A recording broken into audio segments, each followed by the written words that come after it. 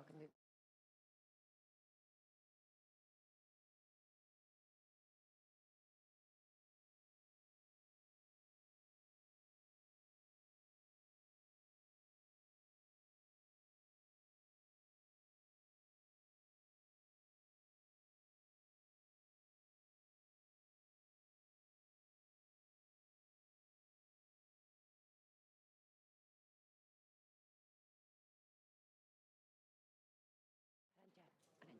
Bai, nahi zuen, bai.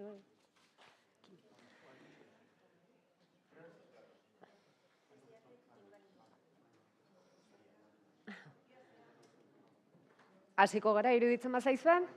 Ongi da. Hiru. Egun hon eta ongi etorri, denoi, mila esker ona hurbiltzeagatik. Gaur, Enpati Ekonomia 2024 jardunaldia hasiko dugu. Iragan urtean egin genuen bezala oso gauza polita informazioz betea izan zelako, berriz ere aurtengoa dakigulako hola izango dela eta oraindekan gauza gehiago gehituko dizkiogula. Oarsoalderen egoera ekonomiko eta sozialarekin guztiz konprometitutako ekinbidea da. Eta enpresetan talentua nola erakarri, garatu eta mantendu dezakegun ulertzea izango da urtengo jardunaldiaren helburu nagusia azken finean. Aldaketa sozial eta demografiko bizkor eta sakonen ondorioz, gero eta galdera gehiagori erantzuten ahalegindu behar dute enpresek. Galderak, egun gero sakonagoak eta bihurriagoak ere direla sentitzen dugu. Usu eta injustu ere, enpresa askoren eguneroko martxan lehen lerroan dauden zalantzak eta erronkak plazara ateratzea da gaur asmoa eta erantzunak bilatzen aldegun moduan ahalegintzea. Talentuaren inguruan arituko gera, lanaren zentzuaren inguruan, eta gaien aukeraketak erabateko zentzua duela esan beharrekoa da, ezta? Oarsoaldeak eta datuak ditugu hori erakusteko, ez? Oarsoaldeko garapen agentziak berak emandako datuak. 164 enpresa txikirekin lan egin du, horietako 37 talentua lantzen ari dira, 22, eta beste 61 etorkizuneko erronkarik garrantzitsuena dela esaten dute. Zailtasunak daude askotan, langile soslai egokiak erakartzeko eta batez ere gero bidean ondoan izaten jarraitzeko, ezta? Enpresa horietako asko txikiak dira, halakoa da gure industri egitura, eta hor dituzten zailtasun horietan aurrera bideak egite aldera, langileen soslaiari erreparatu behar zaio, haien beharrei eskatzen dutenari, eta hori izango da, hain justu gaur izpide izango den gai nagusietako bat.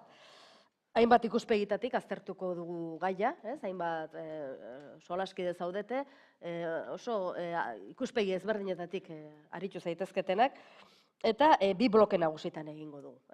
Tartean 11 eta 10 aldera gutxi gorabehera kalkulatuta dago, atsedenerako eten bat egingo dugu, eta tartetan Oskar Estanga hemen izango da, eta haren saiotxo batzuk ere izango ditugu, arintzeko eta seguraski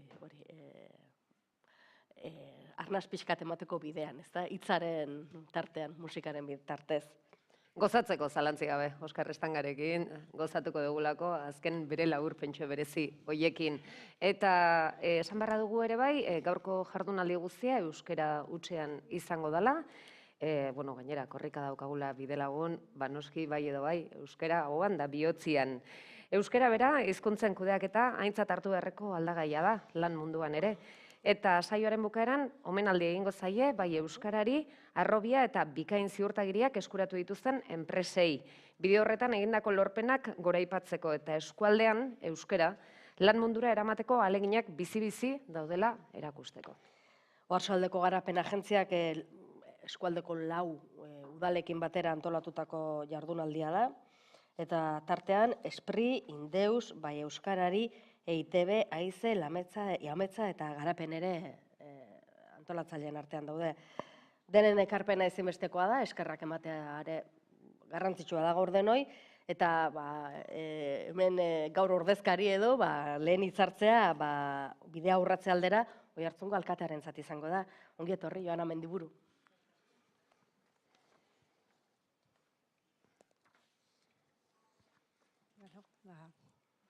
Badabilau? Bai. Egun on guztioi, non egia esan hainbeste jende espero, eta plazerra da zuei ongi etorria ematea, Enpati Ekonomiaren jardunaldiaren 4. ekitaldi honetara. Oarsoaldeko Euskara Batzordeak 25 urte beteko ditu aurten, 25 urte eskualdeko 4 udalek Euskararen normalizazioaren alde elkarrekin bidea egiten hasi ginela. Normalizazioaren bide horretan lan mundua katebegi oso garrantzitsua da. Eta horrela hasi ginen enpresetan Euskara planak egiteko laguntza eskaintzen. Baina Euskara planak egiteko gorputz sendoa behar du. Enpresa handiek egiten dituzte normalean eta jakina da gure eskualdean eta baita gure lurraldean ere oro har gure enpresak txikiak edo ertainak direla. Eta hortik Euskara planetatik haratago, Kataluniako ereduari jarraituta, enpresen gizarte erantzunkizunean Euskara txertatzeari ekin genion. Enpresa guztiek baitute, txiki izan, ala handi izan, kokatuta dauden lurraldearekiko eta bertako herritarrekin harremana eta beraiekiko nolabaiteko konpromiso bat, ezta? Erantzunkizun bat. Gizarte erantzunkizuna hitz egitean inguruneaz eta personaz ari gara. Izan langile, bezero, herritar edo hornitzaile. Personak zaintzen, babesten eta haien beharrak asetzen dituzten lanlekuak eta enpresa ereduak nahi ditugu. Zertarako? Argi da ez, gizarte hobe bat, konprometituago bat eta solidarioago bat sortzeko.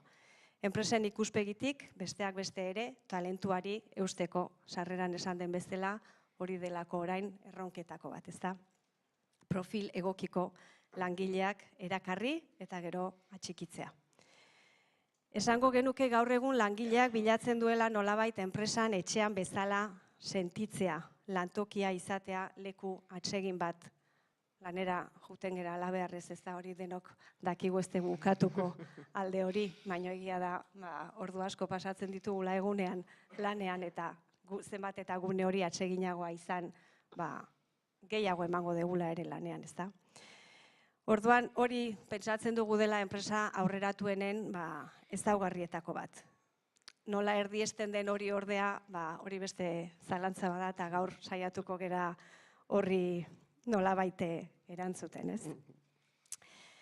Personak erdigunean jartzea, entzutea eta bakoitzaren beharrak aintzat hartzea ezinbestekoa da. Personak gara, ez makinak.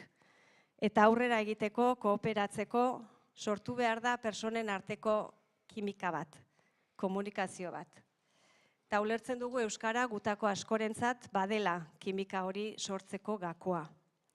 Eta urrutirago joan gabe, eta nik ere zinkorrik aipatu gabe utzi, atzo sortu zen kimika bat Irunen, ez da? Eta 10 egunez jarraituko du Euskal Herri osoan barrena, eta uste dut badela benetan horren erakusle bat korrika, ez? Nola Euskarak elkartzen gaituen. Eta gaur egun hemen elkartu geranok ere, uneren batean edo bestean pentsatzen dut korrikarekin bat egingo dugula, baina gaurko erronkara itzulita, iruditzen zait honi erronka honi elkarlanean heltzea ezinbestekoa dela. Enpresa handientzat talentuari eustea zaila bada, egoera askoz ere konplexuagoa eta zailagoa izango da seguru aski gure eskualdeko enpresentzat lehen esan bezala txikiak eta ertainak direlako. Horregatik laguntza eskatzen dute, orientazioa eta prestakuntza. Eta eskualdeko enpresa sarearen lehiakortasunari eusteko, ezinbestekoa da gure enpresei gizarte erantzunkizunean pausoak ematen laguntzea, eta arlo horretan euskara eta euskal kultura balioan jartzea.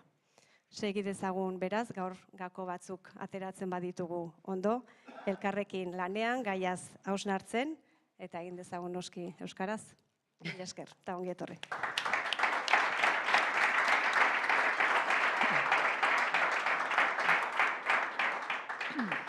Eskerrik asko, Joana, eta orain hasi egingo gara dagoeneko bai, orain lehen saioa izango dugu.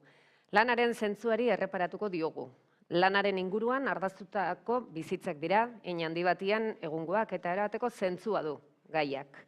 Bi hizlari izango ditugu, Mondragon Unibertsitateko Goi Eskola Politeknikoko irakaslea den Unai Elortza Inurritegi eta Orkestra Lehiakortasunerako Euskal Institutuko ikertzaile eta Deustoko Unibertsitateko irakaslea Miren Larrea Aranguren. Bai, biak ere solaskide egokiak dira, gaiari buruz erreparatzeko, Mirenek tokiko garapen agentzia batean lan egin zuen, eta lurralde garapenereko hainbat ekintza ikerketa eta prozesutan parte hartu du. Irudikatu egin du neurri batean, ezta? Etorkizuneko lana, etorkizuneko lan mundua eta ingurua nolakoa izango den, eta lanaren zentzuari buruzko lanketa nola egin den. Hain justu argitaratzea du liburu bat, euskaraz, herri politikek horretan izan behar duten tokiaren inguruan. Elortzak ere, enpresen antolakuntzaren eta kudeaketaren inguruan eta berrikuntzaren inguruan ikerketetan parte hartzen du. Eta bien artean behiraz, iruditzen zaigu, oso ondo erantzun diezaioketela, edo behintzat mai gainean jarri ditzaketela gaur egun ditugun galdera asko, eta seguraski erantzunen bila ere hainbat gako eman ditzakete. Beraz, Etor daitezela. datozela eta beraien txanda.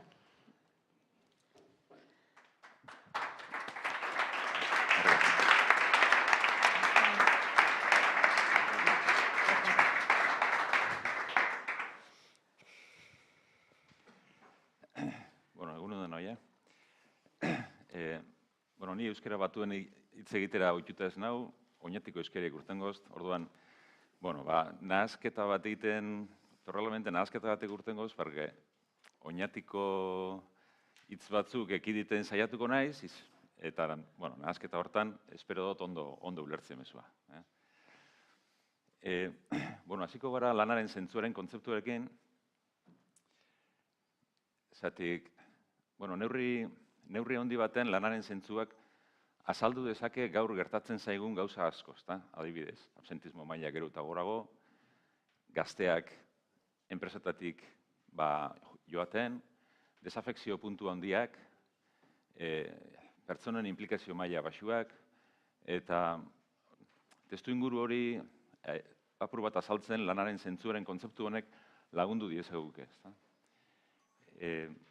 Lanaren zentzuaren ikerketa baten ondorioz, aldundiak finantzatu duen ikerketa bada, etorkizuna eriki zen testu inguruan egindan ikerketa bat, aurreko legealdian egin zen ikerketa hau, eta gaur apur bat egingo duguna da, sarrera txiki bat, zer dan lanaren zentzua, eta nola lanaren zentzuak lagundu diezaguken enpresan aldaketak egiten, eta lehen sarreran izan den bezala, pertsonak hobeto sentiarazten, eta txekimentu hobeagoekin, ongizatea handiagoarekin, eta talentuaren,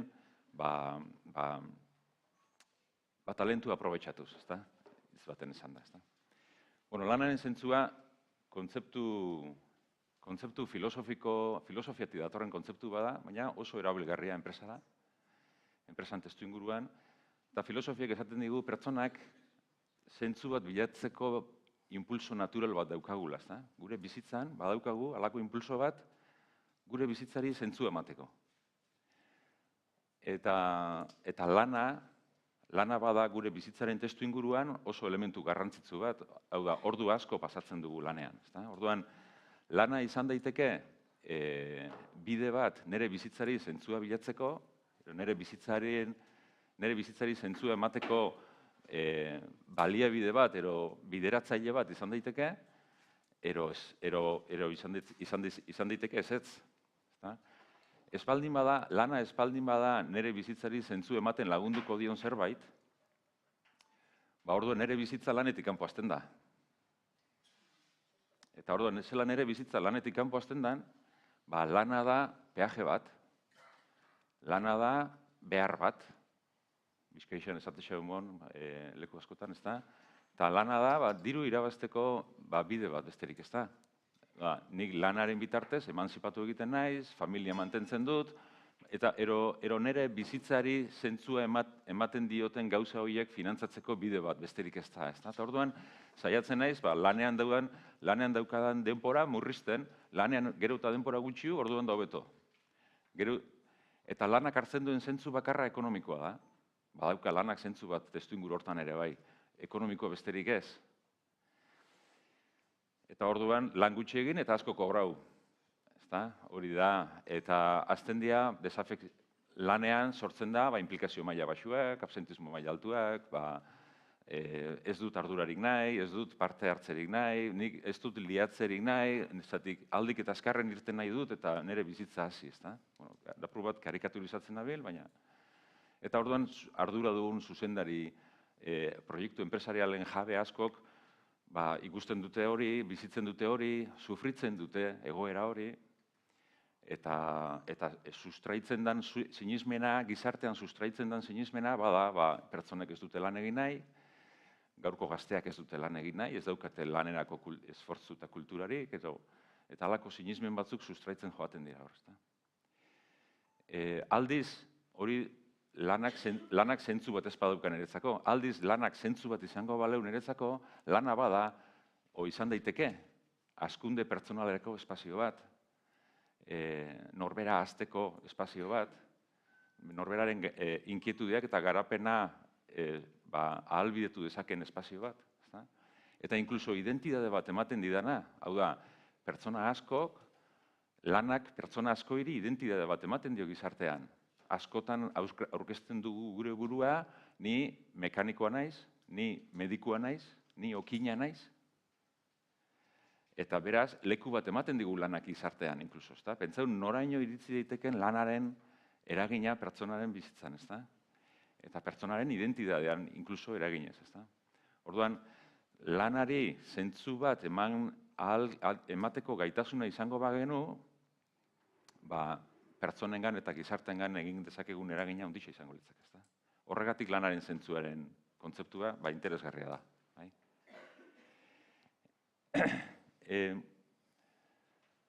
Bueno, eta orduan, apurtxo bat, enpresa mundura eta etorrita, lanaren zentzuak nola lagundu, nola aterrizatu dezakegu apurtxo bat, apur bat, enpresaren testu inguruan, ezta? Eta, bueno, hor, transparentzen ikusten da, igual lehenengo esaldi horrek nire ustez ondo laburbiltzen du kontzeptu dena, ezta? Pertsonak rekurso moduan ikusten baditugu, ez daukagu zer eginik. Oso tajante esan dut, baina nik uste dut sustarrian hauxe dau, eta muinean hauxe dau. Pertsonak dira. Rekursoak izan daitezke, bai, baina rekurso baino askoz gehiago dira. Eta zuzendari arduradun jabe, enpresen jabeak, pertsonak rekurso batzuk moduan ikusten badituzte, eta rekurso batzuk moduan ikuspuntu horrekin antolakuntza antolatzen badute, posiblemente lanak ez du zentzu askorik izango. Eta jendeak poliki-poliki deskonektatu egingo du, ezta? Eta hor, transparentzia honetan adibide txiki badago, adibidez, janariarekin, ezta? Badakigu, janari mota bat jaten badugu egunero gaixotu egiten garela, ezta? Gustatzen zaigu guzti hori, zabor, euskaraz ez da gizela esaten den komida basura, ezta? Zabor janari hori jaten gustatzen zaigu, baina pertsona ez dago diseinatua janari hori jateko egunero, eta gaixotu egiten da. Enpresa baten berdina zerutatzen da, antzerako fenomeno bada. Enpresa antolatzen dugu, pertsonak mugitu, hemen, ara, etorri, alta eman, baja eman, zu horretan jarri, beste hartan jarri, rekurso moduan manejatzen eta kudeatzen ditugu, eta testu inguru hori ez da pertsona ez dago diseinatua era horretan motivazio eta satisfazio eta zebetetze eta konpromiso maila altuk mantentzeko. Pertsonak poliki-poliki testu inguru horietan itzali egiten dira, itzali egiten gara, eta deskonektatu egiten dugu. Beraz, lanaren zentzuak esaten digunetako mezuetako bat, bada, esaten digu, saiatu gaitezen antolakuntzak, lerrokatzen, antolakuntzak antolatzen eta kudeatzen pertsonan izaerarekin, pertsonan naturarekin bat egiten, ez pertsonak rekurso batzuk izango balia bezala. Eta hori eginda, hori egingo bagenu, testu inguruak sortzen gabitz, pertsonak lanari zentzua bilatu dezaten testu inguruak sortzen gabitz, baina bakarrik testu inguruak sortzen gabitz. Horrekin guk ez diogu pertsona baten lanari zentzu ematen. Egiten duguna da, eskaini testu inguruak gero pertsona horrek zentzua bilatu diezaion lanari. Bai? Bueno, kontzeptu guzti hauek Aldundiaren testuinguruan, etorkizunarekin zen testuinguruan eta garatu zen aurreko legislaturan, eta Aldundiaren arduratako bat bazan, nola hau gizarteratu, nola hemen dauzen ikasketak enpresatara eta eraman, eta gobernantza partekatu baten ikuspuntu batekin, nola saretu hau, Gipuzkoako lurraldean nola saretu guzti hau, kontzeptu guzti hauek. Eta horretarako, Mireneri emango diotitza, Mirenek beak azalduko du, hori nola egindan, ero nola egiten gabitzen, zehatzago.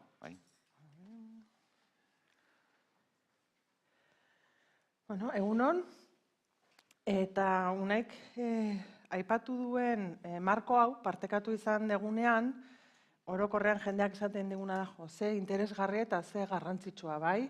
Ez bakarrik enpresen lehiakortasunerako edo talentua enpresan mantentzeko, baita gutako bakoitzaren ongizaterako, ez? Eta zoriontsu izateko, azken finean. Baina orduan, hasten zaizkigu beste galdera batzuk, ez? Nik zerbait egin dezaket, nola landu dezaket hau, eta gure enpresan horrelako zerbait egin dezakegu, landu dezakegu hau, eta galdera horiek azaleratzerakoan nolabaiteko bakardadea edo senti dezakegu, ez? Eta esan, ez dakit nondik hasi, ez dakit hau nola egiten den, ez? Orduan nik uste gaur neurri batean partekatuko ditugunak dira hainbat apustu lurraldean egiten ari direnak eta egonezin hau edo zerbait egin nahi hau bideratzen lagundu dezaketenak. Nerea gero fabrikari buruz ere hitz egingo du, guk gaur dakarguna da ekimen bat, duela urte batzuk hasi zena, Foru Aldundiaren eskutik, eta unaik esan duen bezala etorkizuna eraiki zen baitan, eta pixka bat hori azalduko dizuegu hor nola ari garen lanean, eta horrek zer eskaintzen dien batez ere enpresa txikiei. Lehen aipatu den bezala garrantzitsuak iruditzen zaizkigulako. Orduan, marrazki honetan daukazuena da pixka bat egin dugun ibilbidea, 2020-2021 batean, hasi ginen, zintankaren etorkizuna eraikiz, zintankaren fase berri batean, eta hor erabaki zen etorkizuneko lana ulertu naizela eta aurre hartu nahi zitzaiola, eta orduan sustapen ekonomikoko departamentuaren eskutik eta arduradunen eskutik deliberazio talde bat sortu zen, eta deliberazio talde horren helburua izan zen etorkizuneko lana imaginatu, zein erronka izango genituen aurre ikusi eta erronka horiei aurre egiteko oinarri batzuk jartzen hastea. Eta esango genituen erronka horiei aurre hartzea zen helburua. Eta talde horrek urtebetez hainbat gai landu zituen, digitalizazioa, ekonomia berdea eta bar, eta urtebeteko hausnarketaren ondoren erabaki zen lanaren zentzua hartzea ardatz moduan. Alde batetik, etorkizunean oso garrantzitsua izango zela ikusten zelako, eta beste alde batetik etzelako ikusten Gipuzkoan bazela herri politikarik zuzenean lanaren zentzua lantzera bideratua zegoenik. Eta orduan, urrengo fasera pasa ginen, eta urrengo fasea 22-23 hor ikusten dezue etorkizuna eraiki zen markoa jarratuz eksperimentazioa izan zen. Zergatik esperimentatu ez geneukalako markorik, ez geneukalako errezetarik esateko, lanaren zentzua horrela lantzen da. Lehenengo pausua da, bigarren hau, ez genekien, ikasi egin behartzan, hausnarketa izan zen nor daki gure lurraldean honi buruz, eta horrela gerturatu ginen Unai gana, eta Unairekin batera definitu zen 6 enpresekin egin zen proiektu esperimental bat. Baina 6 enpresa horiek Unairekin hasi ziren ikasten, eta nola egin daiteke enpresan, nola landu dezakegu enpresan lanaren zentzua, baina bagenuen beste galdera bat, eta da, Unaik eta 6 enpresa horiek ikasten dutenean, hau nola iritsiko zaie Gipuzkoako gainontzeko enpresei. Eta orduan erabaki zena zen zintankaren ordezkaritza edo deliberazio taldea aldatu, eta deliberaziora gonbidatu ziren eskualdetako garapen agentzia, ikusten dut hemen gaina bazaudetela taldekide batzuk, teknika, ikusten genuelako lanbide heziketako zentruek ere enpresenganara iristeko orduan lan hori egin zezaketela, enpresa elkargoak, zintankean parte hartzen zuten Adegi, Asle ere bai, Kamara ere ari da prozesuan, Eta orduan, zintankean, hasi ginen baita ere, pentsatzen nolakoa izan daiteke lankidetzazko gobernantza bat lurraldean, behin metodologia hori degunean, metodologia hori horrekin enpresetara irits gaitezen. Eta hori izan zen, 22-23 egin genuena, enpresak eta batera jarriz enpresak eta lurraldeko bitarteko eragile horiek gero enpresetara irits zitezkenak. 23-24 prozesua izan da, guazen, galdetu genien parte hartu zuten bitarteko eragile horiei nork nahi zuen jadanik metodologia horrekin enpresetara gerturatu, gehiengoek baiezkoa eman zuten, eta momentu honetan dauzkagu 25 pertsona, hemen dauzkagu bi guk erraztaileak deitzen ditugunak. 25 erraztaile horiek Unairekin batera, ari dira metodologia hori berdefinitzen, ze gauza bada, Unaik aditu bezala jakitea enpresa batera joan eta nola lagundu. Baina orain esaten ari garena da, beste 25 erraztaile gaitasuna garatzen ari direla, eurak ere enpresetara joan, eta enpresei hastapenetan laguntzeko. Prozesu honen lehenengo pausoak ematen laguntzeko, ondoren jadanik adituengana bideratzeko. Orduan, horrari gera, prozesua gogorra da, prozesua oraindik ere esperimentala delako eta beraiek ondo dakite. Metodologia eginez garatzen ari gera.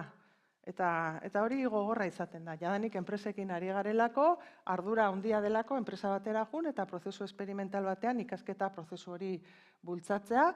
Baina horrari gera eta jadanik aurten edo azken urte honetan 39 enpresetara iristen ari gera. 6rekin hasi ginen, 39ekin ari gera. Helburua zer da? Sare hau, lurraldeko sare hau, eragile desberdinek osatzen duten lankidetzazko sare hau, indartu eta egonkortzea lurraldeko edozein enpresa txikik gai hau landu nahiko balu erreferentziazko bide lagun bat erraz topatu dezan, hastapen horietan, lehenengo pauso horietan lagun diezaion. Azkenean da, ez dadila enpresa txikirik bakarrik gelditu prozesu honetan eta eduki ezala konfiantzazko gertuko eragile bat lehen pauso horietan lagunduko diona eta horretarako gaitasunak sortu nahian gabiltza. Guztionen inguruan ze hausnarketa partekatu, pentsatzen aritu nintzenean, partekatu nahi dena da parte hartzearen, eta hor parte hartza jaso da, baina parte hartza eta lankidetza. Izango lirateke parte hartze eta lankidetzari buruz ikasi dugun zerbait. Parte hartza eta lankidetza proposatzen ditugunean, horrelako, lehen Unaik errotuta ditugun sinesmenei buruz hitz egin du, eta guk ere topatu ditugu sinesmena pixka bat prozesu honi kontra egin diotenak. Eta bat da, parte hartzea eraginkorra ez den sinesmena, bai? Badirudi batzutan, prozesu parte hartzailetan edo lankidetza bilatu nahian ari garenean, ezakit, denbora pasa edo ez, gaztelera sarri zaten da pajaros y flores, bai? Hor gabiltzala. Baina sarri gero presazko zerbait egin beharroa da, erabakiak garba esaten da, ezin dugu, guztia asamblea batan, ibili, egin behar da, hartu eta parte hartze hori uzten dugu, bai? Eta errotzen jarraitzen dugu sinesmen hori, zerbait presazkoa edo garrantzitsua bada, ezin dugula modu parte hartzaile batean garatu. Eta egia da parte hartzeak eta lankidetzak eskatzen duela hasieran inbertsio bat egitea, bai? Inbertsioa zertan? Elkarrezagutza, konfiantzazko harremanak, ikuspegi partekatuak, agenda partekatuak, metodologia partekatuak eta lan egiteko modu partekatuak. Horregatik marrazki horretan, pertsona horien artean lerro hori ez jarraia da, bai?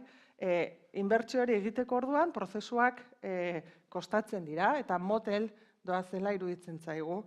Baina gure esperientzia izan da, lortzen badegu lankidetza hori errotzea, benetan ikuspegi partekatu horiek, konfiantzazko harreman horiek garatzea, lortzen badegu lehen aipatu ditugun, 25 erraztaile horiek egiten ari diren lana, benetan Unairekin, Aldundiarekin, erakunde horiek, guztiek, elkarrekin, benetan joskura horiek sendotzea, ikusi duguna da askoz eraginkorragoak gerala. Baina askoz eraginkorragoak eta askoz gaitasun gehiago daukagula helburua lortzeko dela enpresa txikietara irismen hori edukitzea.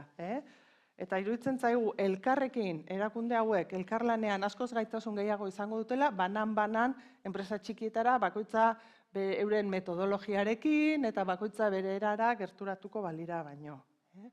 Orduan, hori da apustua eta, izteko azken kontzeptu bat. Zergaitik da eraginkorragoa lankidetza hau sortzen ari garelako, izena jakintza kolektiboa ekintzan itzule dugu, inglesez laburragoa da collective knowing edo, deitzen diote, eta guk definitzen dugu lurraldean gaitasun kolektibo bat bezala, elkarrekin eginez bakarrik sortzen dena. Ez da gauza teoriko bat, ez da ideia bat, da ekinez sortzen den gaitasun kolektibo bat, eta gu laburtzen dugu esanaz, dela arazoei edo arazoak elkarrekin konpontzeko gaitasun kolektibo bat. Eta hori nola sortzen da, arazoak elkarrekin konponduaz, eginez, garatzen da, baina iruditzen zaigu ez dela, adibidez gu orain ari gera, lanaren zentzuaren inguruan topatzen ditugun arazoak elkarrekin konpontzen, baina gaitasun kolektibori ez da gai horretarako bakarrik. Hau elkarrekin egiten badugu, etorkizuneko erronkei aurre elkarrekin egiteko askoz prestatuago gaudela iruditzen zaigu. Horregaitik, apustu hau, eta pixka bat, Unaik, hasieran esan digu lanaren zentzuaren oinarri filosofikoak, ikaragarri garrantzitsuak direnak, baina badaukagu baita ere, errealitate baden sare bat, gure lurraldean gai hauek lantzeko. Eta orduan, orain ja izteko, pixka bat Unaik aurkeztuko dizuena da, sare honetako 25 erraztaile horiek enpresara iristen direnean, zer da enpresan lantzen dutena lanaren zentzua garatzeko. Hau da, zer da elkarrekin definitzen ari garen metodologia hori.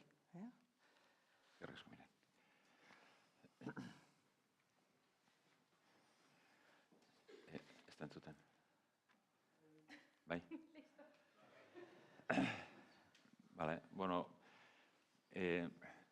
Orduan, Mirenek esan dagoen saretze eta prozesu horren ondorean, azkenean enpresan antolakuntza baten aterrizatu beharra dago, bertan barruan zer sortzen den, bi transparentzia laburki, ze sortu nahi izan gabitzen, apur bat adierazten dagoen bi transparentzia azalduko dugu honein. Eta lehen esan dugun moduan, nola egin, galdera potolo bat da, nola antolatu dezakegu antolakuntza, pertsonaren giza naturarekin edo giza izaerarekin lerrokatzen den antolakuntza, zer motatako antolakuntza da. Hau da,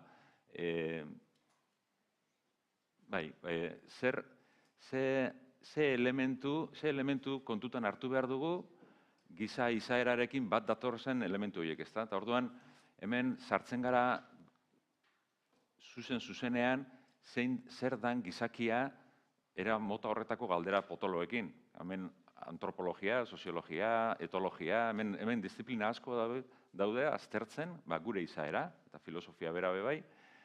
Eta hortik zer askatatu dezakegu? Disiplina zientifiko guzti horiek zer esaten digute pertsona, nolakoa da pertsona, edo pertsonak zer behar du. Eta behar horiek antolakuntza ondo lerrokatzen badugu behar horiekin, seguramente zentzue izan dezaken zerbait eskaintzen ibiliko gara pertsonak lanari zentzue bilatu dezaten. Eta orduan, adibidez, autodeterminazioak agian guri imaginarioan beste terreno bat eramaten gaitu, baina pertsona batentzako, pertsona baten ikuspuntutik, autodeterminazio oso elementu interesante bada, porque ni azaltzen naiz beste danon aurrean, ni neu naiz erabakiak hartzen ditudenen momentuan. Antolakuntza baten erabakiek hartzen ez baditut, ez naiz neu. Hau da, naiz bestearen, erabakiak hartzen dituen bestearen luzapen bat. Eta orduan ja ez gabitz ondo lerrokatzen pertsonaren izaerarekin, edo giza izaerarekin. Orduan, autonomiaren moduko kontzeptuak oso garrantzitsu dira ez askartasuna ematen digutelako, eta horrik danok ondore konsekuentzi dira, baizik eta gu geu izaten laguntzen digutelako. Autonomiak laguntzen digu gu geu izaten, eta gu geu garen moduan adierazten. Eta horrek ondo sentiarazten gaitu. Horregatik autonomia lotzen da oso ondo ongizatearekin. beste aldagai nahiko universala, danoiri gustatxixakun beste aldagai nahiko universal bat da, taldea, tribua. Bai? Hau da, danok ondo sentitzen gara, beste batzukin lanean, konfiantza giro baten, kooperazio puntu handi batekin, eta horrepe ongizate ematen digu, babestuak sentitzen gara beste batzuengandik. Bai? Eta orduan gure taldea, gure ekipoa, gure kirol taldea, berdin da, nere kuadrilla, horrek ongizate ematen dit. Hirugarren elementu bat, adibidez, esplorazioa, ikaste prozesuak, gauza berriek ikasteak ongizate ematen digu, porque horrek boterea ematen dit, gaitasunak ematen dit, gauzak dominatzeko, gauzak kontrolatzeko, eta dominio eta kontrol horrekin seguru sentitzen naiz, eta horrepe ongizate ematen digu. Eta azkenik, propositoarekin lotzen diren gaixak, hau da, nere lanak beste bateri laguntzen badio, beste batentzako baldin bada, horrek ere ongizate ematen digu. Eta orduan, honek dia gakoetako batzuk, ez dira bakarrak, baina badia galderak, hau da, gako honek identifikatuta daude pertsonaren ikuspuntutik. Hau da, zerk sentiarazten du pertsona ondo antolakuntzan? Adibidez gutxienez lau aldagai hauek oso garrantzitsuak dira. Orduan, antolakuntza batek antolatu beharko luke autonomia, antolatu beharko luke talde lana, kooperazioa, konfiantza giroan, antolatu beharko luke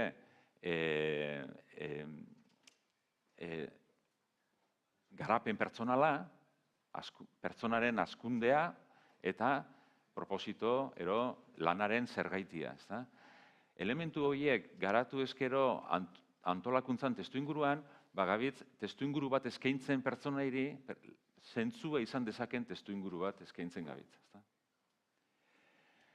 Horrek nola, ez dira lau elementu independiente, hau ez da, lantaldea garatuko ditut. Eta lantaldeekin jarriko naiz, ez da kontua hori. Kontua da, sistema operatibo guztiz diferente bati buruz gabitzela.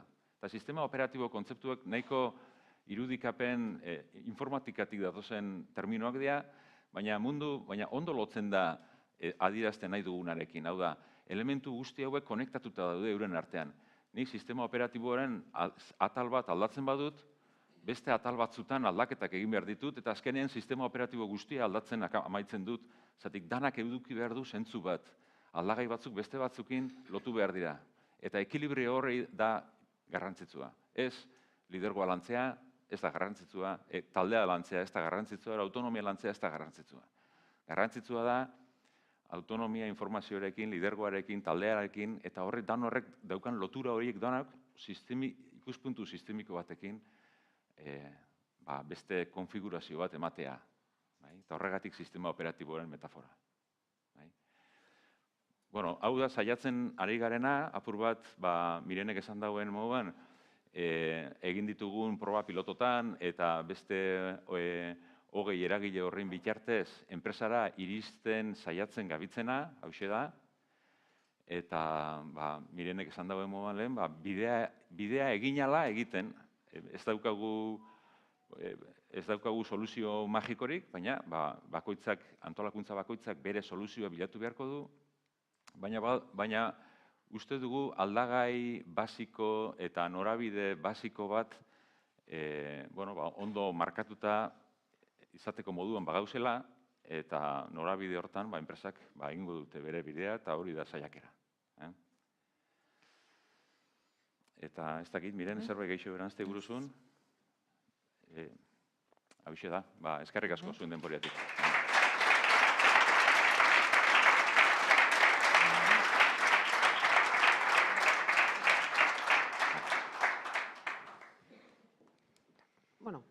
Ingururako hemen geratzea, bale. Ondo, eskerrik asko.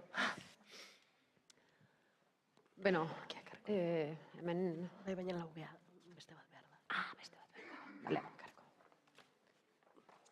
A ber, antolatuko dugu orain mahai ingururako tartea. Hori da. Bikain. Bueno, zenbat gauza entzun ditugun, hemen interesgarriak, besteak beste zoriontsu izatea helburu dela, lanea jundere, eta iruditzen zait oso garrantzitsua dela, zoriontsu izatea helburu kontzeptu hori burutik ezkentzea, azken finean, 8, 7, 10 edo dena dalako orduak pasatzen ditugu lanean, beraz, etxean bezala sentiaraztea, bueno, oso kontzeptu txukunak ez da, eta nola landu hori, nola egiten da, enpresa erraztaileak ere, ze gauza ederra ez da, azken finean kate badalako eraikiz joan behar dena. Beraz, bueno, oinarri batzuk, ja jarri dituzte, eta lanaren zentzuari buruz, ahots gehiago entzuteko orain une egokia dugu. Mainguru bat egingo dugu horretarako. Pixkat hasieran hasi ginen pentsatzen ez da, maingurua nola izan, bakoitzak pixkat espitx bat botatzea edo ez, baina azkenean pentsatu denun, bueno, akaso denentzat erreixagoa izan daitekela galdera bidez, pixkat aria jarraitzeko. Nik uste baten batek ere galdera bat balu zuen artean beraiei egiteko ere interesgarria izango litzatekela. Horrela aktiboagoa izan daiteke eta denen parte hartzea, ez da? Eta baita beraien artean ere, entzuna ala, Hori da. sor dakizkien galderak edo kontrasteak ere. Hori da, Uste dut izan interesgarria. daitezkeela. Hori da, pixka bat jongo gara, ateratzen denean da, zuen parte hartzeare bikain. Beraz, bueno, pixka bat hasteko, Miren Larreak, bueno, ontsi itzin du, baino, izango dugu hemenen ere, beraz, Miren, hasi, banaka sartzen. Bueno, txalo bat emaiezu pixka berotzeko. Hori da.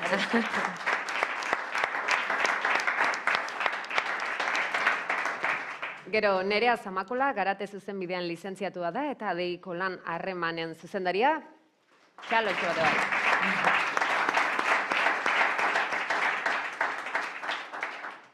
Iñaki Ezkurra Jurrebaso, Basque Trade and Investment, nazioarteko Euskal Agentziako enpresetako finantza laguntzen eta talentuaren arduraduna.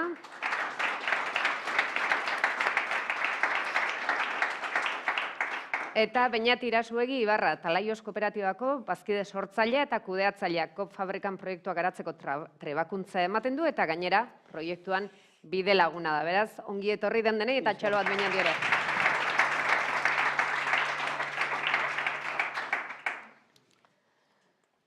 Asingo gera igual, ez da?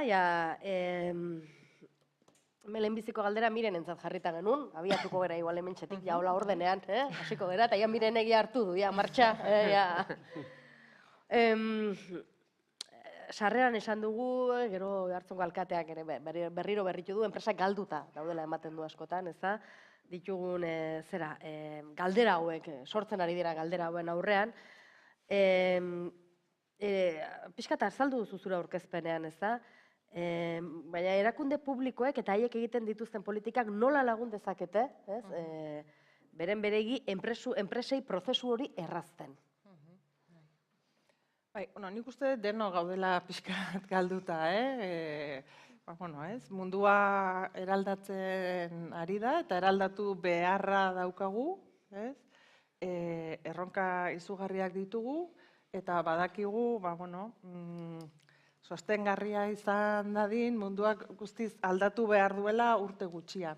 Orduan nik uste egoera hauetan denok gaudela pixkat galduta, baina nik hitz bati helduko diot, herri politiketatik zer egin daitekeen erantzuteko, eta da erraztaileak aipatu dituzu. Eta nik azken urteetan nire ikerketan ardatzean dudan kontzeptua da, ikusi degulako eraldaketa prozesu hauek ez direla modu espontaneoan gertatzen, eta lehen aipatu dituan lankidetza eta bar, ez dira gertatzen, ez dakit, talde bat gela batean sartu, ate itxi eta hasi ditezela lankidetzan, ikusten dugu badagoela jakintza berezi bat eta jarduera berezi bat horretan laguntzen duena, eta da erraztaileena.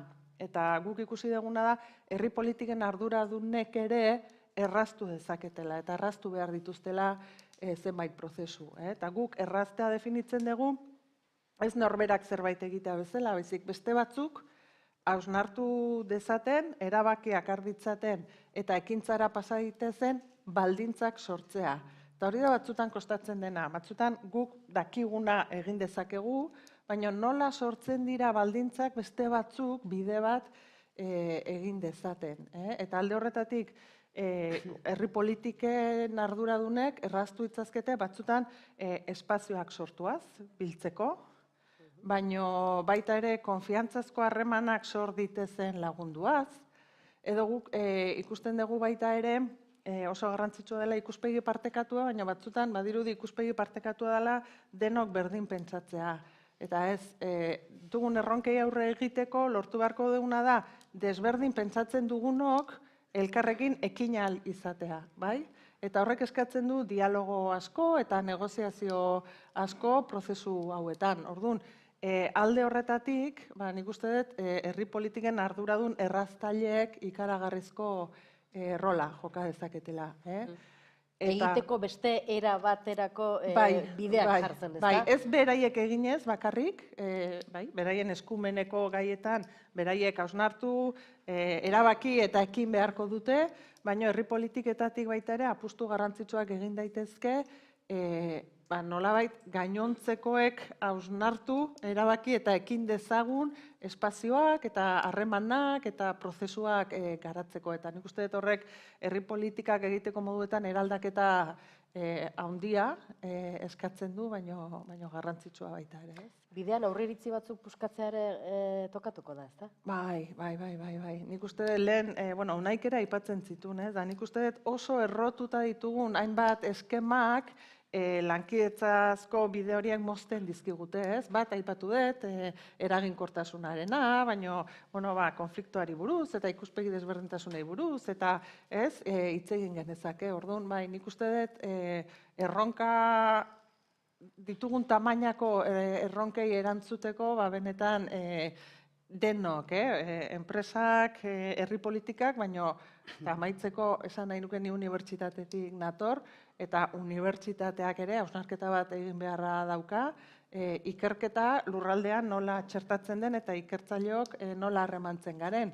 Ze gaur hemen gu bi ikerlari etorri gera, Unai eta biok, baino autoan hizketan gentozen, gu prozesu hauetan egiten ari geran ikerketa ze ezoikoa den eta ze zaila den era honetako ikerketa proposatzea unibertsitate barruan eta horrelako ikerketa garatzea unibertsitate barruan. Orduan, esaten zenuen sinesmen horiek eta nik uste dut eremu guztietan egin behar dugula horrelako ariketa bat eta aurrena geuk, unibertsitateak eta ikerketa. Deseraiki behar dugu eraikitzeko, ez da? Bai.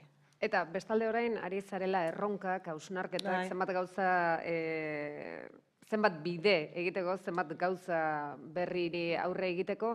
Nerea, orain zure kasuan zu enpresetako kultura berriari buruz ari zara. Hori ere, kontzeptu bezala pixka eta azaldu iguzu. Bai, oso ondo. Egunon eta eskerrik asko gonbidapenagatik gauza bat. Euskaldun zarra naiz. Baina laneko kontuekin beti erderaz egiten dut. Osea, hemen egotea niretzat erronka bada. Bejonde izula, Euskeraz egitea erronka bada. Oso Bueno, bai, begira, gaur egunean incertidumbre maila enpresetan, soziedatean handia da, no? Eta hori egunero hor daukagu, no? Hor daukagu egoera hori, no? Eta incertidumbre maila horretan enpresak egunero zertan ari dira. Bari dira eraldaketa berdeari aritzen, ari dira eraldaketa digitaleari ere aritzen, inteligentzia artifizial da guzti hori aritzen. Gero eta gehiago enpresa humanistak gehiago behar ditugu. Emaitza ekonomikoak bakarrik ez dira, garrantzitsua dira, nola ez, oksigenoa da, baina ez bakarrik, ja modelo taylorista hori ja garatu dugu eta enpresak ere pertsonak oso garrantzitsua da, pertsona gabe ez daukagu enpresa, eta hori horrela da, no? Ez dago jenterik, jente gazteak ikusmira desberdina dauka, balore desberdina ditu, eta hori erronka bada, no? Jente, denok, baina jende gazteak orain ahotsa nahi dute, proiektu eragankarrekorra nahi dute, entzutea, eta hori hor dago ere bai, no? Eta, klaro, incertidumbre gaia honetan, guk pentsatzen dugu enprese mailan erlazioak pertsonen artean hobetu egin behar direla. Eta nola ikusten dugu guk eraldaketa hori, erlazio mailan eraldaketa hori, kultura eraldaketa hori, rinoceronte gris baten bezala. Hitz egiten dugu asko de los cisnes negros, baina kultura aldaketa da como un rinoceronte gris. Zuk zure aurrean rinoceronte badaukazu, no, Kristan? Eta hori kultura da. Eta zuk badakizu, rinoceronte horriek ez baduzu ezer egiten, inpaktoa hor daukazu, eta gainera inpaktoa handia da. No? Ba hori da, no? Enpresek erlazioak ez badute hobetzen, inpaktoa gaur egun eta gero futuro batetan hor dago. No? Niri gustatzen zait asko, gure gustatzen zaigu asko, Peter Druckeren filosofoa da, frase bat, no? Da, la cultura se come a la estrategia todos los días para desayunar.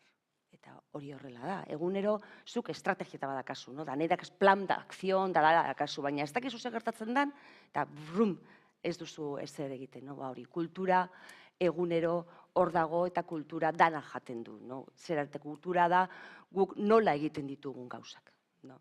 Orduan, ba, guk guzti hau nola ikusten dugu? Ba, ikusten dugu enpresak atraktikoak behar ditugu, enpresa sexiak behar ditugu, eta horretarako gure harremanak landu egin behar dira.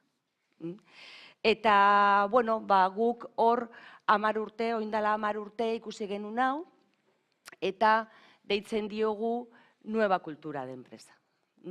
Eta zer da nueva cultura de empresa? Da, enpresa ikustea proiektu compartido, zela da partekatu bat bezala.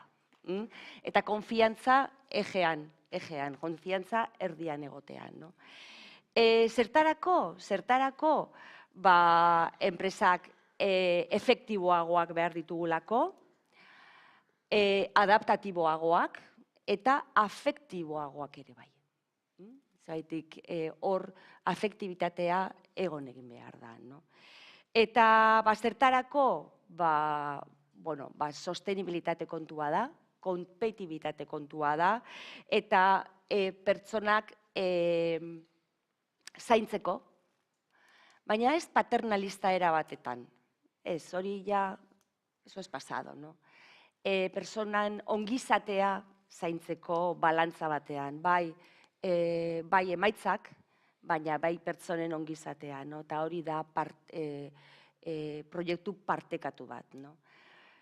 Palankak guk 10 urte hauetan asko ikasi dugu, gure enpresekin oso lotuta gaude, enpresak entzuten, hemen ikusten ditut enpresa batzuk enpresak entzuten, enpresetaz oso hurbil, eta guk oso praktikoa gara hor, asko ikasi dugu, eta guk dauzkagu ze palankak tokatu behar diran, ze tekla tokatu behar diran, aldaketa hauek enpresetan sortzeko. Egia da, enpresa bakoitza mundu bada. Eta printzipio horiek enpresa desberdinetan, era desberdinetara tokatuko dira. Baina guk 8 printzipio ditugu nueva kultura de enpresa horren barruan, no? Eta hori lehen ez dakitzek unaik, ero zuk esan dezu, zen nik parte hartu nuen guzti proiektu horretan, eta esan dezute indarra, aldaketaren indarra taldean dagoela. Ez dakitzen, zuk esan dezu, ez dakit. Taldearen indarra, aldaketa taldean dago. Eta taldetik pertsonengan hurbildu gara, eta taldetik enpresa orokorrera helduko gara. Azken binean taldean son personas que nos relacionamos entre nosotras para conseguir un resultado. Eta hor dago indarra.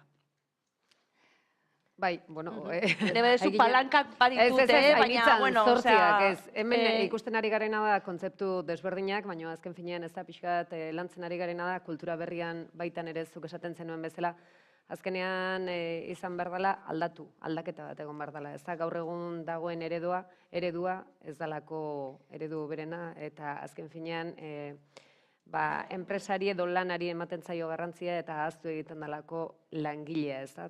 Esan dezuen bezala, enpresa bat izateko lana sortzea ongi dago, baina langileak behar dira, ez da, Arantxa? Ezinbestekoa da.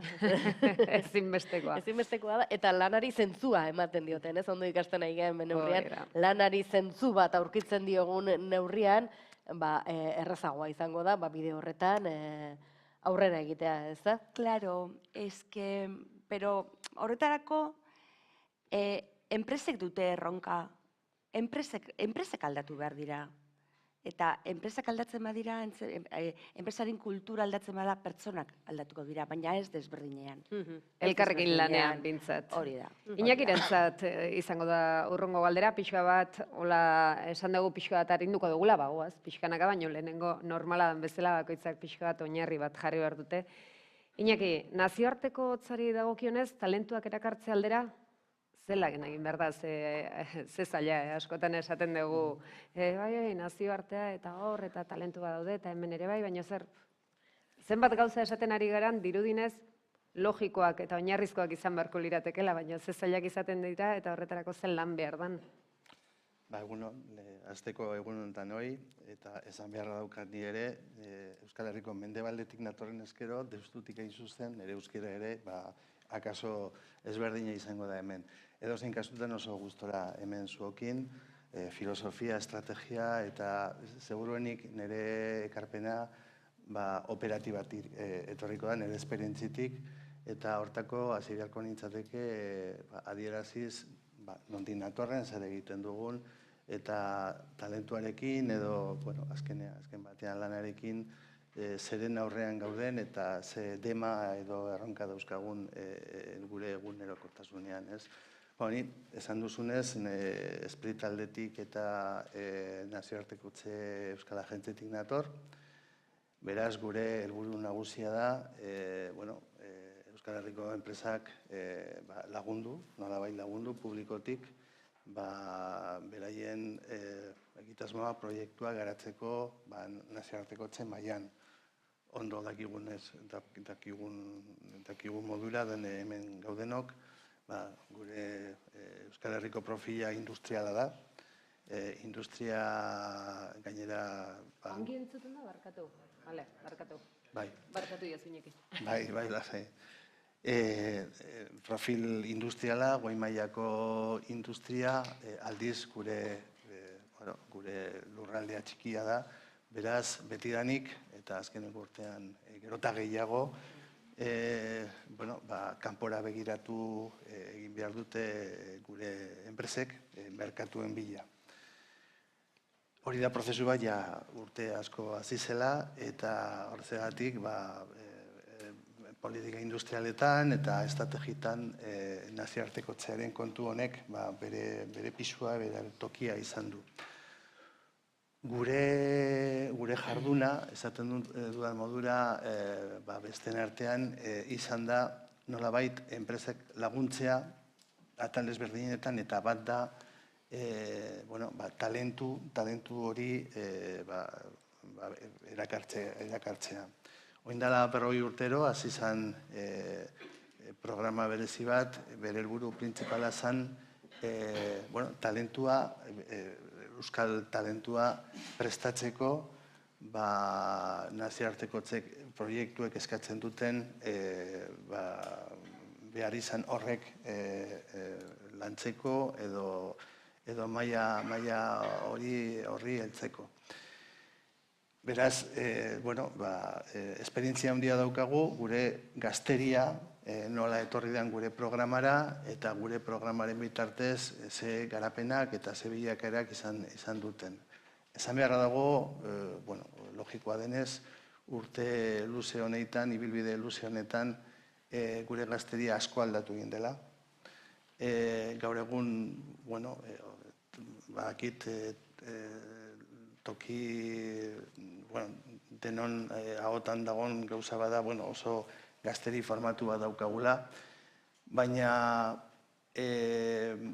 lanaren zentzua eta hitz egiten dugunean, lanaren helburu eta hitz egiten dugunean, ikusten dugu nazioartekotze kontu honek oso exigentea dela.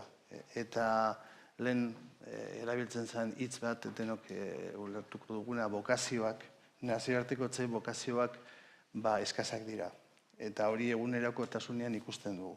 Nahiz eta printzipioz eman erakargarria izan behar dela, bidaiak eta mundu zabala beste kultura batzuk ezagutzea, ez da erraza izaten jendea mugiaraztea, eta hori da enpresek bizitzen duten bere egunerokotasunean gauza bat.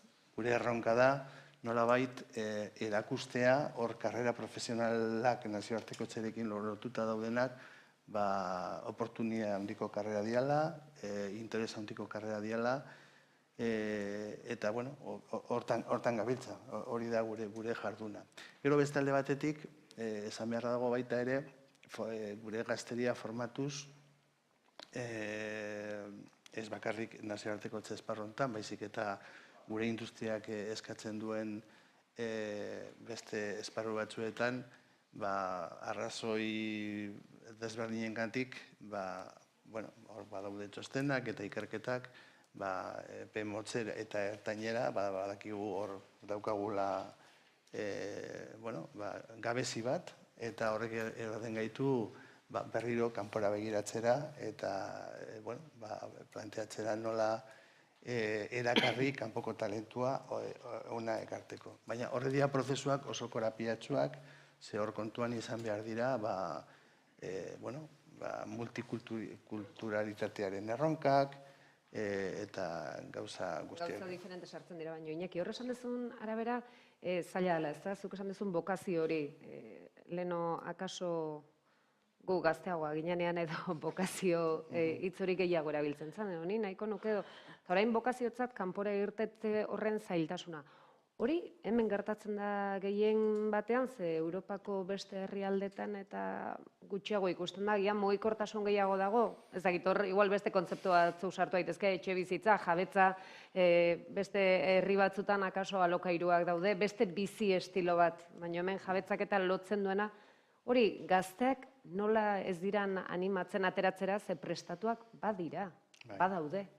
Bai, eta, akaso igual gauza radikala esan dut edo horrela ulertu egin zait, ez? Gertatzen dena da, guk gure ikuspegitik ikusten dugu oportunitateak izugarriak dirala, baina gero ez dugu horren neurrian lortzen jendeen mugira araztea. Akaso, arrazoi argi bat dago eta da gure ingurunean ondo bizi gera. Eta hori notizio hona da, berri hona da. Esan nahi dut. Baina, gauza bat, hor mai gainean daukagun gauza bat da, oportunia esan dudan bezala, oportunia profesionalak garatzeko oso onak izanik, jendea mugitzea ez dela, bide honetatik jendea mugitzea ez dela inerraza, eta hori da gure jarduna hortan gabitz. Ez da gutxi, ez da erronka txikia erantxa. Bai, argi usten du, ze komplejoa dan, oportunidadea una izan liteke, baina jendeak beste aldagai askori ere erreparatzen die, eta gazten bidez ikasten ari gara neurri batean, ez da, ari zaizkigu bide berri bat erakusten, ez, agian haiek ez bazituzten hainbat gauza mai gainean jarri, ez ginateke hemen egongo, ez, eta alde hortatik, nik uste dut, haiengatik asko zerrikasia ere badela, ez, eta neurri batean bizitza, ez, lanarekin bateratzeko galdera berria jarri dizkigutela mai gainean eta aintzat hartzekoak direla. Eta zentzu hortan, bainatentzat urrengo galdera. Bainate, Irasuegi ekonomia sozialaren eta kooperatibismoaren arlotik datorkigu. Eta galdetu nahiko nizuke justu zure alorrari buruz. Ez da, alor honek zein elementu berezitu dituen lantaldeak trinkotzeko. Bale. Mi esker gonbidapenagatik, hori, nik praktikatik edo ere hitz egingo dut, azkenean kooperatiba batean lan egiten detelako, baina mundu digitaleko kooperatiba batean, horrek gaur planteatzen dien gaiekin lotura handia dauka, baina hortaz gain, 60 kooperatibako talde batean ere koordinazio lanetan nabil, eta formazioko gaietan, nolabait guretzat ezinbestekoa delako, formazioa benetan gure eredua reproduzitu nahi badegu, ez? Orduan, praktikatik hasi baino lehenago bi apunte teoriko edo ez dakit pentsamenduaren ikuspegitik, zen lanaren zentzuaz ari geanean, lana eta zentzuaz, bi hitzetaz ari gara, zentzuaz, hemen aipatua filosofia eta Jose Azurmendi, daukagun filosofo handienetako batek honi buruz bere tesi doktorala egin zuen, Mondragoneko esperientzia aztertu zunean, baina zentzuaz, hitz egiten zuen, eta nola lana, lanak egiten gaitun komunitate, eta hori oso garrantzitsua nire ustez gaur egunera ere ekartzeko, eta badaukagu pentsalari bat, euskal pentsalari bat, horri buruz asko idatzi duna, eta nik ekarri nahiko nuke onera. Eta beste gai bat ere, lana, orain arte hitz egin dugun eremuan, enpleguaz hitz egin dugu, ez lanaz, lana askoz gauza konplexuagoa da, anitzagoa, eta enpleguaz haratago, lanaren zentzua berak, ze aldagai ditun ere kontuan izan beharko genuke, dena ez delako lan ordaindua, tamalez ere, gizarte hau eraikitzen delako, onarpenik ez daukaten edo, prestigiorik ez daukaten lanen gainean eraikitzen delako, eta baita ere, herrigintza ikuspegi batetik, jende askoren lan voluntarioaren gainean. Orduan lana guzti hori ere bada, aitortu gabeko lana, ekonomia feministak erakutsi diguna gainera, guztiaren oinarria dena, lan voluntarioa eta lan ordaindua. Baina lan ordainduan bertan ere, guk, eta ja galderari erantzunez. Ondo, oso ondo ekarritakoak izan dira esan dituzunak. Guk nolabait, kooperatibismoak eta euskal kooperatibismoa daukan aldagai nagusienetakoa da lan buru jabearen ideia. Kooperatibismoa munduan ez da berdina toki guztietan, baina Euskal Herriko kooperatibismoan lana da elkartzen dena kooperatiban. Lan buru jabea. Hau da, langileok erabaki dutena bere egitea. Orduan, hori da guretzat nolabait aldagai indartsuena esango nuke. Zeren zentzua bera ematen dio zure lanaren jabea izateak. Eta hortik abiatzen dugu nolabait gure planteamendua. Hori lantzea ez da erresa. Eta hori reproduzitza eta denboran mantentzea areta gutxiago. Orduan, guretzat lan buru jabea eta langilea bere lanaren jabe sentitzea da esfortzu handiena edo egin beharreko handienetakoa, eta horregatik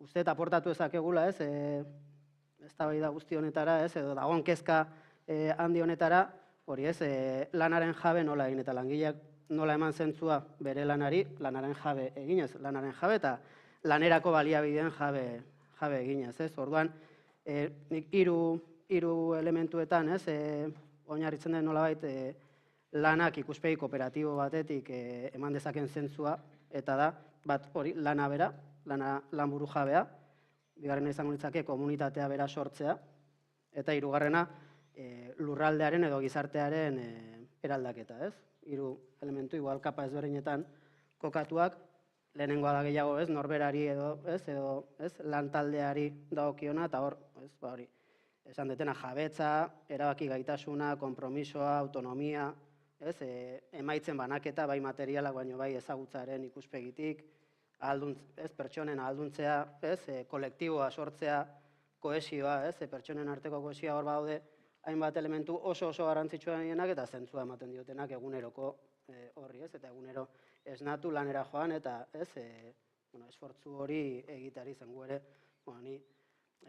nolait kooperatibismoaren lanaren etikan ez dago oso ondo ikusia lan gutxi egitearen ideia, baina nik hori ere aldarrikatzen dut, gero eta lan gutxiago egitea, lan nolabait ordaindu gutxiago, azkenean ere denbora gehiago izateko, gizartean ere beste aldagai batzuetatik eragiteko garrantzitsua litzake, hori pixka bat zea da, tabua da, lan gutxiago zitzen. Oiek esateko ere gonbidatu zaituztegu.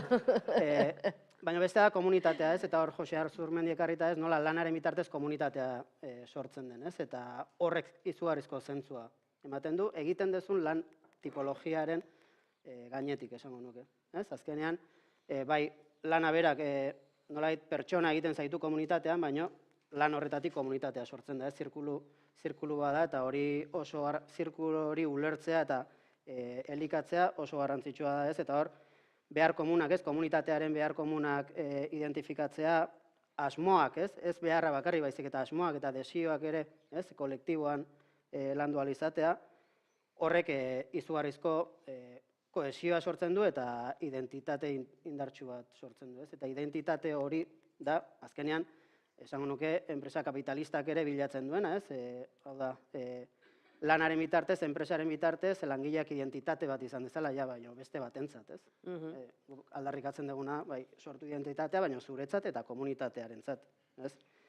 Eta hori, interkooperazioaren bitartez eta garatzeko aukerak, eta azkena, hori eraldaketa, ez?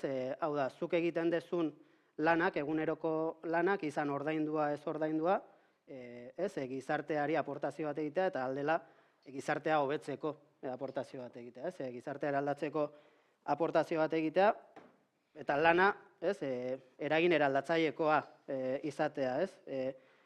Horrela lurraldearen parte, ez? Eta gizartearen parte sentituz, eta hori, ez? Nolait, lana ere elkartasunerako, ez? Gizartearekin eta lurraldearekin elkartasunerako tresna bezala ulertuz, ez? Hor kokatzen dugu, gure ustez, kooperatibismoak aportatu beharko lukena. Zen, kooperatibismoa bauka tradizio handia Euskal Herrian.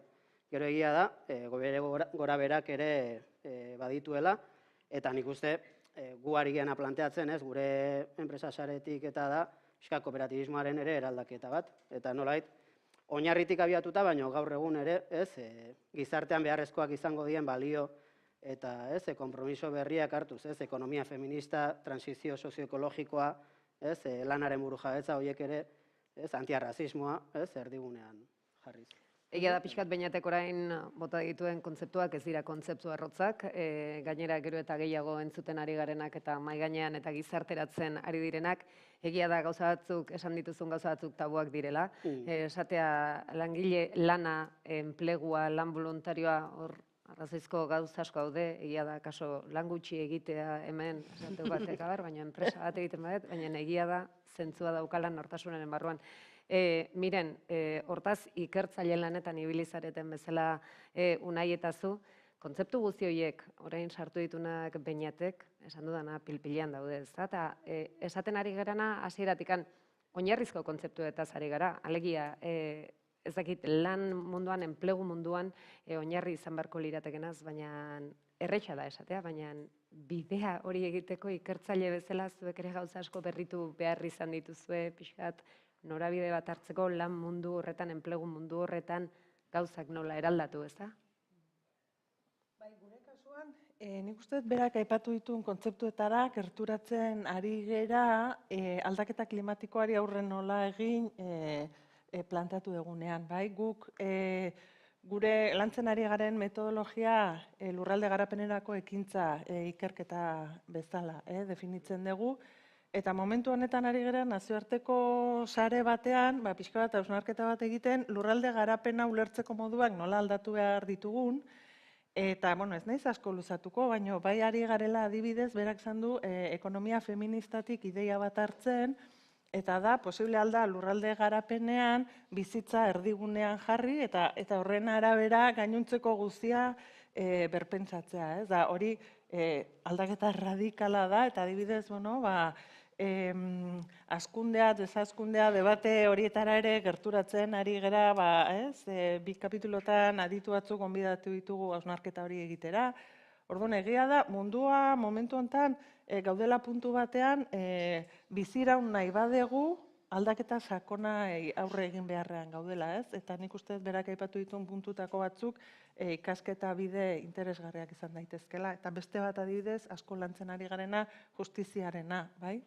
Nola ulertu behar dugu justizia garai berri hauetan eta horrek herrialde desberdinen arteko harremanetan ere ekarri ditzazken aldaketak. Eta orduan, nik uste baietz aldaketa sakonen beharra daukagu, eta nik uste ez dagoela erronka hori aurre egiterik zailak diren zenbait gai, mahai gainean jarri, eta lantzen ez baditugu, eta berak mahai gainean jarritunak dira gai horietako batzuk, bai. Sakonak eta zailak, uste oso ondo esan dezula. Sakonak eta zailak, eta kontzeptu handiak dira gainera. Enpresa mundutik, Nerea, kontzeptu hauek hor daudea, badakigu, zeuk asko erabili duzun hitza da, ez? zalantza, ez? Zalantza giro batean bizi gera, ez? Eta hor, enpresa mundutik nola egin aurre erronka horiei? Bueno, ni berriro nator kultura mailara, no? Zeren eta hori da zailena gaur egun, zeren eta gure enpresa kalitateari buruz oso eroso sentitzen dira, produktibitate buruz, prozesuei buruz, baina pertsonen arabera hor dago kakoa, no? Hor dago kakoa, no? Eta gainera lehen gelditu naiz palanka horietan, no? Palanka horietan hori lortzeko, no?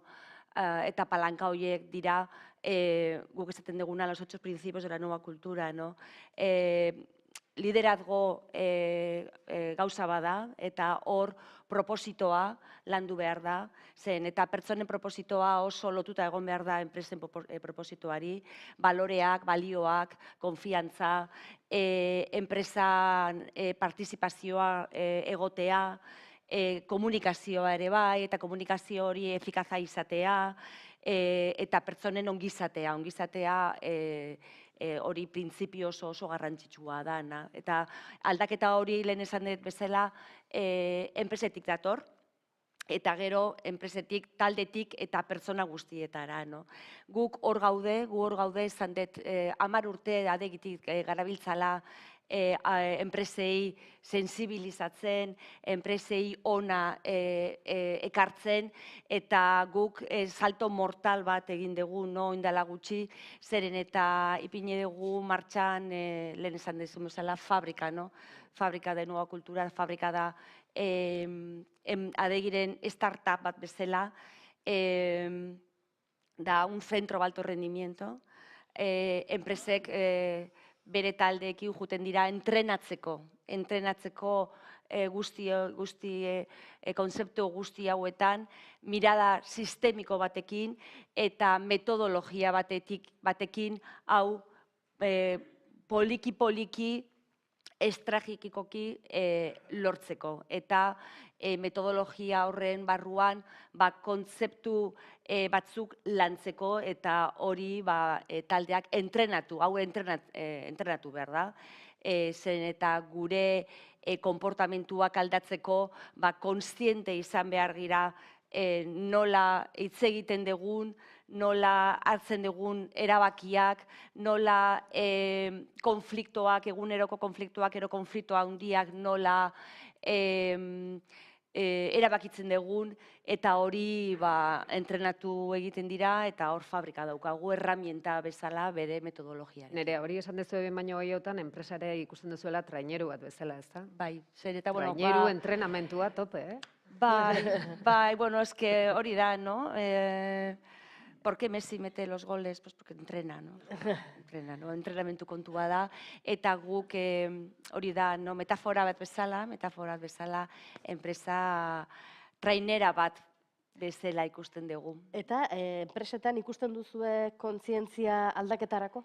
Gero eta gehiago, zeren eta erronkak hain handiak dira, kontekstua hain exigentea da, 10 urte barru enpresak hor ikusi behar ditugu, muskolarekin, erronka guzti horiek adaptazioa ez egitzen dute, eta zi hori aldaketa, ja 10 urte hauetan lortu dugu aldaketa izatea, eta aldaketa hor dago. Eta badaude enpresa batzuk, oraindik ez dutela aldaketa hori ikusi, baina ikusiko dute. Guk hori oso argi daukagu, oso argi daukagu. Parkatu bestela, pertsonak ez dira etorriko enpresetara, eta gainera pertsonak enpresetatik joan egingo dira. Eta hori da kakoa ere bai, enpresak, pertsonak egunero eta egunero posik etortzea, lanera, konpromisoarekin, responsabilitatearekin, motivazioarekin, eta horretarako kontekstua oso atraktiboa izan behar da. Atraktiboa. Gaztei zor diegu neurri batean, Edo ez. Gazteak eta beste guztiak ere bai. Eta alduxeagoak, gu akaso. Iñaki, oraintxe nereak esaten zuen kontu horrekin, ez da, erakargarritasun hori, zuk esan duzu, ez da, nazioartetzari edo begira, zure esparrutik begira, izan zinen Esprien Baskopen industri jardunalditan, eta han ere errealitate bat azaleratu zen eta ikusi zen, ez da? Zertzan ikusi zen nuen hori, nun ikusten dira, akaso hutsune handienak, nun ikusten dira gabezia handienak bultzada hori emateko, gaur egun salto hori emateko? Bueno, lehen aipatu egin dut, bokazioaren gabezi batzuk dauzkagu, eta horrek erakartzen duena da, enpresek ez dutela lortzen bere lanpostu batzu betetzen, ez? Hori da gauza bat oso lurreari ikututa. Nik uste dut, hor Baskopen industria aipatu egin duzu, hor egon ziren kolokiotan eta asko hitz egin zen enpresen artean eta baita ere kanpoko begirada izan genuen, kanpotik etorri ziren entitate batzu baita ere olako kontutan jarduten direnak. Nolabait prospektiba bat eginez eta guri dagokigu administrazio modura enpresa lagundu egin behar ditugu eta modu bat laguntzeko enpresa da prospektiba ona egitea, ikustea mundua nola eraldatzen den eta nondik heldu egin behar zaion etorkizunari, ez? Ikusten genuen, asko hitz egin zen, gerora begirako pertsona prestatuak, kapazitatuak eta izatea importantea den neurri berean, baloreak garatzea ikusten zen gaur egun eta gerora begira importantzia hartzen duena, ez? Nazioartekotze gure esparrutik, berriro diot, ez bakarrik kanpoan, guk bizi dugun gure egunerokotasunean agentzi modura, gu 20 piku bulego dauzkagu kanpoan eta gure taldekide asko dira beste lurralde horietakoak, por cierto, batzuk korrika egiten egunokaz, multikulturalidad, uztartzea, kultura ezberdinak uztartzea ere, ez bakarrik kanpoan, baizik eta hemen gero eta gehiago, da gauza bat kontuan izan behar duguna, errespetoz eta baloreak erabiliz, ez? Eta, hori da nolabait, lehen aipatu duzula Baskopen industri horren inguruan ebili ginen, bai. Arantxa, ez da gai erresa. Gehien bat esaten dugunean teoria bai mai gainean, baina praktikara nola eraman. Ez da, eta praktikara eramateko zenbat gauza eta zenbat oinarri aldatu behar diren. Ez bakarrikan bakoitza eta norbanakoa, baizik eta pixka bat esaten zenuten ere bai, komunitate aldetik, ez da, kolektibitate aldetik, ez individualitate aldetik. Zabaltze batetik, ez da? Eta alde hortatik, Beñati nahiko nioke igual ja, badakit hastia bukatzen ari zaigu, azken galdera, Beñatentzat, zeu planteatu dituzu, denok aipatu ditugu sakoneko aldaketak, zuztarreko kontzeptuak berrienak edo, esango genuke gaur egun, hegemonikoak direnetatik aparte zuztarrekoenak eta tabuak aipatzera ere ausartu zera, zeuk aipatu dituzu, ez dakite gaur egun kooperatibismoan zenbateraino dauden horiek errotuta eta zenbateraino diren indar eraldatzaile bat bide horretan aurrera egiteko. Nik esango nuke kooperatibismoaren ikuspegi orokorrean oraindik ez daudela txertatuta, kooperatibismoak ere bere historia luzea daukalako, famili kooperatibo ezberdinak daudelako, bai esango nuke 2008tik onerako kooperatibismoak oso barneratuak dauzkan konzeptua diela, hau da kooperatibismo berriak, badakartzala, izan ere kooperatibismoak daukan ezaugarrietakoa da beti krisi garaietan garatzen dela. Eta Euskal Herrian egon dira hainbat krisi eta krisi guztietan, edo behar, gizarte behar edo erronka handiak sortu diren garaietan kooperatibismoa sortu da. Orduan, 2008a zergatik, krisi finantzieroak sortu zulako arrakala sozial bat, nun ordura arteko langile askoren progreso ahalmen edo ikuspegia hautsi zelako. Eta momentu horretatik zuk ikasi eta lan hobea lortuko duzu eta gizartean toki bat egingo duzu, kontakizune hori puskatu zen neurri batean eta horrek ekarri zuen kooperatibismo olatu berri bat. Momentu horretatik, 2008tik honea kooperatiba sorrera tasa oso altu dago. Jarraitzen du. Horrek esan nahi du krisian gaudela. Krisia aldatzen ari da, forma aldatzen ari da, baina krisi horri erantzuteko modu bada langileok antolatzea eta kooperatibak sortzea. Eta bide horretatik nik uste, hori da bestea, Euskal Herrian 5.000 kooperatiba daude.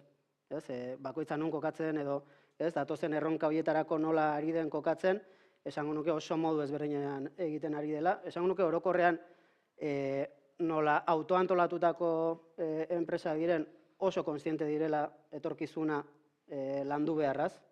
Hau da, erresilientzia ikuspegi oso altua daukatela, ez merkatu ikuspegi batetik bakarri baizik eta gizartean bertan jokatze duten tokiaren aldetik, eta hor nik uste orain gaude fase batean nun formazioa eta barne formazioa eta kokatzea etorkizun berrira ezinbestekoa izango den.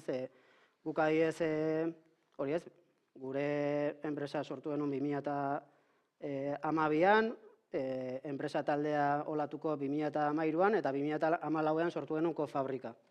Gipuzkoako Foru Aldundiaren laguntza izan dugu ordutik, eta guretzako ezinbesteko tresna da, bai, kooperatiba berriak sortzeko, baino aipatu ditugun hainbat konzeptu barneratuak dituzten kooperatibak sortzeko, baina esango nuke, nahiz eta horretarako sortu genuen kofabrika, agian garrantzia gehiago duela, bai, kooperatibetan lan egingo duen langileak ere formatzeko, baina baita ere, ja sortua dauden kooperatibei ere marko berri bat emateko. Eta nik uste hori gu sortu dugu guretzat, eta nolabait gizarteari ere eskaintzeko eremu formatibo bat inun ematen ez dena.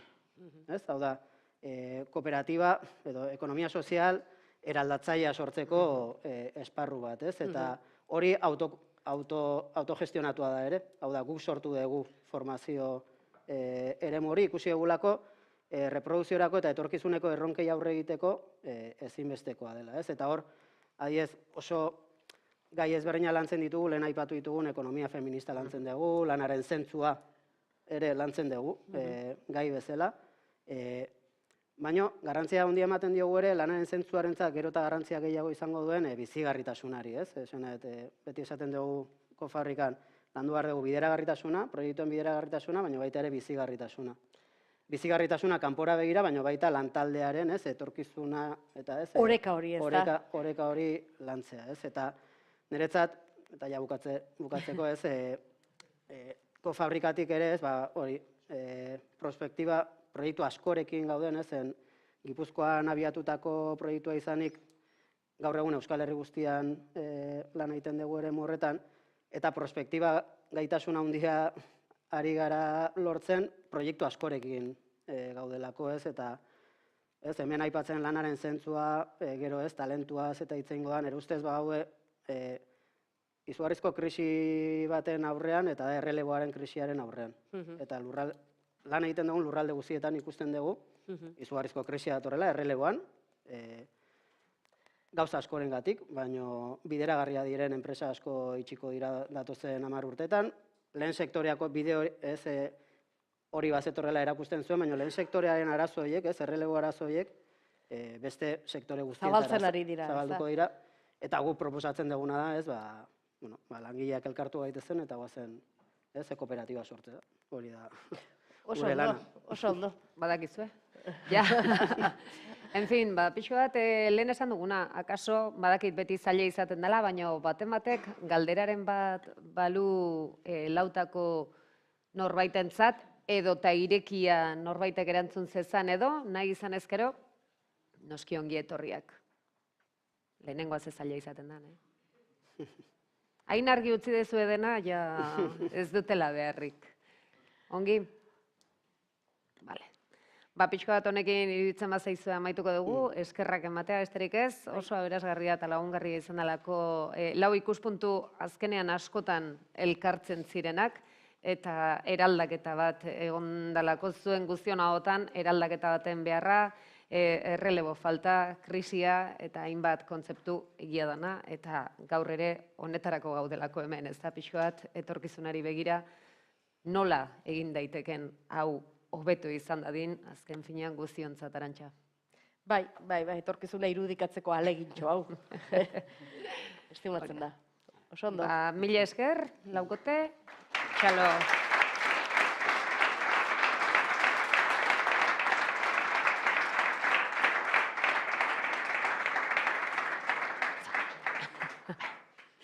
Bueno, eta orain jarraian, noski hemen dugu Oskar Estanga eta berarekin. Orain ja bere txanda. Tartetxua.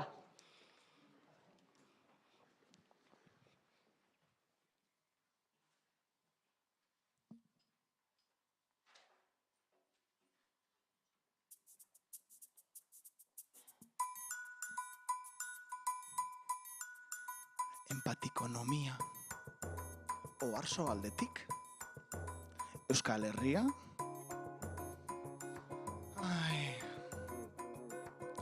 Sinesten zen azkar behar zela, presari denbora salduta,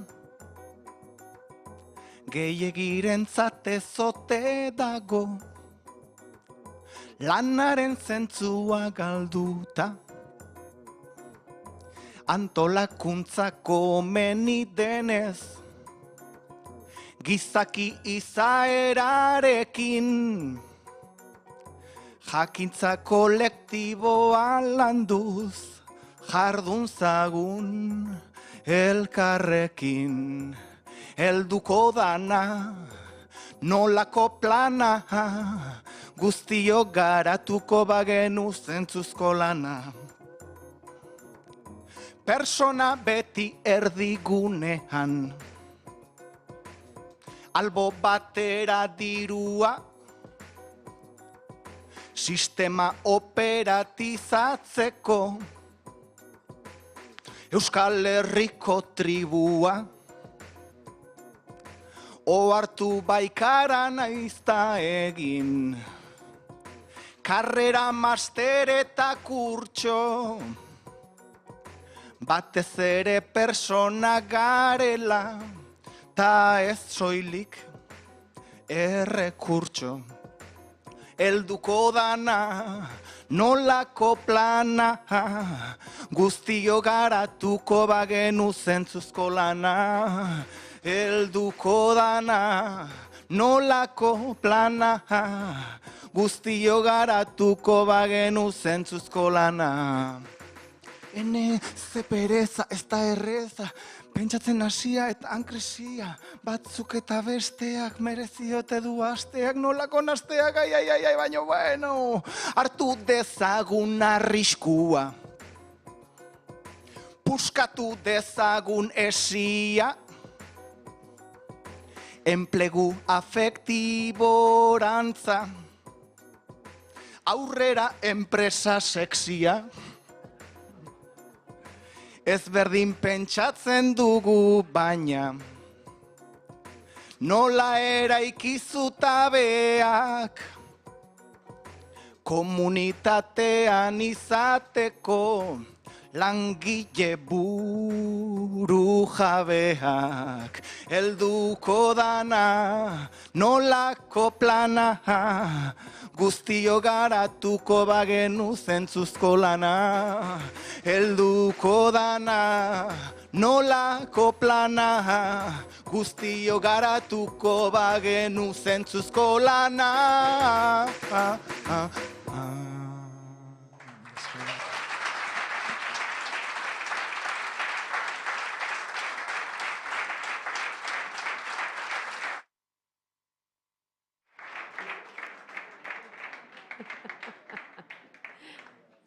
Ona. Bejon deizula.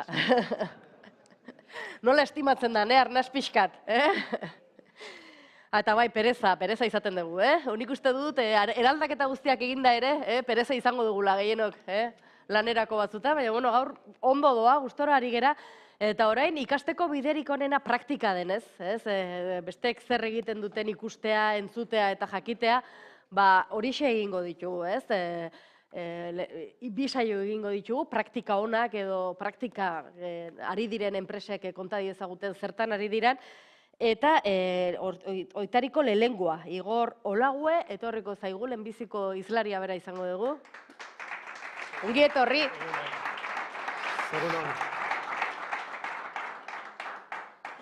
Bueno, entzun ditugu, hemen adituak, zer pentsatua eman duten gogoetak eman dizkigute denek ere, eta ari zaizkigu pixkanaka, saioan hasieran genituen galderak, argitzen, beste berriak ere sortuko zitzaizkigun, seguraski, eta orain praktikatik, egunerokotik, ezta? Igor Olague, komentatu dizuet, etorre zaigu, Fundiziones Aizpurua enpresatik dator, bertako gerentea da, industria arloko enpresa bat zerate guztiz,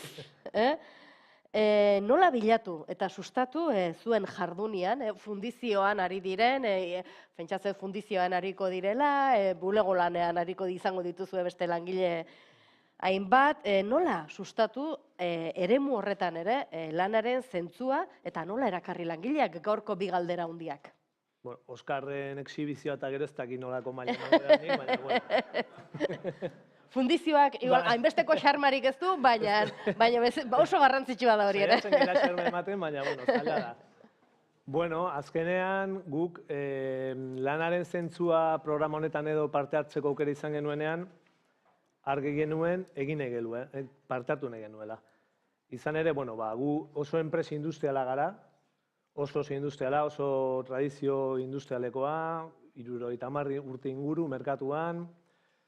Imagina dezakezuenez, gure lan baldintzak, noski, hobetzen joan dira urteen poderioz, baina oso prozesu finkoak dira, eta hain egitura tradizionaletik etorrita, lehenago ere atera da, ezta? Nik orain 18 urte egin ditut enpresan, eta sartu nintzanean oraindik lanaren zentzua, harremanen bilakaera hau etzan baloratzen. Eta jogoan lehenago esan da hori ez, paternalismoaren ikuspegi hori, ezta? Niko guandokatu, lehenago patroia deitzen zitzaiola nagusiari. Niri norbait gaur egun patroia deitzen etorriko balitz, bertan bere eroriko nintzateke. Orduan... Hortik aterako du, Oskarrek, hortik aterako du zerbait. Orduan, bueno, guk egia esan, haustura egin nahi genuen, ez? Egitura tradizional horrekin. Ez da erresa, gure munduan, gure arloan, eta 2000, guazi ginen pixka bat, pausoak ematen, poliki-poliki, ez da? Batez ere, 2009ko krisia eta gero, hor egia da, somatu genuela, barne harremanak, enpresan, erabat hautsita zeudela.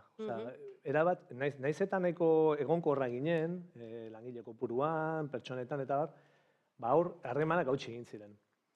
Gero ere ez teguaztuko hor lan erreforma ere tarteko 2012an, hitzarmenak gero hori ziren, eta orduan, hasi ginen pauso txikiak ematen, ez da? 2015 urtean, lanaren zentzua programa honen edo, ikerketa honen antzeko beste ikerketa batean parte hartu genuen Euskal Herriko Unibertsitatearekin. Hartan, ideia etzen lanaren zentzua edo garatzea, baizik eta lan baldintzek zelako ondorioak izaten zituzten barne harremanetan. Hori errexea pentsatzen izugarria dirala, ez? Orduan guk hartu genuen lehenengo pausoa izan zen enpresa hitzarmena izatea. Zergatik, ikusten genuen ez genuela harremanetan behar bezala garatua, gure plana edo, baina lehenengo pausoa zen baldintza ziurrak izatea. Norbait egin nahi badu, baina besteak ez badio entzun nahi, gaizki hasten gara. Eta bigarrenik, hitz egitegerako garaian ez baditugu arau ezagun batzuk, orduan ez gera akordio batera iritsiko, ziur. Orduan, 2015an hortatik hasi ginen. Pixka bat idea zen, begiak itxita ez bizitzea. Nik beti sensazio hori izan dut, ezta? Askotan arazo bere badauka egunen bai barne harremanen asunto honetan, edo nazioartekotzean, edo ingurumen asuntotan, beti bi aukera daude, ezta? Begiak itxia da begiak ireki. Orduan, badakigu begiak irekitzen direnean, askotan nahi ez tegunera ikusten dugula. Baina pixka bat hori izan zen ideia, ez? Arrezkero, ja, zehozer erlazionatuagoa lanaren zentzua programa honekin, 2018an hartu genuen Foru Aldundiak lagundutako beste ekimen batean, Mondragoiko Unibertsitateak eraman zuen aurrera ikerketa, eta deitzen zen garapen batera. Hor ja sakonagoa izan zen pixka ikerketa, nik uste dut lanaren zentzuaren bide honetan bat zijoala, eta hor hasi ginen pixka bat, gure barne egitura, gure barne harremanak, langileekin hizketan, eta ez? Eta, bueno, hor, ikerketa hortatik atera zen ondorioa edo akzioa izan zen, barne harreman plan zehatz bat egitea. Nola hitzein behar dugu? Zeinen artean, zenbat oro, ez da egit, hori pixka bat estrukturatzea, ez da? Eta, bueno, eta orain gaude, pixka bat hori, lanaren zentzua egia ni oso ados nago, lehenago ere, bueno, komentatzen ibili eran bezala, absentismo maila altu hauek eta bar, askotan ateatzen direnean bere, albistegietan eta bar, galdera zergatik. Zergatik dago absentismo maila handia. Eta nik, egiten den beti lehenengo galdera, langileak goizian, jeikitzean, bere buruari egiten dion lehenengo galdera, bere lehenengo pentsamendua baldin bada, ez du lanera joan nahi, zeo zer gaizki egiten ari gara, ez?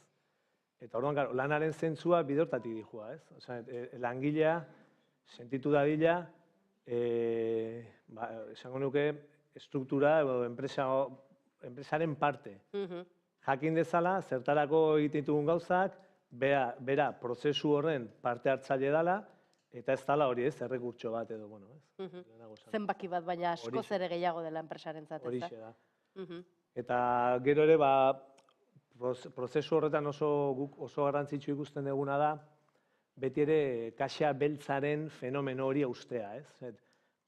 Langile asko etortzen dira lanera, eta ez dakite zertarako egiten duten dela. Zertan, bai, egiten ditugu, bai, guk egiten ditugu pieza hauek, egiten dugu, ez dakite, ekintza hauek, baina guzti horren atzean zer dago? Noradoa. Noradoa hori da, ez? Lehenago Beñate komentatu duena, ez? Gizarte ikuspuntu horretatikan, zer balio ematen dion nik gizarteari egiten den honekin, ez? Niretzako lortzen den balio ekonomi hortatikan aparte. Eta nik uste dut hori, adibidez, hemen Euskal Herrian gehienak, enpresa txikiak eta erdainak da, handiak ere badaude noski, baina gure tamainan hor gabezi handia daukagula. Askotan ez dakigu ondo komunikatzen, ez dugu ondo azaltzen zer egiten dugun. Orduan, langileak ez baldin badaki zertarako edo zein den helburua, oso zaila da harreman hori sendotzea, ez? Eta gero, bueno, guk ere oso garrantzitsua ikusi, barne harreman plan hori eduin genuenean, oso garrantzitsua ikusi genuen, zeintzu diren komunikazio bideak argi ustea. Nola, zeintzu dira dauzkagun baliabideak informazio hori pasatzeko, ez da?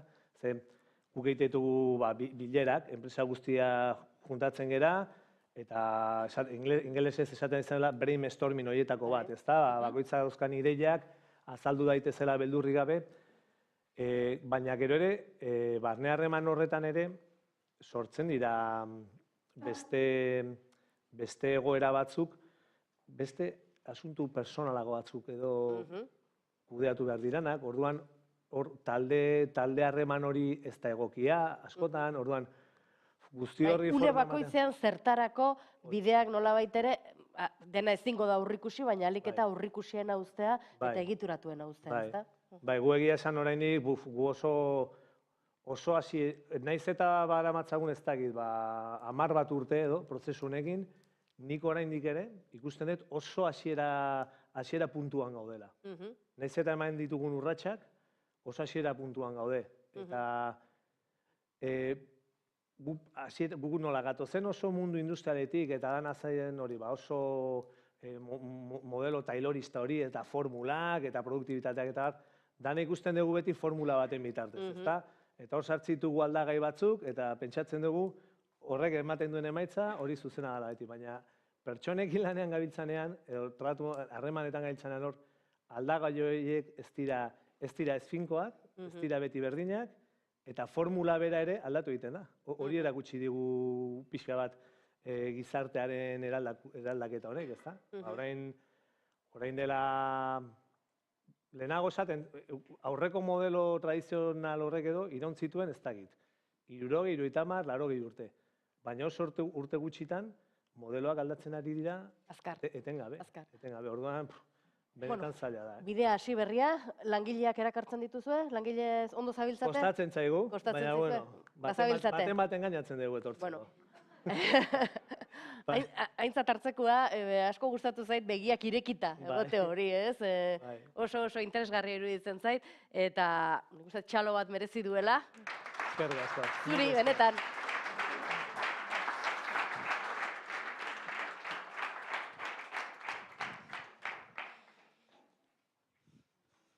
Erdi aldera gerturatzen egia eta ja ari gara hitz egiten langileak engainatu egin behar ditugula lanera joteko, ez dakit nola bukatuko da hau. Beno, lehen aurreratu dugu hizkuntzak ere izango duela gaur bere garrantzia, hizkuntzen kudeaketak. Eta beren esperientzia azaltzera, bai Euskara Elkarteko aholkularia Amaia Txukarro etorri da, bere enpresarian eta elkarrengatik ikasiz proiektu ez arduratzen da, eta hizkuntzaren kudeaketa on batek Euskararen sustatzeak talentu erakartzeko orduan duen garrantziaz mintzatzeko persona ezin egokiagoa da. Amaia Txukarro.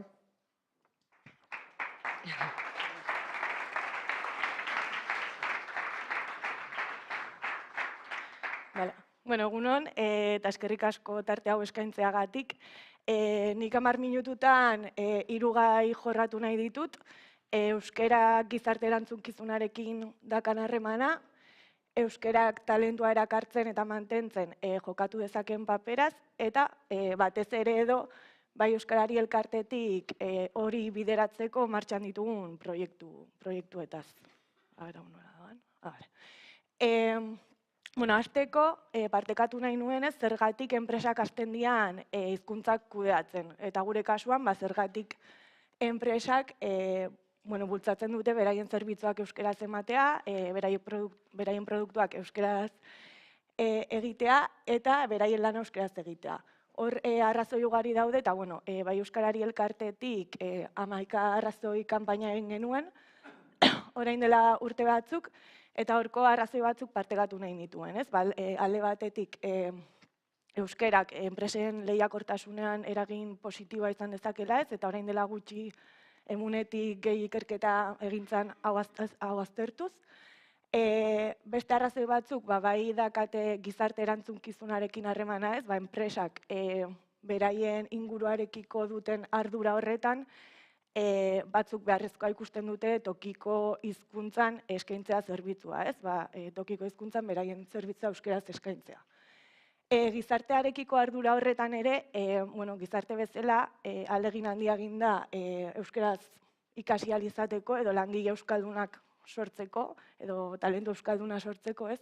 Eta baita ere horri jarraipen bat emateko enpresetan eta enpresek hori ahalbidetzea, ez?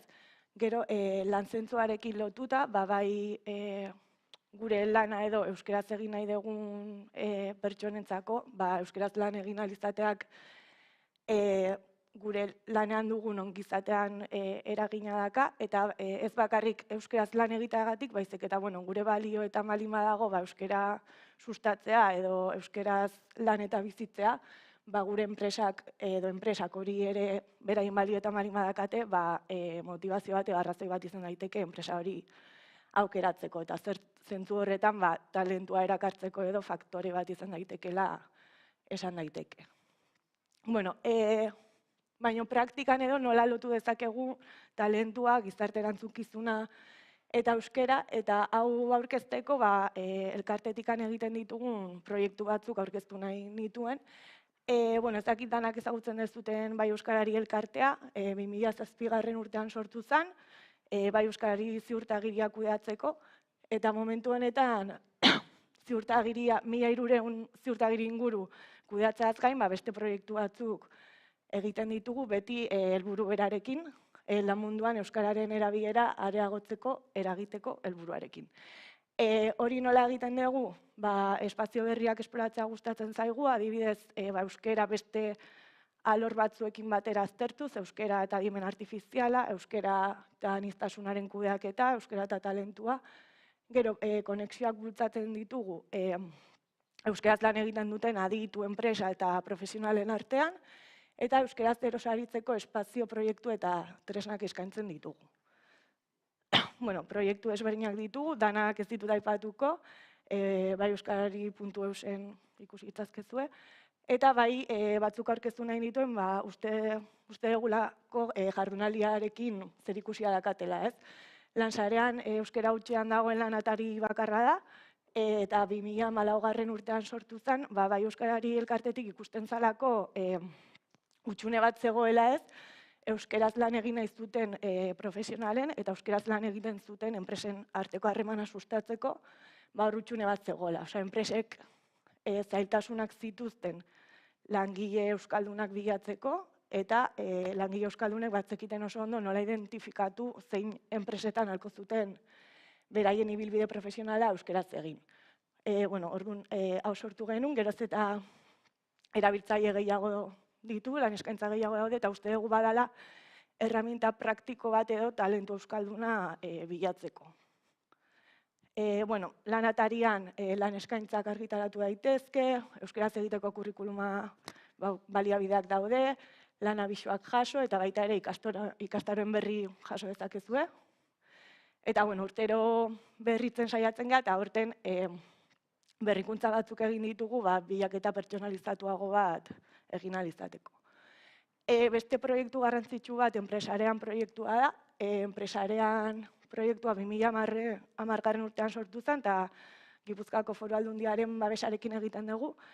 Honen helburua da, euskeraz lan egiten dugun enpresa aditu eta profesionalen arteko sareak sortzea, eta sare hauek indartzea. Horretarako enpresarean azok antolatzen dugu 2 urtean behin, aurten urrian 24an izango dela, eta urtero enpresarean foroak eta enpresarean telebista saioak. Honekin azken finean, euskal talentua edo ez ikusgarritasuna eman nahi diogu, eta baita ere ikustarazi normalean gazteleraz lantzen diren gaiak ere, euskeraz landu daitezkela eta gaitasuna badagoela hori egiteko. Telebista saioekin, bai euskarari ziurtagiria duten enpresen proiektu berritzaileak ere ikustarazten ditugu.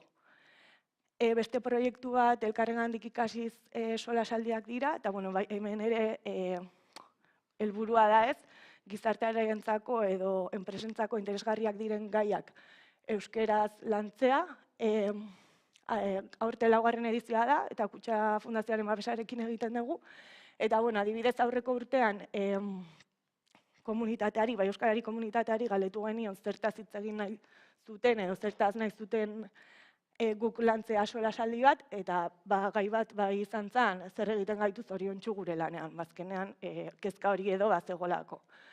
Aurten apirilean grabatuko ditugu, eta bat izango da talentuaren inguruan, bazkenean gai hau badalako erronka nagusia, baita ere aniztasunaren kudeaketa enpresetan, eta osasun mentala lanean.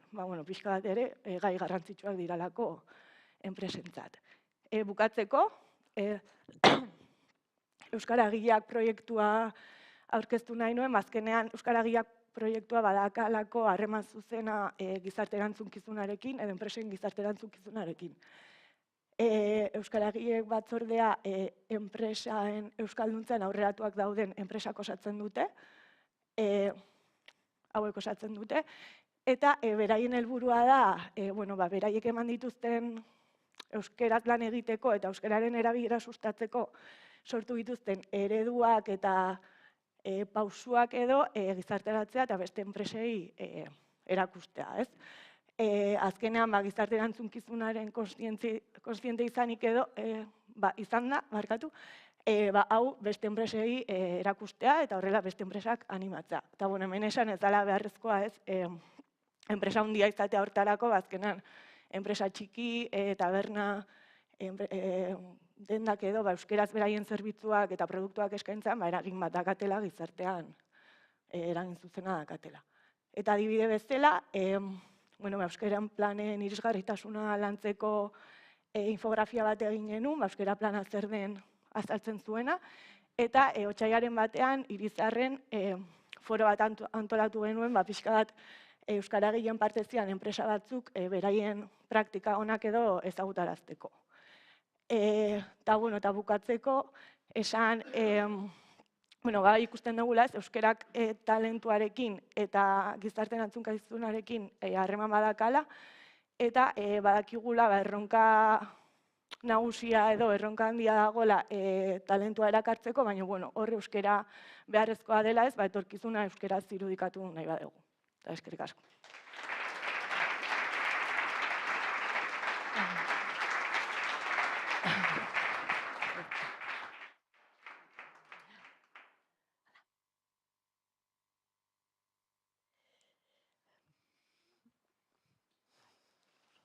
Euskarria ideak apuntatuko zitun.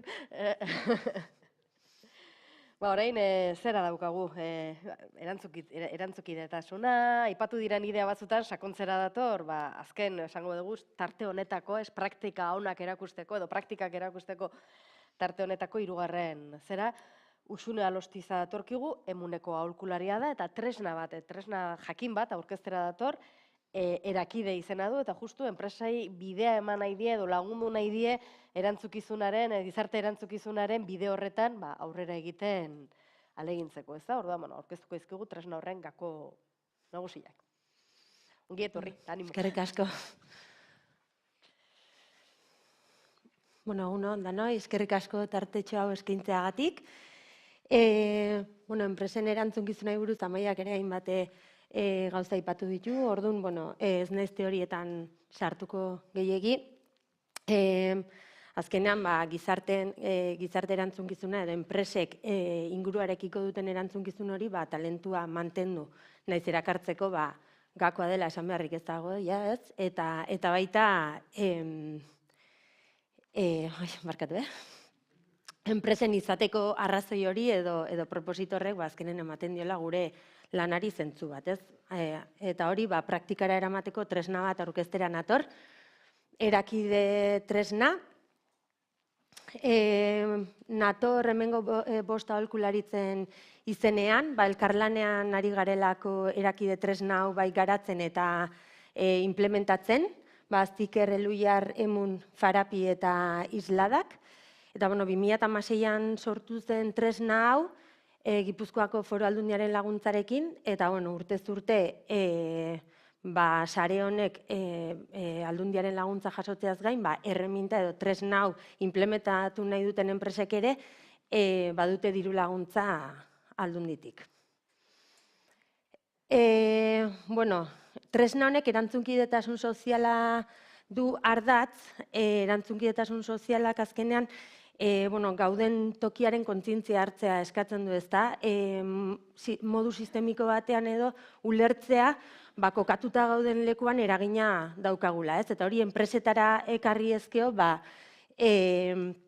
eragina daukagula jabetu behar dugu, kokatuta gauden gizartean eta ingurunean, ez? Eta kasu honetan, eta mundu mailan hainbat markotan kontsentsu oso zabala dago, 3 esparru nagusitan eragiten duela enpresak eta eragin behar duela enpresak, ezta? Alde batetik bere jarduera ekonomikoan iraunkorra edo jasangarria izan behar duela, hau da, lana mantendu nahi badugu ekonomikoki bideragarriak izan behar dira, baina ikuspegi sozialean berdin, ez? Hor ere iraunkorrak izan behar gara, hor sartzen dira bai pertsonak, barne mailan, eta bai gizartea, gure ingurua, eta gero ingurumeneko iraunkortasuna, ez? Ingurumenarekin ere jasangarritasunez jokatu behar dela. Orduan horiek pixka bat 3 dimentsioak enpresa batek eragina daukana, baina gero hausnartu behar du enpresa bakoitzak zer egin nahi dugun batetik, ez? Baina bestetik zer egin dezakegun. ze dena ez dago enpresen esku ez da ere. Eta horrez gain, horrekin ez da nahikoa, zer egitea dagokigun. Zenik esan dezaket, hau egin nahi dut, baina oso garrantzitsua da baita ere, zer dagokit egitea enpresa bezala kokatuta nagoen eremu honetan, ez? Nik, ez nik hau ingoz ez dut landuko, ez. Baina igual, badagokit hori niri enpresa bezala arduraz jokatzea eta zenbait gairi heltzea. Orduan, erakide tresnak, hau da marrazki pun, lehen argazkia, hau da autodiagnostiko egiteko tresna bat. Gu aholkularitzen artean laguntzen duguna da 3 hausnarketa saiotan, hainbat eremu kontuan hartuta, aipatutako gako hiedenak, autodiagnostiko bat egiten esparru guzti hauetan.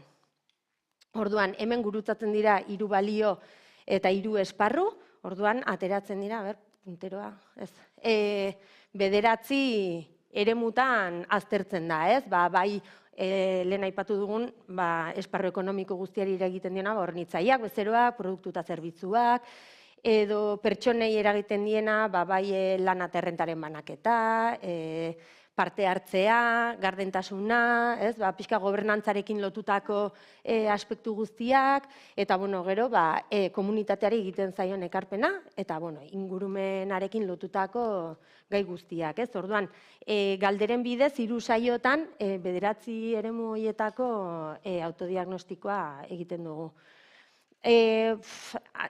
Adibide batzuk, galderak edo evidentziak jasotzen dira, izan daiteke, pertsonen aniztasuna ezagutu eta lantzeko politikarik egiten den, edo langileen formazioa eta garapen beharra asetzen diren, edo erabakietan parte hartzerik badagoen, komunitateari ze ekarpen egiten zaion, elkarlani badagoen tokiko eta inguruneko beste eragileekin, edo gure burbuian bizi garen, daude galderak eremu bakoitzen eta pausoka egiten den prozesu bat da, talde heterogene bat sortzen da enpresan eta 3 saiotan esan bezala. Orduan, emaitza da txosten bat eta txosten horretan jasotzen da pixka bat analisia, zer egiten dugu, zergatik eta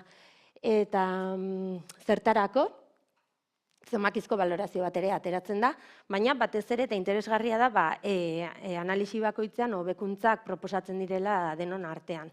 Orduan, hemendik azkenean ateratzen duguna da bukaeran lanildo edo gako batzuk enpresak datozen urteetan bere urteko kudeaketa planean, plan estrategikoetan sartu ditzazken zenbait lanildo ateratzen dira eta saiatzen gara beti lotura egiten nazioarteko bestelako markoekin, izan daitezkenak garapen jasangarrirako helburuak, edo nazio batuen akordioko 4 puntuak, 10 puntua barkatu, hoiekin lotura egiten saiatzen gara, gaur egun enpresek ere badituztelako hainbat lege bete behar gai guzti hauetan, eta askotan urteko memorietan ere sartu behar izaten dituztelako hainbat evidentzia eta datu.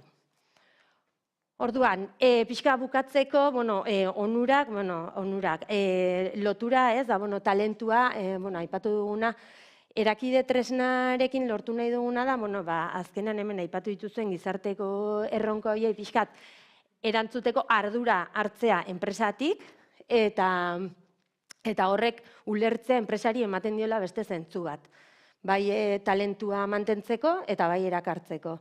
Eta horrek ematen diola, goizero jaikita esaten, lanera noa, honegatik edo argatik. Orduan, prozesu hezitzaile bat ere nahi du izan, pertsonak alduntzea eta gai hauetan pixka jaztea ere badu helburu. Orduan, gaur egungo joera eta paradigma berri horietan lankideak eta hildo berean jartzeko helburua ere badauka. Eta, enpresa kultura, pertsona ardatz. Guzti horretan, pertsona ardatza izatea ezinbestekoa da, nahiz eta beste hainbat aspektu dauzkagun, eta hori bilatzen du erreminta honek. Eta, zer esanik ez, hobekuntza horiek etorkizunan aplikatuko bagenitu, identifikazionetatik ateratzen diren hobekuntza horiek, zer esanik ez, lan baldintzak hobetuko direla, eta pertsonan ongizatean eragin zuzena izango dela, ez. Eta gero azkenik interes taldeak, hori asko enpresetan interes taldeen identifikazio egiten da, hau da, enpresek norengan eragiten dute zuzenean zeharka, izan bezero hornitzaile, pertsona, langile, eta nork eragiten du nigan baita ere, ez? Eta interes talde horren azterketa egiten ere lagundu dezake eta hausnartzen enpresak zer nolako erantzunkizuna eta zer nolako ardura eta zer nolako irudia izan nahi duen interes talde horiekiko. Eta horixe, eskerrik asko, hortxe daukazu helbidea Gipuzkoako Foru Aldundiaren webgunean badago aplikazioa, erreminta ere internet bidezko tresna bada, eta horixe, gutako edonorekin jarri ezko harremanetan, aipatutako bost aholkularitzetako edonorekin, hoxe, hitz egingo dugula. Eskerrik asko da nahi.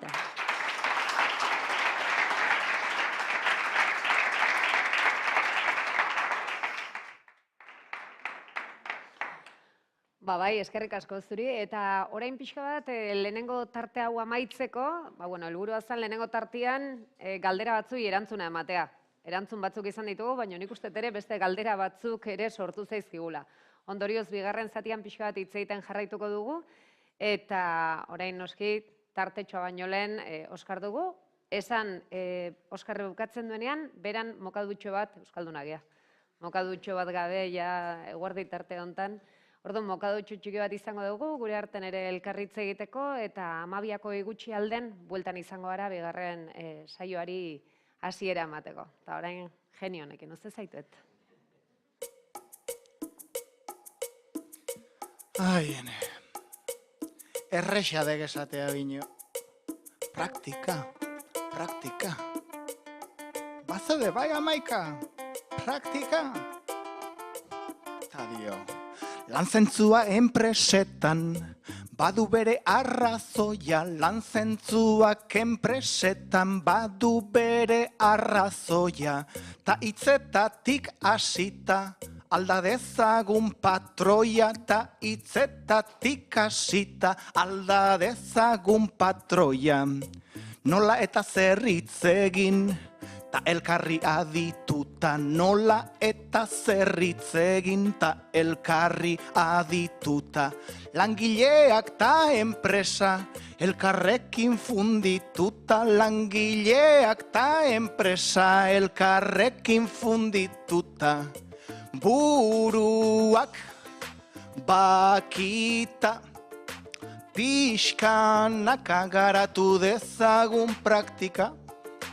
Buruak bakita, pixkanaka garatu dezagun praktika.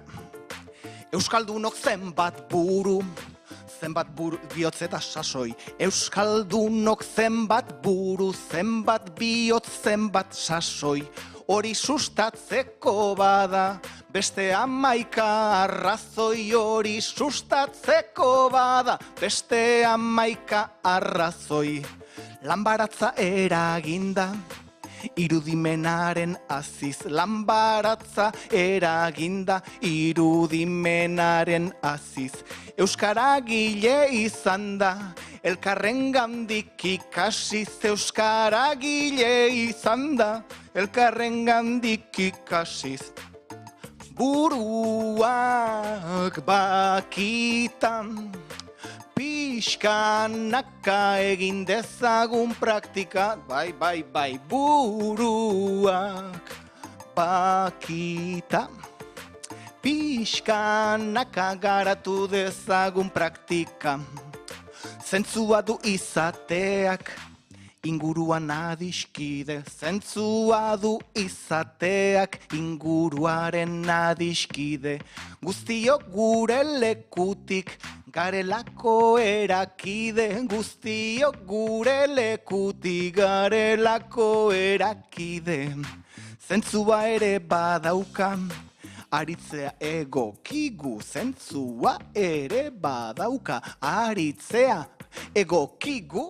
Lekukoak gara eta ardura badagokigu. Lekukoak gara eta ardura badagokigu. Buruak bakita, Pixkanaka egin dezagun praktika, buruak bakitan.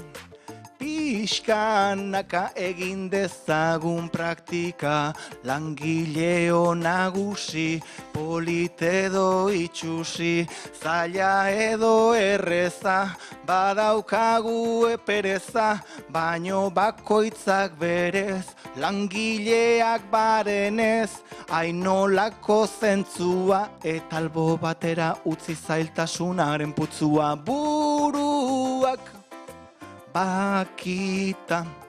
Hemendik aterako gara burua oso ongi jantzita, baina buruak bakita.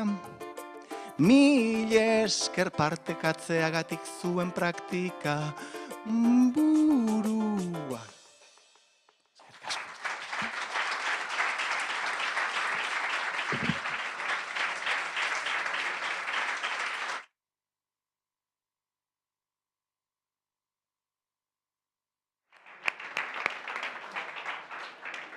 Orain, jetxi gaitezen bera denok, ongi badera itzozuet.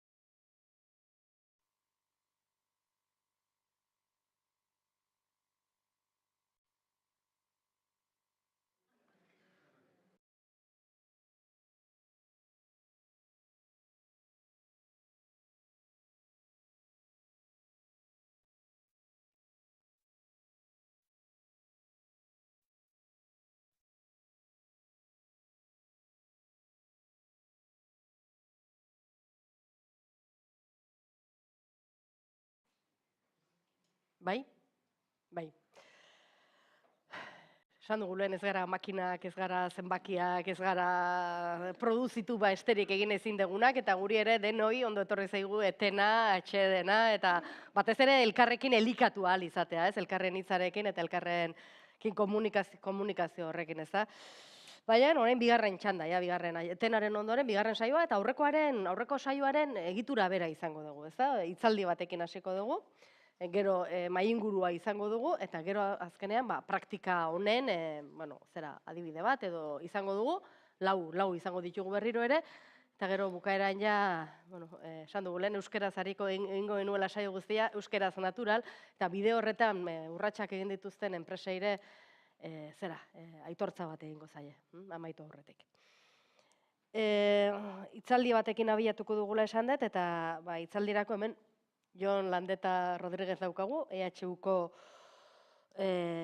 Ekonomia eta Enpresa Fakultateko irakaslea, Finantza Ekonomian katedraduna, eta berrikuntzan eta pertsonen zuzendaritzan ikertzailea. Beraz, gaur hemen izpide dugun gairako talentua nola erakarri,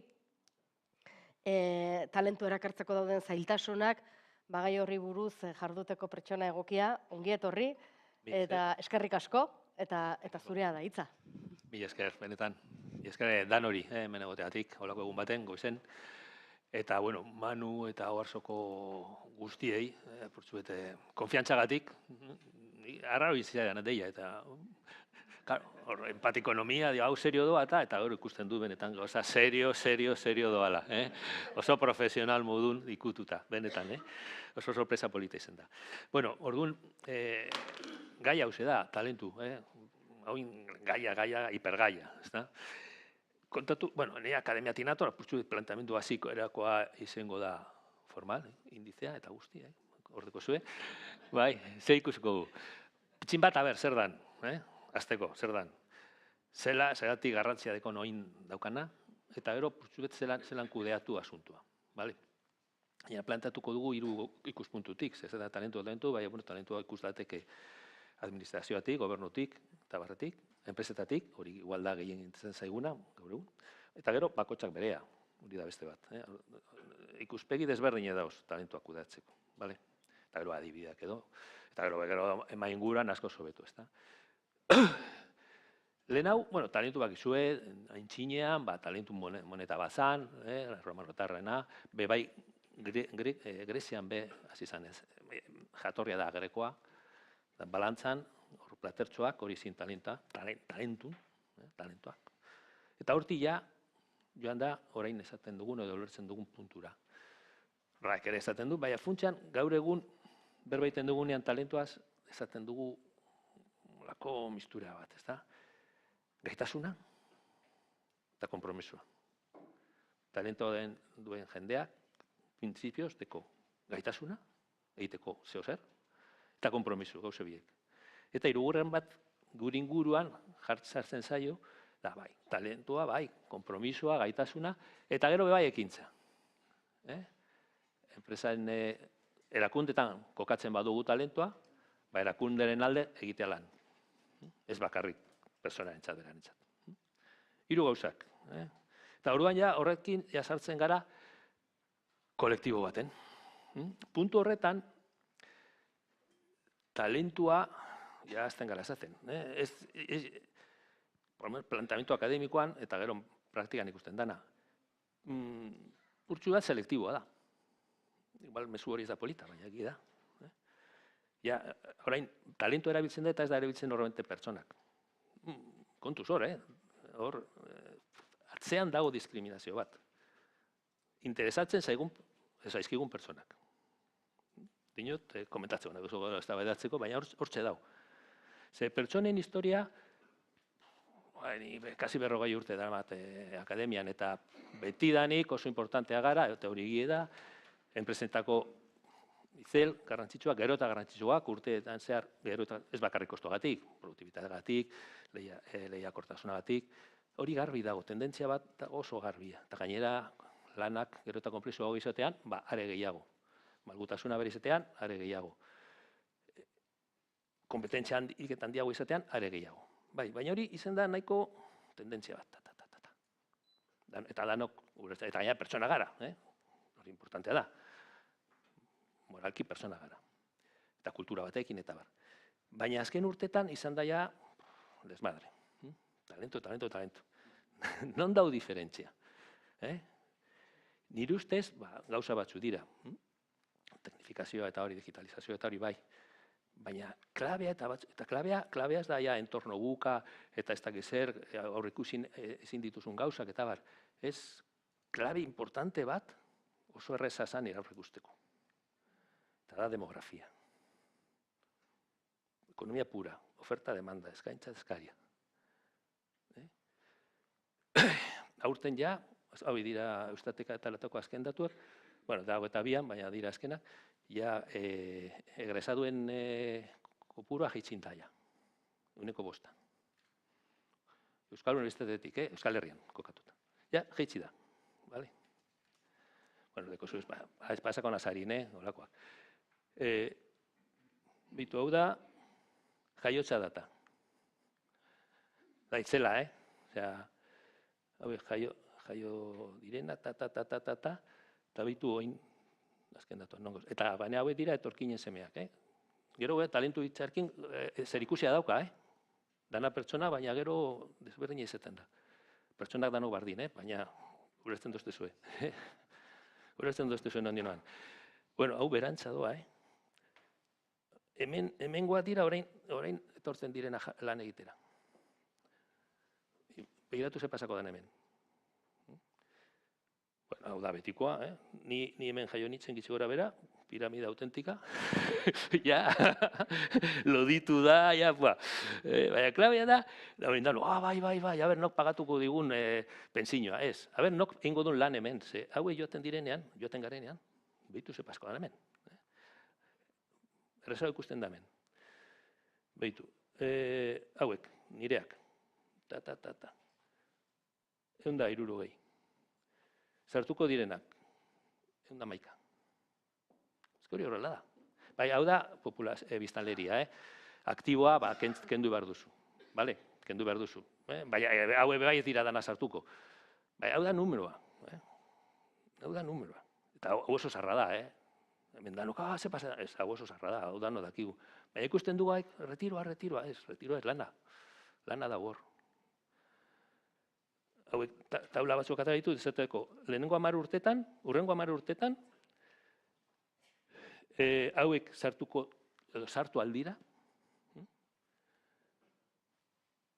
Ez, hemen, ikusten dugu hemen. Hauek sartu aldira, hauek atarako gara. 1.000 da diferentzia. Ipintzen baduzu, ez, biztanleria aktiboa bakarrik, 160 eta piko. Hala eta guztiz be diferentzia. Eta hauek dira, dana sartuko balira. Gero badakigu, ez da, berriak ikusten badituzue, ez dakit, hau, pasan hilen, el Correon, el Diario Vasco seguro bardin, batera doaz. Euskal Ingenieren 10% artean, telelan egiten dute kanpoko enpresentzat. Osea, hauek hemen daude, baina ez lan egiten hemen. Eta gero saldo, azken, 25 urteko gazteak gehien bat joaten dira etorri baino. Saldo neto, galdu dira 20.000. Hortik erdia baino gehiago lizentziatuak, graduatuak. Zan edut, orduan kendu hemendik. Hori horrela da. Ez da katastrofistiko, bera dato da. Orduan, honek zek edakar, betikoa, kudeatu inberdala. Bakarri da datua, kudeatu inbida. Kudeatu leku bastuetatik. Lehenengoa da administrazioa. Bizideko egiteko, Egia esanik ez dauka egiteko gauzan dirik. Hauek dira, orain datu hauek ez dira nire proposamena, dira egon litizken bideak eta proposatuta oso liburu hona da, Libro Blanco del Empleo, Euskadiko enpleguaren liburu zuria dago interneten eta hauek Iseak fundazioak egiten du, eta Zara de la Rikak, katedraduna bai laguna zarrikokoa, oso tipo serioa da, oso onak. Igazia aurkeztu zuten. Zeintzu bide dagoz? Hau, egon badago, nik ez dinota hori egin behar danik, eta gainera da administrazio historia. Izan daiteke legalki, lusatu, edo pizgarriekin. Gainera, hemen ikusten da, zelako bidea dagoen. Zan edut, 75 aurrera, Euskadien ez du inok lan egiten, oso jende gitxik. Europan, pues, askoz gehiago. Hemendik, 75 artean, bueno, erdian gaude, eta hemen normal. Ja, baina gu gara, eta hori bebai, datu ikusten dira, jaiotza data bajuena, Europan, bajuena, eta bizitza esperantza luzena. Osea, da una bomba. Tienes todo, Bueno, ura da. Honek ez du zikintzen. Bueno, a ver, hori horrela da, bagarri da. Hori hor da, ez gara izutuko, baina, bueno, kontrolateko. Orduan hori da bat, beste puntu bat, izan daiteke, emakumeen partaidetza, orain nahiko handutua da, oso ondo dago, kasi bardin gagoz. Baina lan partzialean nahiko handiagoa da emakumena, eta hortik erdia ez da borondatezkoa. Orduan hor kontziliazio eta horrek lagun dezake apurtzuet. Bale, apurtzuet, bueno. Eta gero bide klasikoa hori da. Gustatu, ala ez gustatu, hori hor dekogu. Euskadin da 10%, kanpokoak. Espainian 15%, Suizan 30%, Austrian 20%. Hemen enpresak egon badagoz, eta jendez badau, hau oso zarra da, hau ezagutu dugu urtetan. Eta gu galdrebez bai joaten, ezta? Hori, gustatu, ez gustatu, pues ez dakit. Hobeto bolantze bai. Baina gaina etorkinen artean, arazoa dekogu, ze hemen zailkatuta dago, hau dira mailak, hezkuntza mailak. Hau, txikiena, ertaina eta aldia. Italia da txarrena, baina bigarrena da, etorten diren imigrantea gehien bat ez dira talentu dudunak. Beharrezkoa bai, dano dakigu. Baina ez talde selektibo honetan. Ulertzen dugu, ezta? Karo, horrek esan nahi du, integratu, hezkuntzak, eta jakin bida, hori egin behar da. Badatoz, aprobetsatu egin behar da. Haientzat eta guretzat. Eta gero beste jokua dagona, ekartzea talentua kanpotik. Hor dago, Bizkaia talen, Gipuzkoa talen, Felos Gipuzkoa, Iker Bask. Baina jende gitzi gatur. Proporzioan jende gitzi. Oso ondo gaude, oso majoa gara, oso polita dana. Baina ezke Madrida, horra bai, edo Bartzelona, jendeak ez du nahi. Orokorrean, Gero, hemen dana euskaraz eta oso ondo, bai, kanpoko batentzat da arazoa, Unibertsitatera etorteko jende ez dago problemari, baina batez egumia badeki ez da problema. Eta ez dago konponduta. Bide bat, karrio persona hon bat ona eta umekin, eta urtzen duztu zuen. Arazoa, pero bueno, hori administrazioak, gurea, hori bigarren zatia.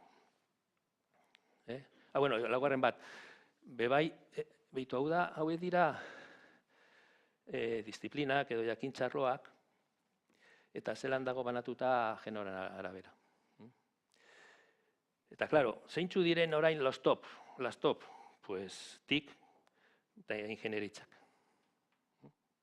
Eta STEM, ez da igual, matematika eta bar. En las top, pues, gizonok gehiengoa. Orduan, esfortzuak egiten dira, eta kultura mailan, neskak erakartzeko nantza. Ez gainera ez da bakarrik merkatua dalako, Ez merkatuak eskatzen badu, gero pagatzen du. Eta kauen zer dekozu, kauen dekozu, barkatu, estoy indo para otro lado.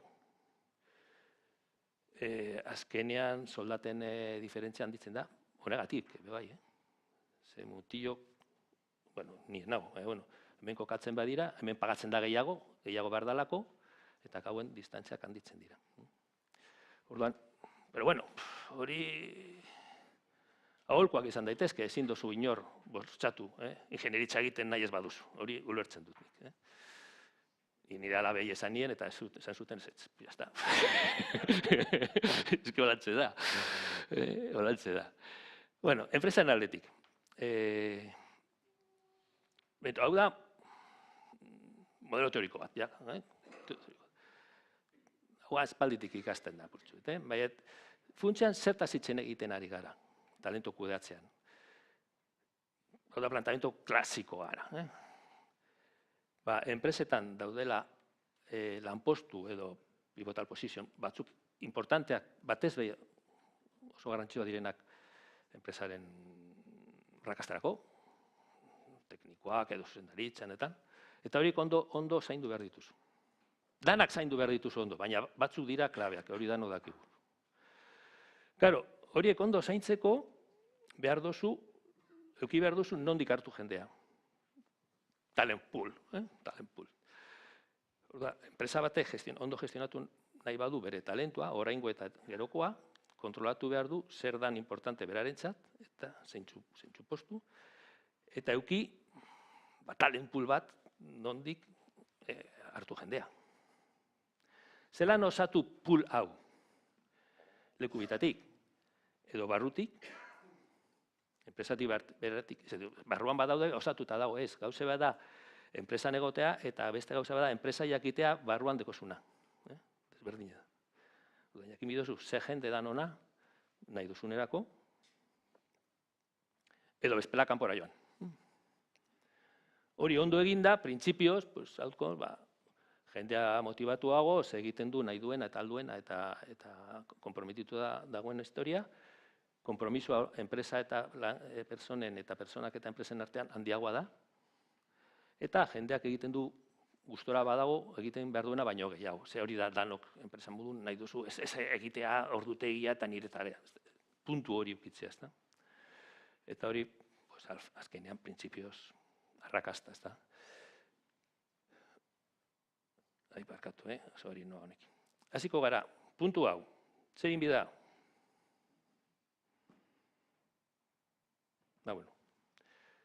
Gauza tontuena, baina enpresa txikietan erreza da, handietan askotan galdu egiten da. Ezagutu zure jendea. Gauza beda, nominan egotea eta beste jakitea jendeak zen nahi duen, noraino joan nahi duen, noraino joan aldan, zelan garatzen ari dan, eta enpresa askok ez dekie. Eta enpresa honek ondo garatzen duten, beren talentua ondo kudatzen duten enpresak hori oso ondo kontrolatuta eki. Hasierako elkarrezketatik. Enpresa sartzen den momentutik kontrolatu ze jende dekuzun, ze nahi duen, ze historia dakarraen eta ze nahiak dauzkan. Eta gero, elkarrezketak urtego, enpresa txikietan ez da horren importante, baina handietan jendea galdu egiten da. Igual dekozu joietak hortik galduta, kompromisoarekin eta gaitasunekin, eta ez dituzu erabiltzen, eta azten zara bilatzen kanpoan. Gutxienez, barrukoa kontroleu. Eta horretako, teknika dauz, funtsean dira elkarrezketak, inkestak, hor dago, komunikazioa, ez dago besterik. Autoevaluazioak, baina ez evaluazioa berre harrapatzen zaitudan. Ez, zer falta zaizun, zer nahi duzun, eta bar. Hori, klabea. Eta, klaro, nahiko ez bada, ni hasiko nintzake beti hemendik, kanpoara joan bida. Kanpoan zer dago? Kanpoan ja da jungla. Gaur egun eta gari gehiago. Enpresak orain konturatzen ari dira ja, merkatu bitan jokatzen dutela. Betiko merkatuan, bezeroak, zure produktuak, erakarri nahian, eta gero ganera, beste merkatu baten, langileak, oraingoak, besteak eskentzeko, ekartzeko, eta horrela dabiltza. Eta erabaki batzuk hartzen honegaitik.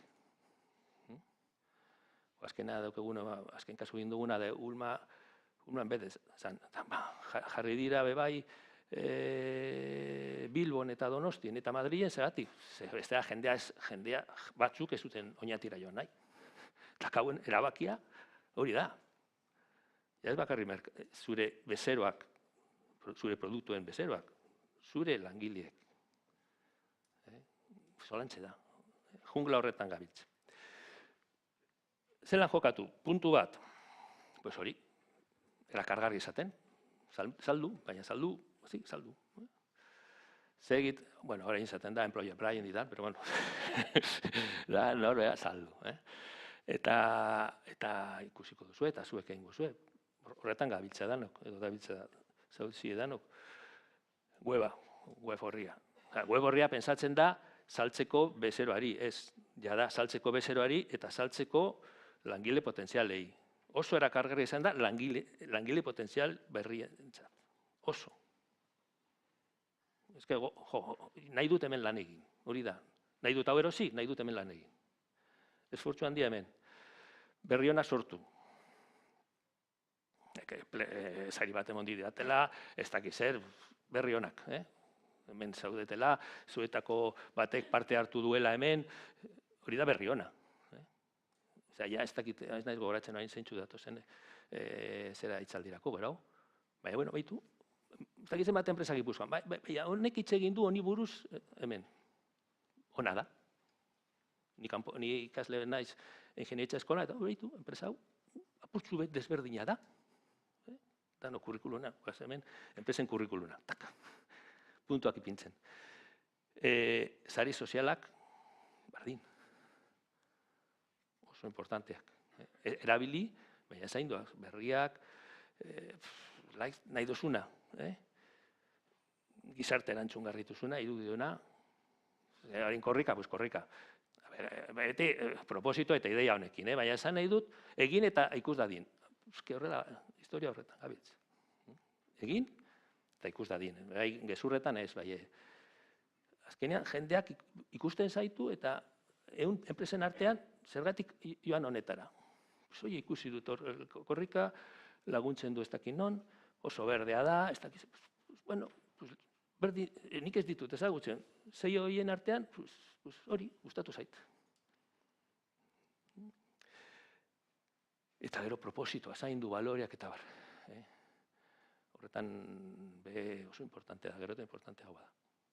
Ze, aukeratzeko badeko zu, nahiago, buelta emoten gaude, kanpokoek aukeratzen enpresak, aukeratzeko badeko zu, nahiago duzu, enpresa baten, zo zer interesgarri egiten duena, balore honekin, eta aukeratzeko aukera badekot, erabiltzen dut. Eta koherente izatea horrek izan. Hori da puntu bat. Beste bat, beste bide bat, asko lantzen dana, karo, iturrietara joan. Batez be, hezkuntza erakundekin, erreman onak izatea. Eta horretan, ikusietan da oso garbi. Praktikak, bizitak, prestakuntza bikoitza duala, gradua mailako lanak, masterra mailako lanak egiteko erraztasunak, tesi industrialak egiteko erraztasunak, hitzaldiak, danatarik, mugitu da, pero bueno, batzutan inkluso ikasketa programetan parte hartu, ikasketa zentroa sortu, ez dakit, Mondragoiak egin duena, akauen atara du unibertsitate bat. Eta, bueno, eta zentroak sortu dira hortik, batzutan, beharrak bultzatuta. Enplegu azokak, pasan aztean ukik egin duen hor, bai hor, eta da ja, un merkau, persa. Danok, zeuna garen, eta zeuna garen.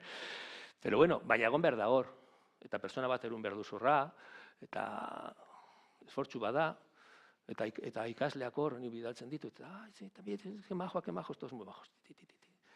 Oso majoak hor egon direnak, hor egon ez direnak ez dira existitzen.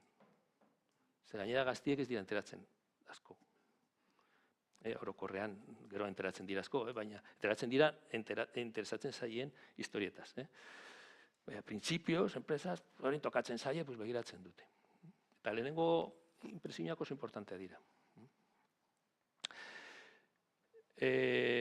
Beste bat egiten dana.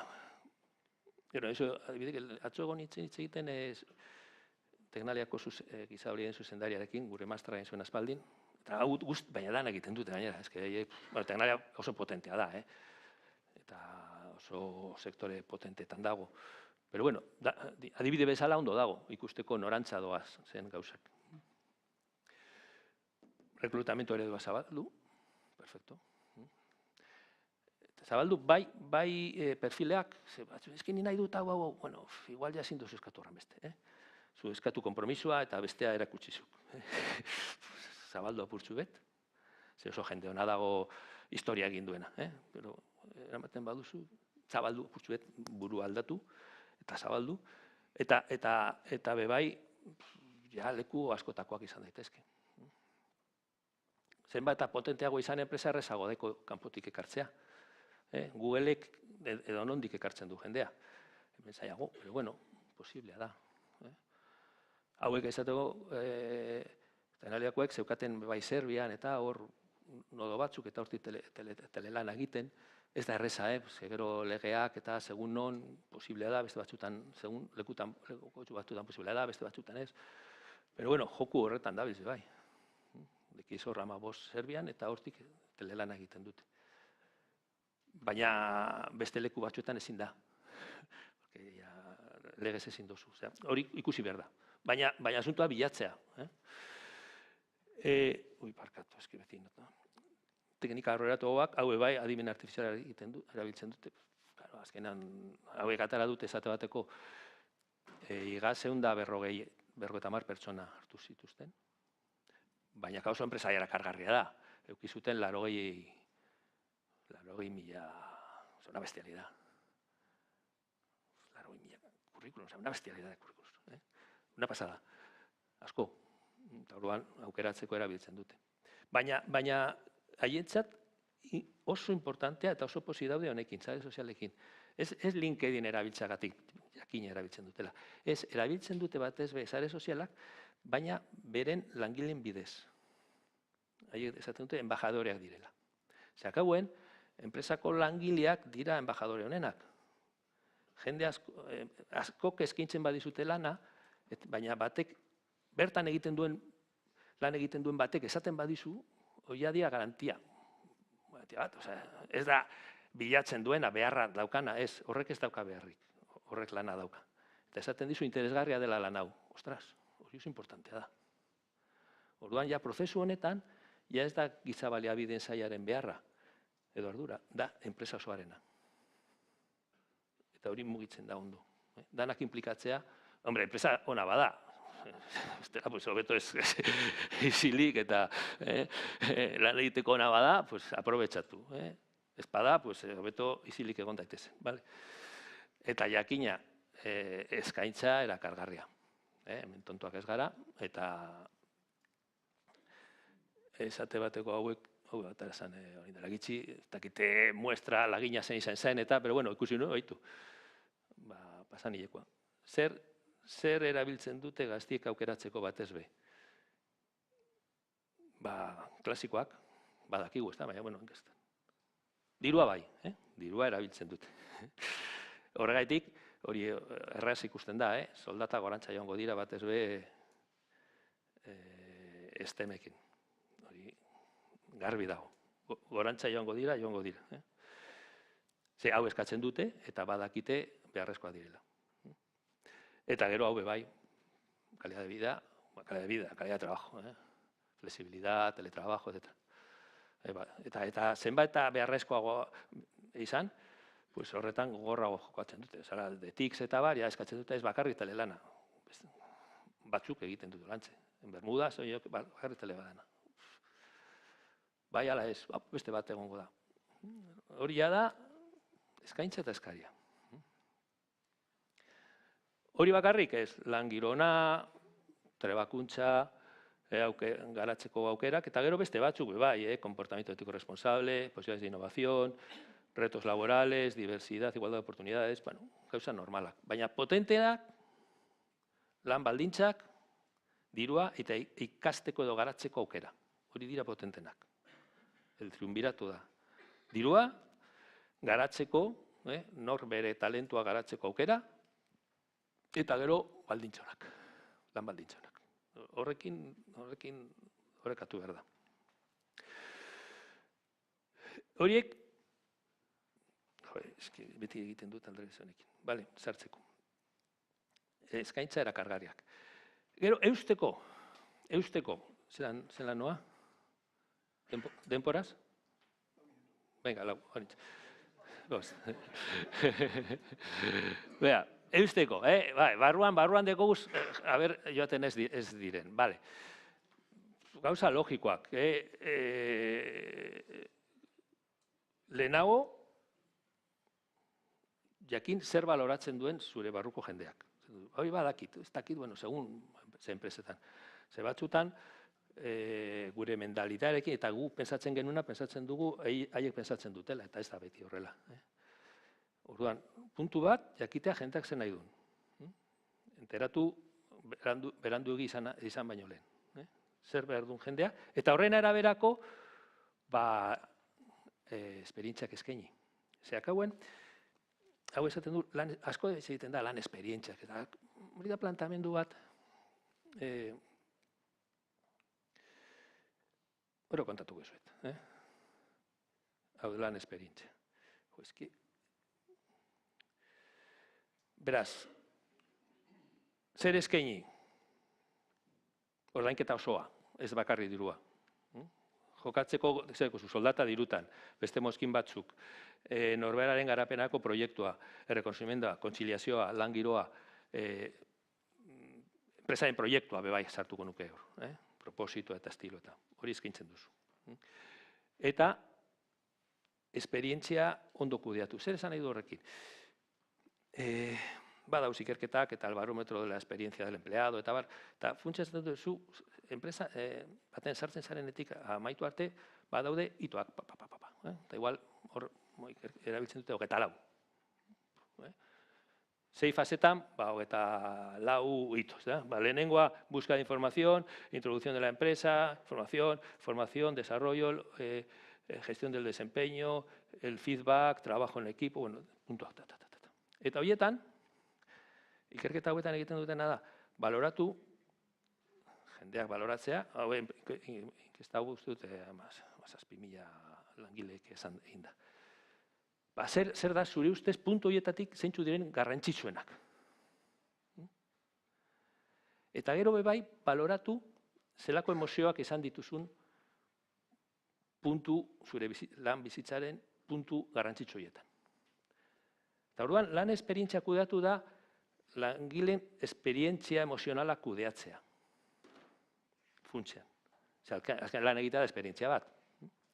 Eta hori da, bidaia bat bezala, edo erosketa bezala, azkenean, esperientzia bada. Eta zure esperientzia positiboa bada, zu gelditzen zara, eta gainera gomendatzen duzu. Zure esperientzia negatiboa bada, al baduzu joaten zara, ezin baduzu gelditzen zara, baina ez duzu gomendatzen. Hori da putzuet la klabe. Eta zeintzu dira puntu klabe horiek? Oso importantea eta jende askok esperientzia txarrak dauzka, beraz emozio txarrak, soldatakin. Ez bakarrik kantitatea, ekitatearekin. Horrek min handia egiten du. Ikusten baduzu bati pagatzen zaiola gehiago zuri baino eta ez du merezi. Olako historiak ekitatea da oso importantea. Eta hori emozio txarra asko sortzen dira. Beraz, esperientziak kudeatzeko, kudeatu behar duzu bai kantitatea eta bai ekitatea. Hau, esate bat dugu, ikasketa eta garapena erraztu oso importantea da. Oso importantea da jendearen txat, eta topatzen badu nagusi bat irakasten ez duena, usten ez diona, eta marginatzen duena, oso importantea da eta oso emozio negatiboa.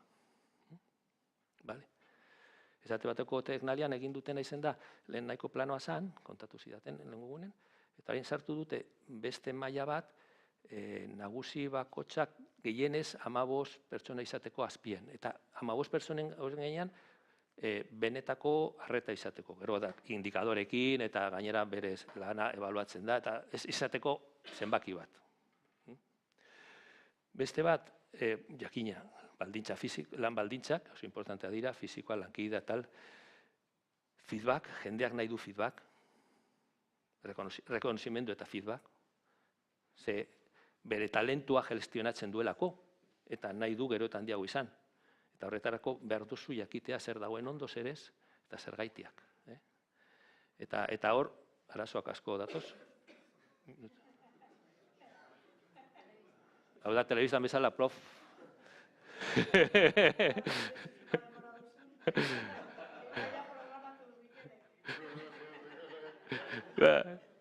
Minutu bada, minutu bada. Bueno, jarraitzen dut, bi hauek dira bakarrik. Oso importantea, esperientzia hori kudeatzeko ondo, egoera zailak ondo kudeatu, hori esperientziarako oso importantea dira. hori pandemian, edo arazo pertsonal bat gaixotu dala zure ama eta egun batzu behar dituzula. Esperientzia, puntu horiek oso garrantzitsua dira, oso. Igual enpresarentzat da egun biko historia bat, eta persona batentzat ez du barkatzen. Enpresak txarto egiten badu. Eta gero jakitea, danok aldatzen garela denporan zehar. Eta desberdina sartzen dana, edo erdian dagoena, edo irtetzear dagoena. Gure beharrak desberdina dira, eta kudeatu behar dugu. Ezin da, danotzak, pagatzen dizun daiko, ez da hori. Momentuan egokitu bituzu. Hori da, bueno, hau ikusiko balitz. Bueno, bakar esaten zut. Hemen esaten ikusten da. Drivers positibo, drivers positibo, gomendatzeko honean enpresa batez be, ikastea enpresan eta soldata. Zu gomendatzen duzu, hori ikerketa baten oso, benetan enpresa interesgarri izateko eta kontatzeko beste interesgarri. Etorri nire enpresa oso ondo pagatzen dute eta ikasiko duzu. Baina ez gomendatzeko berberak. Txarto pagatzen dute, gitxi ikasiko duzu, eta lan baldintzak txarrak dira. Osea, lan baldintzak ez dire onak gomendatzeko, baina dira onak ez gomendatzeko. Netflix ipintzen dugu, banoa, bale.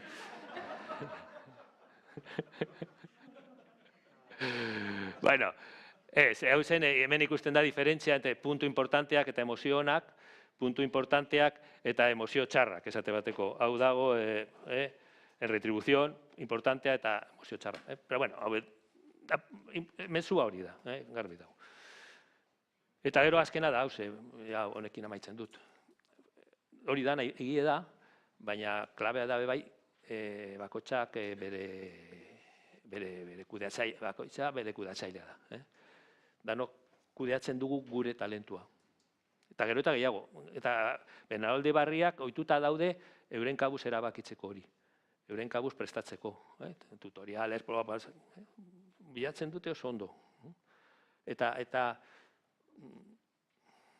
individualistagoak hitzadan, baina begiratzen dute eurena, eta euren taldekoa, eta gestionatzen dute. Eta ondo da, horrela da. Eta azkenean, enpresa da tresna bat beren talentu kudeaketarako. Tresna bat. Lehen, zuzarten ziren enpresa baten, eta haber suerte zeneukan, eta haber eskuntza edo prestakuntza hona moten zizuten. Bai. Orain ez, haber, enpresa hau hona dan, eta espabe beste batera jango naiz. Hori buruan izateko. Ja, ez duzula zuk erabakitzen bakarrik. Ja, asuntua da, kudeaketa alde bietatik dator. Bueno, hau zen ideia. Vale?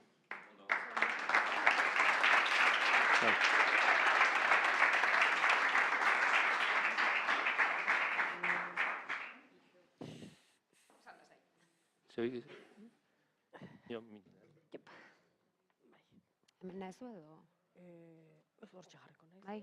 Bai? Ez, baina nitxoi laugera. Hoi ba, laugarren, hori hartu. bosgarrena. Bai. Bueno, eta orain lehenengo zatian egin dugun bezala, orain bigarren saio honetan ere maingurua daukagu, eta, bueno, helburua zen pixka bat gaiari buruz, ikuspegi diferentek, desberdinak edo altzan anitzenak batzea, eta horretarako gaurko guantxeko solaskideak dira Jon Gurrutxaga Mongelos, Gipuzkoako Foru Aldundiko Berrikuntza eta Internazionalizaziorako zuzendari nagusia. Jon, hementxe. Txalo bat, bere intzatera. Hementxe. Mongelo. Bestalde, Ainhoa Etxaidea Morrortu, sindikalista, Lab Sindikatuaren formazio alorreko eskola feministaren arduraduna.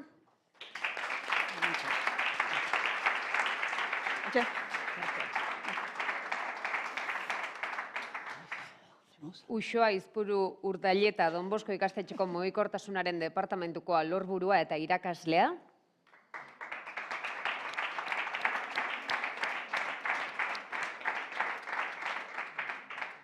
Eta Ibai Kortabitarte Jauregi, Oarsoaldea Garapen Agentziako Ekonomia eta Lurralde Garapen Teknikaria.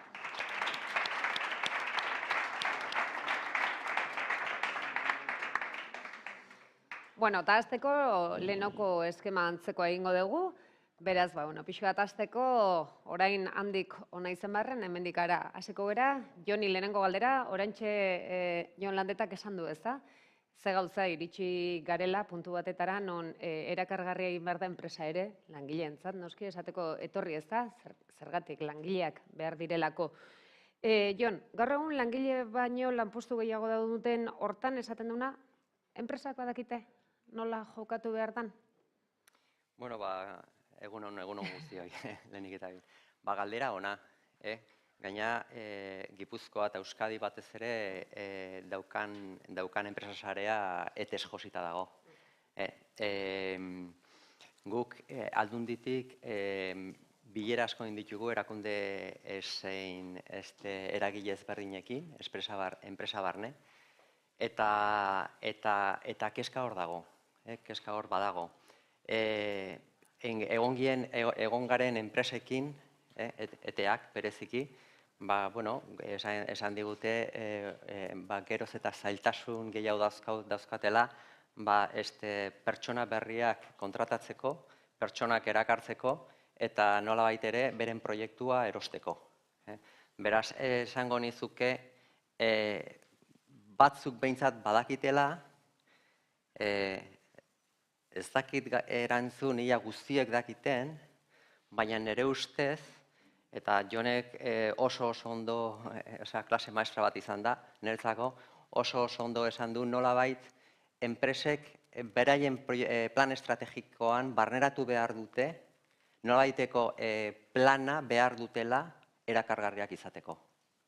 Hortik aurrea, behaiek jardun egingo dira, nolabait hau landu behar dutela,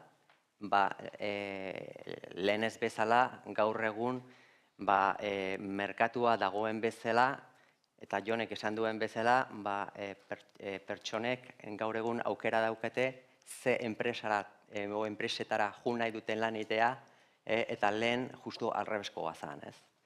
Beraz hori aldatzen dijoa eta horretarako estrategiak behar ditugu.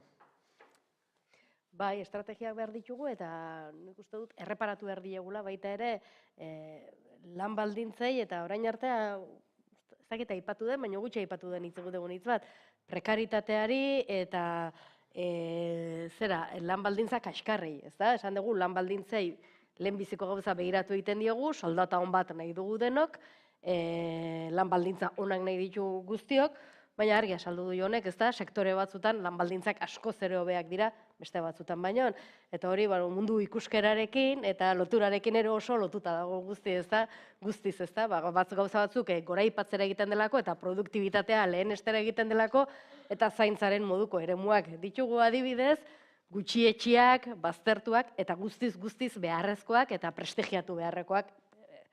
Zentzu horretan, Ainoarentzat galdera, ez da? Lan markatuko ajeek eta langileen prekarietateak nola eragiten duten, ez da? Talentua erakartzeko, talentua baino pertsonak, ez da? Talentua hitza erabiltzearen arrisku ez ere oso ondo hartarazi dugu Jonek. Eta lehen eta bigarren mailako arrakala langileen eta gizartearen, esango nuke, gizarte arrakala baten aurrean egon gaitezkelako, haiek hortatik zer den beharrezkoa?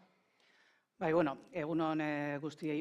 Igual nire interbentzioaren aurkezpen oso txiki bat ondo ulertzeko. Egia da nire izena labekin lotuta doala, eta de hecho aurkezpenean ez, labeko idazkari nagusia izan itzen, gaur ez nahi sindikalista bezala etortzen, beraz hori espero duenak. Sentitzen dut, baina ez didate sindikatuaren diskurtsoa ekartzera konbidatu.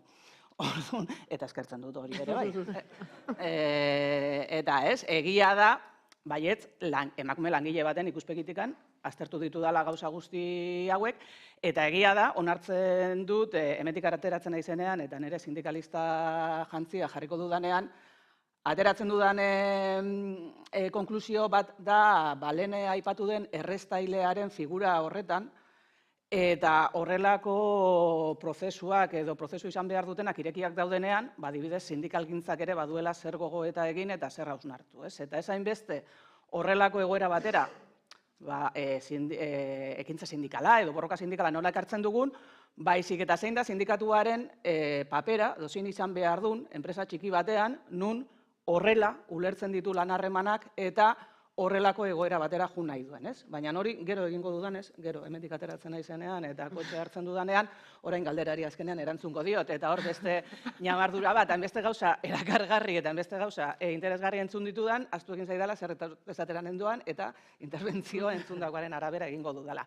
Nik ikusten dudan zailtasuna eta entzundako gauza askoren artean eta da, hitz egiten dugula lanaren zantzuaz, hitz egiten dugula lanaren talentuaz, eta agian hitz egin beharko dugula da ere diskurso hau, mezu hau eta prozesu hau zein testuingurutan ematen den eta zein testuinguruan duen esto. Eta egia da, eta orain ondo esan bezala, eta gauza bakoitzari bere izena deituz, langilez hitz egiten dugu, baina talentuaz hitz egiten ari garenean, langile zati bati hitz egiten ari gara. Eta onartu dezagun, badaudela eskulana saltzen duten langileak eta jakintza saltzen duten langileak. Eta hemen jakintza saltzen duten langile horiei begira ari gara. Baina onartu dezagun ere lan merkatuaz ari garela. Eta enpleguaz ari gara eta enpleguaren inguruan eman den ibilbideaz ari gara. Orduan, erraza da, lanaren kostu ekonomikoari bakarrik ez begiratzea, lanak ekarri behar du onura ekonomikoa betea dagoenean. Bai, eta hori betea ez dagoenean, zaila da, langile batek horreri uko eginez, enpresaren beharrei begira jartzea. Bai, orduan hitz egingo genuke eskaintza. Lanaren balio ekonomikoa galdu ahal izateko, lanaren balio eta aitortza soziala ere galdu eginda. Batak bestea behar duelako. Orduan hitz egiten ari gara, enpleguak desprestigio handia duen testuinguru batean. Ez dago prestigiatuta. Enplegatu izatea, kasi langile izatea da, denek bere seme-alabentzat, eta beraz ez naiz gaztetazari, bere seme-alabentzat desiratzen ez duten gauza bat. Eta hori da askok jaso dutena. Orduan, hemen bota dire gauza batzuk oso interesgarria, baina badirudi zerutik erori direla. Eta ez, ikuspegi eraikiak dira. Iruditegi eraikiak dira. Orduan, edo guzti hau posible egingo duen, edo guzti honentzat mesedigarria diren iruditegiak eraikitzen ditugu, edo zaila da erakargarri egitea. Zuk eukidezakezulako oso estrategia erakargarria, baina saltzen duzu testuinguru batean. Eta testuinguru horretan izan behar da erakargarria. Eta lehenengo gauza da, hemen esan diren gauza oso interesgarriak, iritsiko direla leku batzuetara, baina gaur goizan langilek entzun dutena da, Mercedeseko buruak esan duela berriro ere, asentismo arazo bat dela eta enpresan gehiago implikatu behar garela. Eta ez da ari jakintza Mercedesen saltzen duten horiengan, eskulana saltzen ari diren horiengan da. Baina kriba hori langilek ez dutenean egiten, ez? Orduan, bukatzeko, prekarietatea, nire ustez... Bai, prekarietatea eta zuk oso ondo esan duzun bezala, eremu bati buruzari gara, beste langileak zer eta nola. Eta nahi dut, esaten dugu, baina gu langile honen gara joaten ari gara. Ja, baina jasotzaileak ez dira hain desberdinak. Osea, jasotzaile horiek, eta bigarrena, etxean jasotzen ari direna, ez da hainbeste langilea eta talentua eta enplegua. Baizik eta, que no te pase lo que a mí. Bai, ez egon behar izatea enpresa bati lotuta eta. Orduan, bukatzeko esan nahi dudana da, erakargarritasuna, bale, bilatu dezagun edo eraiki dezagun, kontestu bat, erakargarriak izan daitezen enpresa txikiak. Eta iduritzen zait, lan merkatuaren kontestua eta iruditegia enpresa handiak, multinazionalak oso enpresa handiak egiten dutena, hemengo arazoak ez dituztenak. Erakargarria izango bada, eta ondo esan bezala, hitz egin dezagun lanaz bere osotasunean. Identifikatu dezagun eta aitortu ditzagun lan horiek langile izatearen arrotasuna hor dagoelako. Nik ez dut langile izateari utzi naiz, ni langile naizelako arro nago. Nahi dudana da ondo bizi langile bezala. Eta hirugarrena erakargarria da espektatibei erantzuten dien lan bat. Eta egia da espektatibak asko aldatu direla gazteengan. Baina egia da ere lan baldintzen nagusia ezin dela alde batera utzi, eta azken soziometroa, badakizue, inkestak ateratzen direnean, lehenengoa enplegua da, bigarrena etxebizitza da, eta hirugarrena pentsioa da. Beraz, etxebizitza, pentsioa, espektatibak, asetzen dituena, enplegua denez, egia da, nahi dugula pentsatu, eztabaida batzuk oso langilari pertsona deituko diogu, taldeak egingo ditugu gauza pila bat, baina enplegua, etxebizitza, eta esto. Orduan, nik adibidez ez dut ulertzen nola, etxebizitza arloa, enplegu arloarekin ez dago lotuta. Jarritzazu erraztasunak etxebizitzarako, eta ikusiko duzu nola soldataren kostu ekonomikoa edo balio ekonomikoa txikitu egiten da langileentzat. Eta hori horrela da, etxebizitza, bizitzeko, ulertzen dira, ez nire markatu. Bai, azken finean bata besteari lotuta dagoela. Gauza bat orekatuko balitz, bestea ere lasaituko litzatekela. Uxoa, zurekin pixka bat hemen, ari gera behin eta berriz goizetik hasi gera ez da, gazteak, generazio berriak, belaunaldi berria, datozenak, bokazioa, entzun da, motivazioa, entzun da, zu lanbide heziketako irakasle zara. Zenbat urtetan ere, entzun dugu lanbide heziketa, unibertsitatea ze gizajua lanbide heziketara. Izugarrizko beharra lanbide heziketarako, baina, klaro, urte askotan izan dugun beste diskurso mota bat izan da, orain zuekin dauden gazteek, lan gogotsu daudenak, ikasteko gogotsu daudenak, nola ikusten duzue? Zuek ikusten duzue desmotivazio hori, ikusten duzue beraiek nola ikusten duten egoera zailagoa edo ez? Zuek arrobi hori zuek duzue?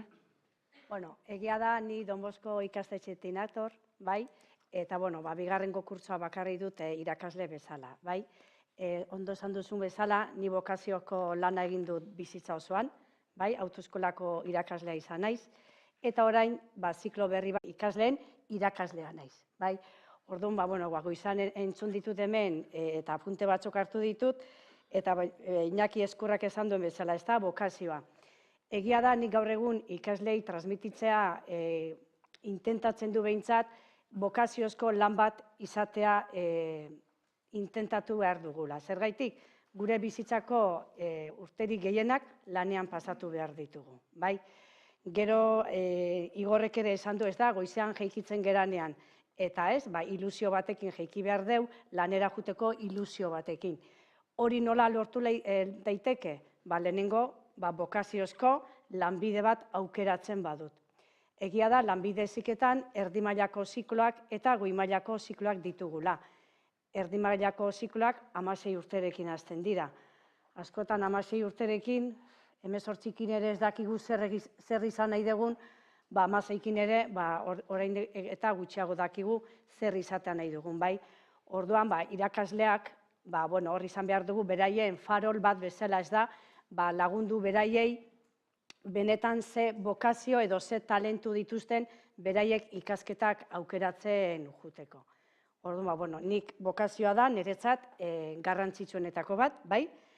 Bokaziozko lan batean gaudenean, baloreak ditugu. Baloreak lantzeko aukera ikusten dut. Implikazioa, autonomia, bai? Gero beinatek, ondo esan duen bezala, langilea bere lanaren jabe izan behar da. Noiz sentituko da langile bat bere lanaren jabe? Disfrutatzen duenean. Noiz disfrutatuko du? Berak bokaziozko lan bat egiten duenean, eta gero ondorengo gauza guztiak, soldatak, familia kudeatzeko aukera daukanean, hori da bigarrengo pauso bat. Baina bokaziozko lan bat ez baldin daukagu, ez daukate ilusiorik jeikitzeko goizean lanera juteko. Orduan, nik pentsatzen dut ikastetxeek, talentuak bilatzeko garaian, izan behar dugula, beraien argitasun bat laguntzeko, esan dizuetan bezala, lanbide heziketan 16 urtekin hasten dielako. Unibertsitatean, normalean ja, helduago hasten dira, baina lanbide heziketan gaztetxoak dira. Denok ikusten dugu, oraingo gazteak, orain urteetan, diera umeagoak bezala, ez da, eman dieu familian dena, eta autonomia gutxiago dutela. Hori denok esaten dugu irakasle guztiok, gazteai falta zaiola autonomia izatea. Hori nondik lortzen da, familiatik ere bai. Dena eskura ipintzen badiogu, beharrik ez badute ikusten, autonomia ere ez dugu jorratzen. Orduan, autonomia horretan lan asko daukagu ere, bai? Horre ere errua badaukagu hori, hoz. Horre ere badira gauzak aldatzeko, baina egia da motivazio hori, zuek ere ikusten dezuela, lantzen ari zaretela, baina motivazio hori izateko ere helburu batzuk bereik beteak ikusi behar dituzte, eta ze bete lan horietan ere aurrera joatea. Bai, ederki eta, Ibai, Urrengo galdera, agertu daia gaia eta oraindik ere agertuko zaigu besteak beste hizkuntzaren gaia, ezta? Lan merkatuan murgiltzeko prozesuan, euskarak, hizkuntza gutxitu bat, zailtasun bide izan daitekeela aipatu da, baina potentzial dela ere nabarmentzekoa da. Zera, orduan bide horretan euskarak badakit zure kasuan izan zuela, zure autua egiteko orduan izan zuela garrantzia, ez da? Zergaitik izan da zuretzat garrantzitsua, eta orain oarsoaldean bertan zuk ikusten duzun talaia horretatik, ez? Zergaitik da aldagai garrantzitsua euskal hizkuntzarena? Bai, bueno, hau izan zen, kafe orduan kontatu non anekdota bat, eta bitu non bukatuen. Hitzak neurtu egin behar izaten maitia. Esan dezaten kafe ordutan ez dela lanekin. Konta iguzu ba, anekdota. Ez, bueno, nik hemen haurtzaro ikastolan ikasi nuen jartzunen, eta guatzen az lehenengo ikasketa ibilbide profesionala zehazten hasi behar genuen momentu hortan, nik ez nuela bokazioik, egia esan, ez nekin ze ikasi nahi nuen. Eta etorkizunean pentsatzen jartzen nintzen hortan, bai nuna argi da euskeraz lan nahi nula. Alde batetik, erosoago eta seguruago sentitzen naizelako, hitz egiteko orduan, eta igual gazteleran ez nintzelako, gazteleran beste hizkuntza batean ez nintzelako hain eroso sentitzen, eta bestalde, arrotasun puntu horretatik, Euskal Herrian gaude, Euskal Herrian gustatuko liake lan itia, eta euskaltzale naizen hortan, arrotasun horregatik. Orduan, nik bai ibilbide profesional hortan eta laneratze prozesu hortan bai kontutan hartu nun aldagai garrantzitsua dela esango nuke, eta nik esan dezaket, bi enpresa nahiko baldintza antzekotan edo inkluso pixkat hobiak eskainiko baliake, baina batean euskeraz laniteko, bizi naizen hizkuntzan laniteko aukera izango banun, eta bestian ez, zuzenean joan nintzakela. Eta ja badara matzat, 10 urte praktikak eta dila barne enpresa munduan, eta bai hizkuntzan aldagaia egoera ezberdinetan ebaluatu dezaketa, hausnarketa batea iritsi naiteke, bai alor informalean, bai formalean, gazteleraz eta euskeraz bizi izan ditudan egoeran arabera. Eta alor informalean esan ezake, sozializatzeko orduan edo lan harremanak egiteako orduan, bai eragiten dula, nire igual izaera barnerako jagoagatik, lotxatiagoagatik, laguntzen dula, ez? Eta horrek lan giroan eta lantaldea sendotzian dakan eragin horrengatik. Eta gero alor formalian, argi do, bilerak edo jendaurrean hitz egin beharreko momentu hoitan, hizkuntza ere oztopo bat gehiago bezala hartzen bazu, gaur adibidez, gazteleraz izango balitz hitzaldia, euskeraz ja urduri bano, gazteleraz haindik eta urduri egongo nintzak, ez? Eta bai ikuste dutela, eta gero beste hausnarketa bat iten da lankide batzukin, igual gazteleraz pentsatzen duten hoiekin, eta iruditzen zait alor formalian ere gaia komplikatu ala edo abstrakziora jun ala, oztopo bat gehiago, gaia, lantzen aizean gaia, nahiko komplikatua da, gero hizkuntza erabili behar izatea, gazteleraz espresatu behar izatea lantzen aizean gaia, oztopo bat izan daitekeela momentu batean. Kasu praktiko bakar batean, adierazita, zer dan eroso lan egin ahal izatea, eta eroso lan egiteko bideak edukitzea, zer dan balio jakin batzutan, bizi nahi izatea, eta lan egin ahal izatea, ze garrantzi duen horrek autuan, eta zer dan komunitateen parte sentitzeko bidea izatea baita ere. Uste gaur atera diren gauza asko, hementxe Ibaik... Guk eskertzen diogu kafe horri, buka kaso ez. Laburtu dituzula oso ederki, ez da, agertu diren gauza... Igual lagun gutxiago dituzu, baina guk eskertzen dugu. Bueltatuz pixka bat, Jon, eta Aldundiko ikuspuntutik begira, hemen ari gara hitz egiten ere, nola izan enpresak erakargarri, nola izan lantegi bat erakargarritasun puntu, nola sortu marka bat, nola lantzen da marka bat, nola sortu eta daukanak nola mantendu, nola sortzen dira, nola lortzen dira gauza horiek? Bueno, guk Aldunditik, nik esango nuke orain dela 10 bat urte hasi ginela Gipuzkoa talentekin. Eta hor lanlerro ezberdinak martxan jarri genitun. Egia dare testu ingurua hasia zela azkenean talentuaren beharra, baina testu inguru hoi zeona gaur egun dagoenarekin erabat aldatu dela, ez? Beraz, guk momentu horretan jarri genitun lanlerroak oso bideratutak zeuden, nik esango nuke, fidelizaziorako.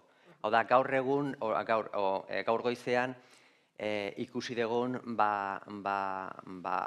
proiektu guzti horiek barne hartuta, ez? Lanaren zentzua, kalitatezko enplegua, fabrikak martxan jarri duen, eta guk baita ere laguntzen aigeen kultura aldaketa enpresetan. Nola baita ere azkenean, enpresa batek pertsona bat erakartzen eta kontratatzen duenean, hori ez da behin betikoa, baizik eta behin behinekoa da, ez? Azkenean gerokoak etorri behar dira eta guzti hori landu behar da. Orduan, guk horretan, nik esango nuke, hori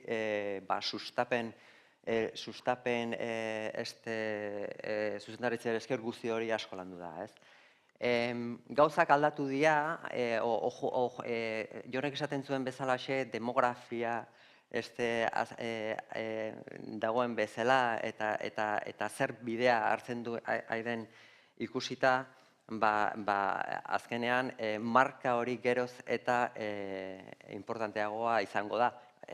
Dagoeneko bada, baina etorkizunean beharrezkoa izango da, ez?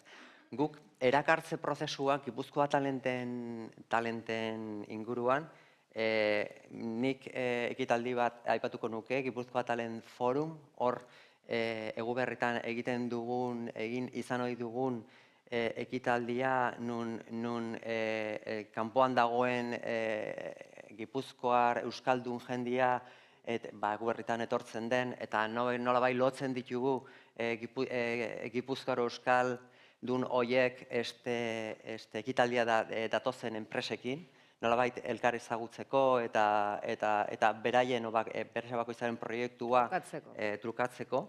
Eta Jonen aurkezpena atera den beste erakarpen bat badaukagu dela Iker Basken, Forus Gipuzkoana, azkenean talentua erakartzeko programa.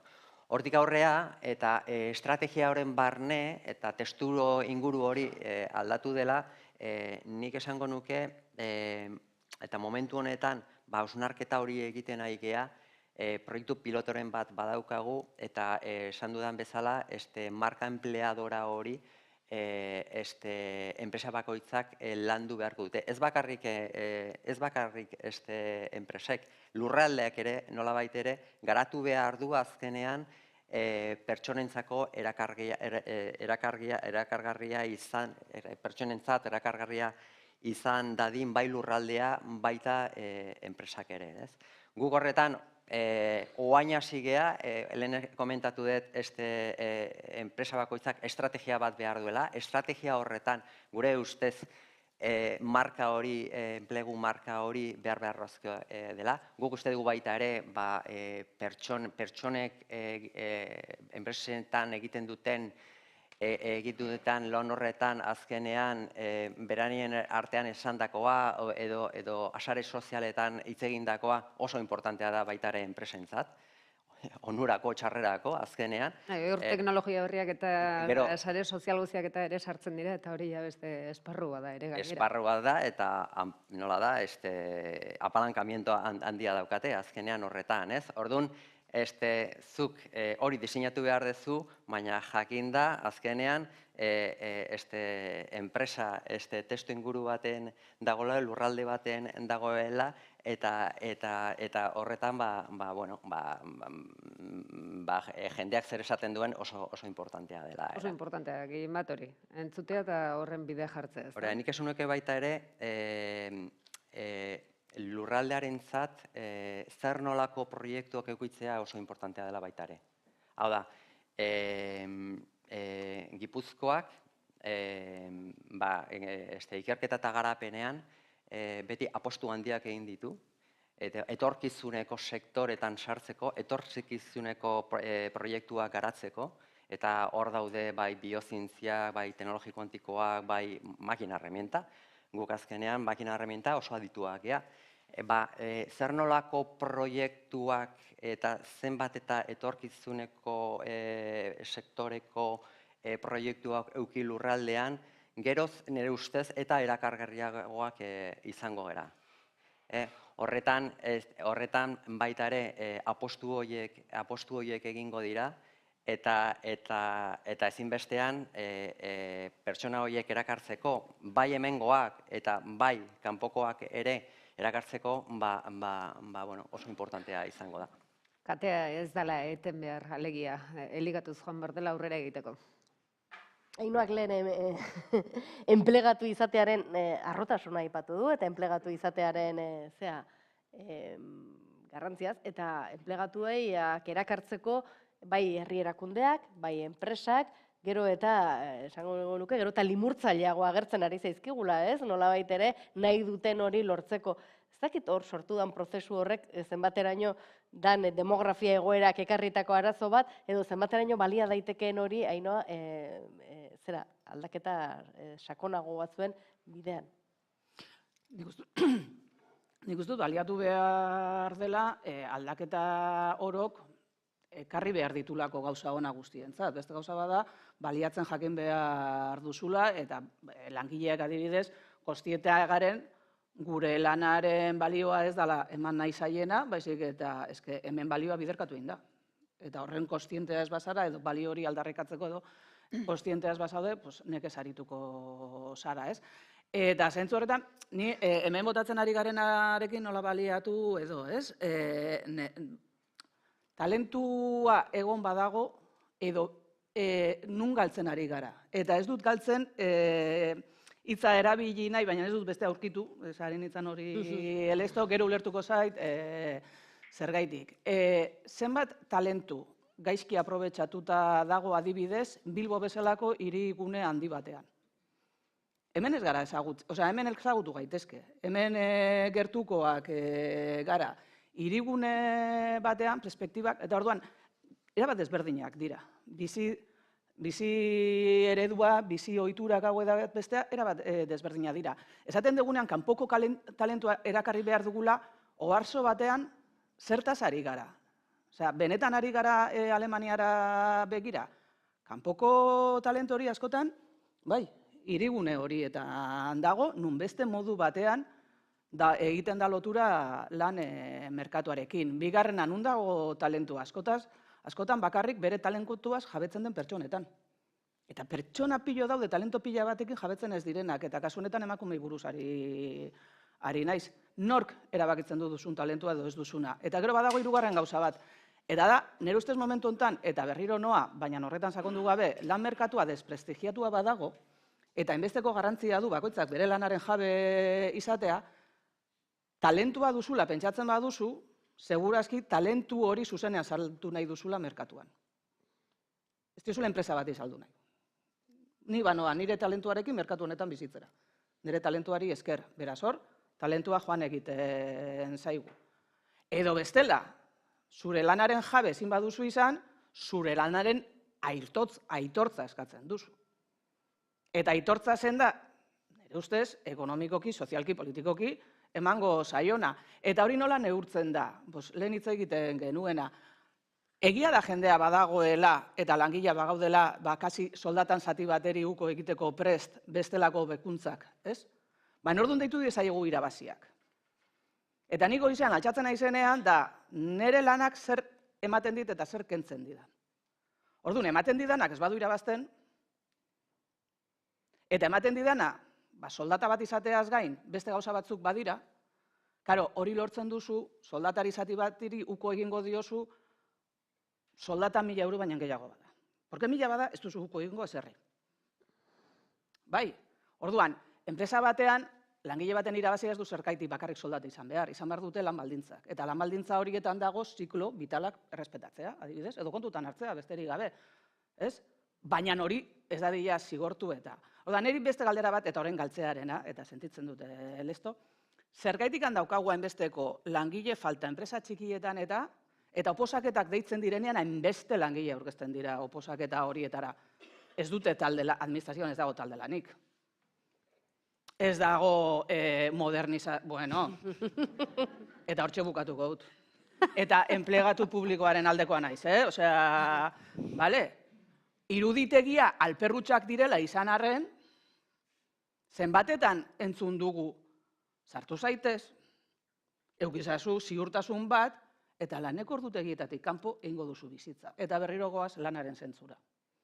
Ez? Orduan, ez dugu gogoratzen zein den galdera, baina bukatzeko, arraunaren lestoni ondarribikoa naiz, beraz, trainerun gainera ibilia naiz, metafora bezala oso polita da. Baina ondarribin, arraunlariak prestigioa dute. Gazi, alkateak baino, estatus sozial handiagoa dute. Patroia egia da, ezaguna dela, baina patroia dauka funtzio bat, traineran. Ez dauka gehiago. Askotan, arraunlarien artean, lidergoak eta jefaturak beste batzuk izaten dira. Orduan,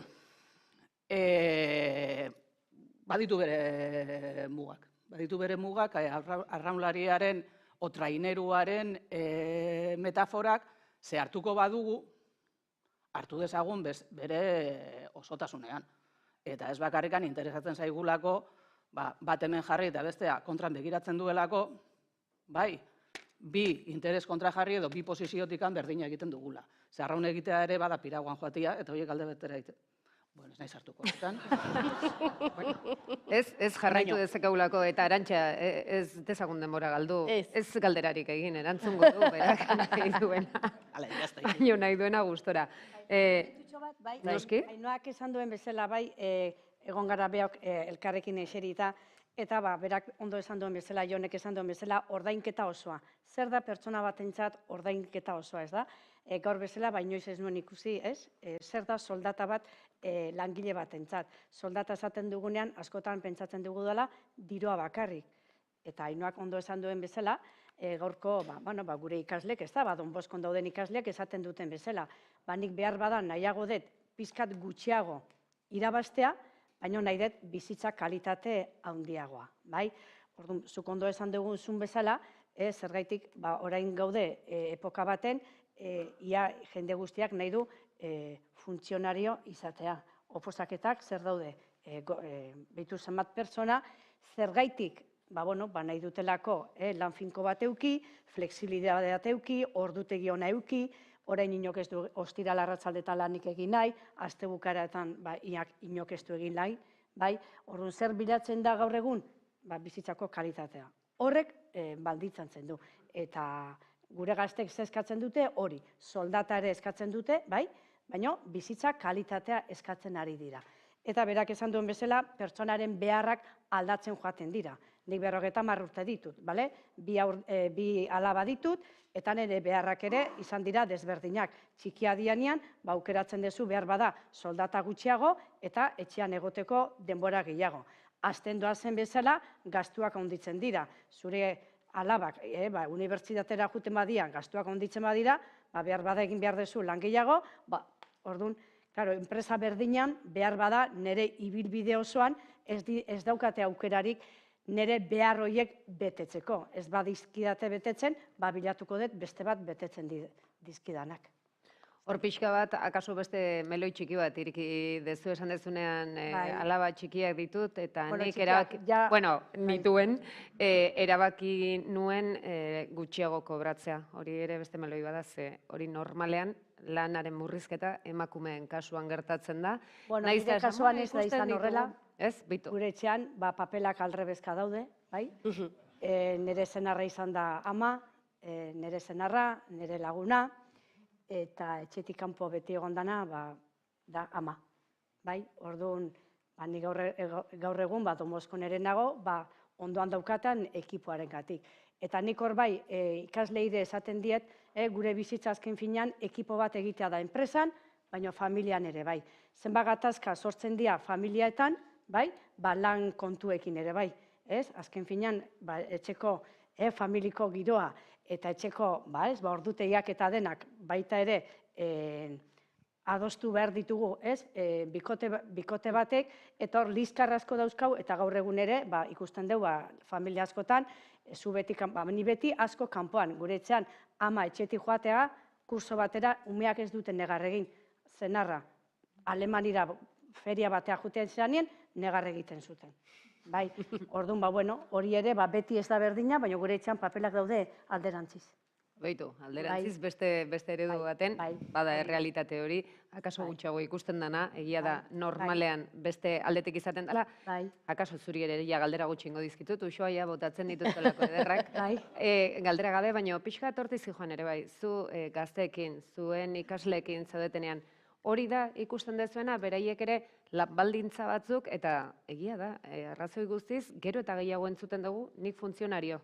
Eta esan dugun bezala da, ni funtzionario, daukazulako esana bermatua daukat soldata duin bat, bermatua dauzkat ez dakizen bat opor egun, bermatua dauzkat ez dakizen bat jai egun, eta bermatua daukat, seguruen, ordutegia 8 ordu bita, edo 9 iruta, eta esatezu baina, motibatzi izuzo zer lan horrek, eta gehienak erantzuten du, ez, baina daukat soldata bat, eta bizi baldintzat, eta egia da orduan guaz, aurretik esaten ari garen lan eredu horretara. Alegia, lana ez dut egin nahi, ez zait gustatzen, baino behar dut. Ondorioz, ze zaila dan esatea, aldatu behar da, lan eredua aldatu behar dugu, eguneroko gure bizitza, baina gazteak datuzte esaten hiledanak funtzionari izan nahi dut.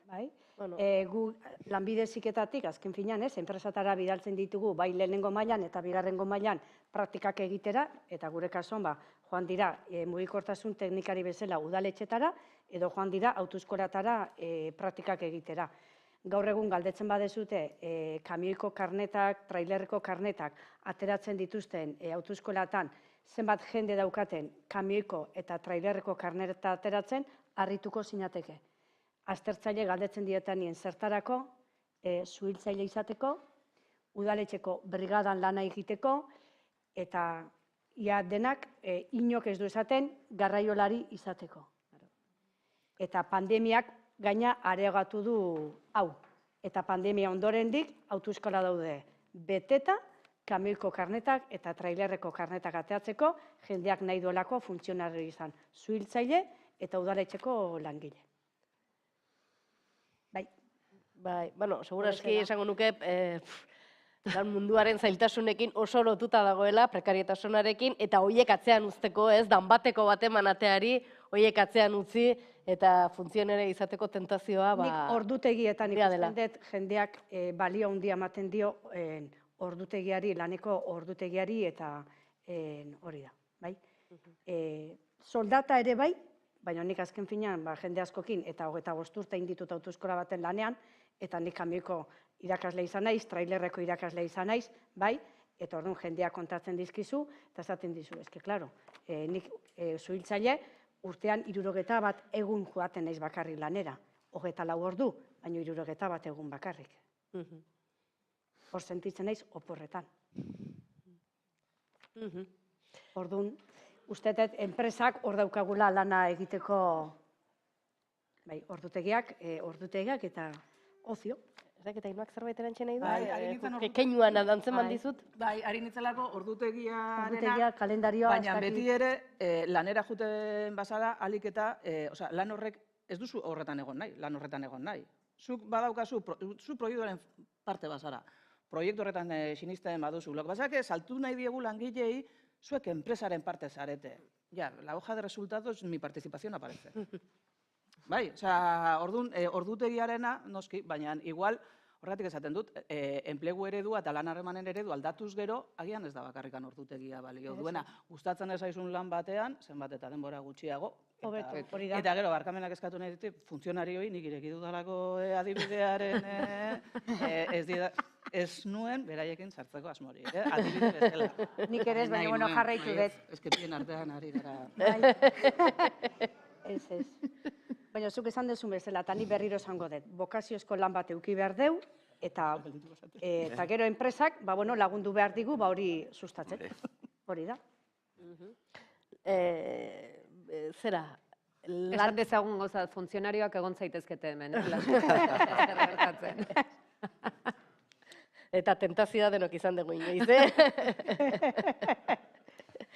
Ibairentzat hurrengo galdera, lehen pixkat euskeraren gaira ekarri dezuzuk, eta galdetu nahi dizuke zuk izan zenula, ez? Aipatu dezu, kafe baten bueltan kontatu zenuen, bulkada hori sentitu zenuena, eta kontatu zenuena, nera bezaroan, edo sentitu zenuen kontu hori. Ez dakit orain, ja, enpresen zuz dauden lantokitik, eta enpresen gertuko kontaktu horretan, euskararen aldagai hori nun eta nola ikusten duzu ni bai? Bueno, alde batetik, barkatzen. Bai, deus erantzi nahi baduzu zera garri. Gazterian txapela, ordezkari txapela jarriko, erabat konfirmatuko izuet, eta batez ere ikusten detena da, hori, oain arte, eta lehen Jonek erakutsi duen grafikoan ikusten den piramide demografikoan bilakaera hortan, lan merkatuko partidako piezak erabat irauliko diela. Azkenean, lehen beti izan dira pertsonak lana bilatu dutenak, enpresen gana joan dutenak, eta bain gez eta gehiago, enpresak behar dute bai eskulana, bai talentua, bai pertsonak behar dituztenak azkenean. Eta hori, eta egunean zehar aipatzen ari gehan kontzeptu asko kontutan hartuta, hemen gakoa iruditzen zait, erakargarritasun horrek eta lan baldintza egokiak eskaintze horrek asko eragin lezakela. Batez ere, enpresa txikiagoetan baldintza ekonomikoen alorrean zailago dutenak lehiatzen, bestelako lan baldintzak ere alik eta hurbildu beharko lukete galdenean funtzionaria. Ez, baina esan denboraren kontua asko apreziatzen dela, kontziliazio, eta gero ikusiko da, bilakaera hortan, inteligentzia artifizialek edo etorkinen aldetik nola ematen den, baina argi dago pertsonak egongo diela lan aukeratzeko. Orduan, enpresa erakargarrien eta aruntz jongo dute. Eta horietako lan baldintzan aldagai bat izan liteke, hizkuntza eta hizkuntzak sortzen duen, eta lehen aipatzen dituen lan giroa, eta ni eroso eta lanea jute hortan, eroso sentitzea, eta ez alik eta zentzu horretan oztopo gutxien izatea. Orduan, nik uste alor hortan eragina dula, eta gero bai du eragina hizkuntzarekiko lantalde sendo bat, hizkuntzarekiko gaitasun egokia dituzten lantalde bat osatzen badezu, batez ere tokiko merkatuan lan egiten badezu, tokiko bezero hornitzaile edo bestelako eragileekin, egoera berdinean egoera berdinean iritsi zaitezkela, azkenean pertsona bera ere, azkenean harreman horietan ere pertsona gea, eta erosotasun eta segurtasun horretatik ondorio bat izan liteke elkarrizketa horren edo eraginkortasuna, ez? Orduan iruditzen zait, garrantzitsua dela hizkuntzaren aldagaia ere, lan munduko estrategietan eta kontutan hartzea, eta baita talentua erakarri, mantendu, eta talentuaren ies hori edo aipatzen den hori saiheste aldera, alik eta enpresa. Eta barneratuta dagoen kontzeptu badela iruditzen zaizu? Bueno, landu dugu programa ezberdinen bidez, aizerekin eta egon ginen formakuntza bat genuen, eta, bueno, ez behar bezain, iruditzen zain nebintzat ez behar bezain beste. Hartzen da noiz behinka, baina ez da indar handiena dun, baina horregatik badao lanketa bat egiteke, eta alor publikotik ere, eta enpresen implikazioa zentzu horretetan nahiko garrantzitsua dela egiten. Horrek esan nahi du oraindik ere azten jarraitzeko bidea badagoela hor, ezta? Beno, luze jarraituko genuke beraien lauekin, irutzen zaidalako badaukatela zer esan, eta gu gustora entzun, baina pixkat amaitzen joan behar dugu, leheno egin dudan moduan, galderarik, edo zeinek hitz egin dezake, funtzionario barne, ja txistea egingo dira, ino, barkatu. Galderarik bada? Han? Entzuten da, barkatu baino entzuteko grabaziorako, bai. Apa, Iker Arrizabalaga naiz, Don Boskotik, usuan lankidea, eta ez naiz funtzionaria, baina hortxe. Galdera bat egingo nioke usuari. 25 urte lanian sektore pribatuan, ia nola ikusi duen aldaketa enplegu publiko batera, eta ia lantaldian aritzen diren erakunde publikoetan. Lehen Ainoa komentatu dau, esan duenarekin guztiz ados ia danakin, baina nibe eskuntzan hasi nintzen duela 5 urte, eta esango nuke lantaldia asko sustatzen dela gure sektorian behintzat. Ez dela lan individuala, baizik eta lan kolektibo bat. Horren ia nola izan dan, aldaketa hori, 25 urte sektori pribatuan, eta irakaskuntzara. Eskerrik asko. Ni azken finean enpresa familiar batetik etorri nintzen, nire oso bat eize izan zidan autoeskola eukizutenak, eta orduan, 21 urtekin jazen nintzen autoeskola munduan, Hortikan, salto egin dut hezkuntzara, eskatu zituztelako, irakaslea behar zituztelako, autoeskolatan irakaslerik ez zegoen, eta horregatik sortu da ziklo berri bat lanbide heziketan goi mailako bat. Eta de momentu ipini dute bat Bilbon, bestea Gasteizen, eta beste bat Errenterian. Ni Azkoitin bizi naiz eta Hiruretatik deitu ziaten. Eta kilometroak nituen berdin samarrak. Bilbora juteko, Alaba juteko eta Errenteria. Zergaitik etorri nintzen Errenteriara?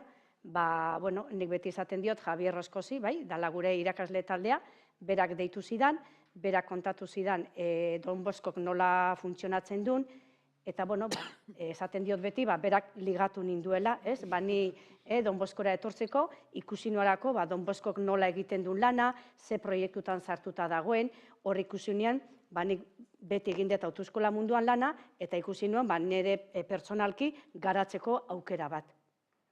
Horregatik, berak esaten duen bezala, lantalde ona dago, lantaldeari ematen diogu garrantzia handia, gure erronkak, normalean, taldean egiten dituzten erronkak izaten dira, zeren eta enpresatan, beraiek esan duten bezala, eta zure izan esan Igor?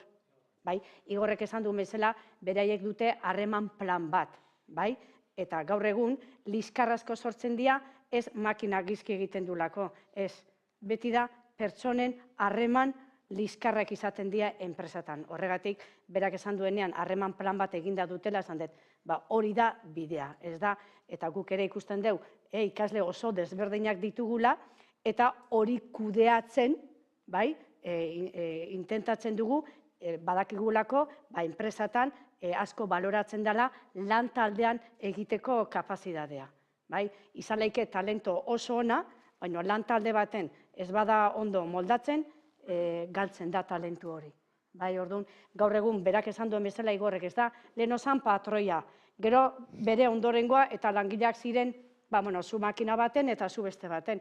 Gaur egun dana lan talde bada. Egia da, lan taldean beti egongo da norbait, liderragoa izango dena, lan talde hori moldatu behar duena edo organizatu behar duena. Baina gaur egungo enpresatan, lan talderik ez badago, enpresa galduta dago.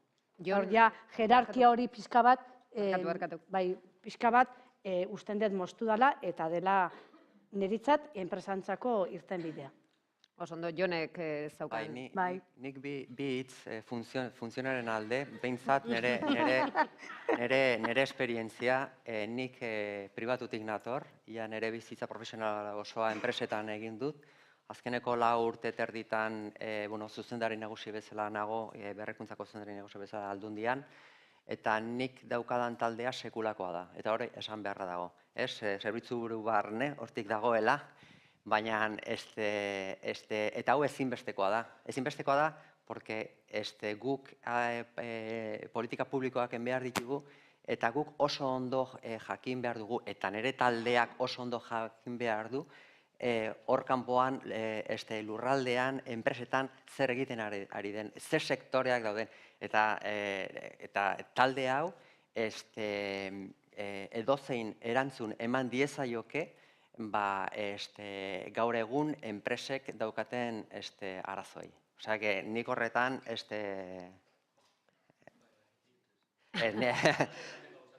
nik horretan esan behar dut oso gustora nago taldearekin.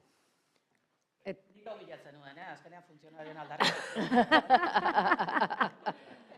Bukatzen joan behar geraia, akaso azkena, Azkena komentatzeko, Jonekin bat, ni funtzionaren naiz, Eta oso pozik, Gizira, Lehenago egin duzu eberba, ez nez egon, baina lanaren zentzua ez da. Hori atzean dago. Lanaren zentzuak izan euki dezakezu funtzionario modun edo enpresa baten. Edo lanak ez euki zentzurik funtzionario modun enpresa baten. Ni lana oso zentzu oso polita dauka. Pozik nago. Eta ordu pilo egiten ditut. Eta diputazioan egongo dira, alaba hoin sartu da traumatologoa, eta da ordu pilo, eta pozik. Eta funtzionaria. Bueno, ez da funtzionaria, baina izateko. Eta gau, akauen da lanerekeko jarrera. Edo zein lan interesgarra izan daiteke segun zaren begiratzen duzu. Gero, baldintzak bar dagoz, hori jakina. Bai, funtzean, hori, lanaren zentzua. Eta funtzionan modun badoz lanak oso interesgarriak, eta beste batzuk jasazina, baina, bueno, leku guztietan bezala, ez da. Akotan gorratzen, Forgesek zeukan txiste bat oso gustatzen zidana. Funcionario batek esaten zion, beste pati esaten, es que los funcionarios tenemos capacidades que los humanos ni os imagináis.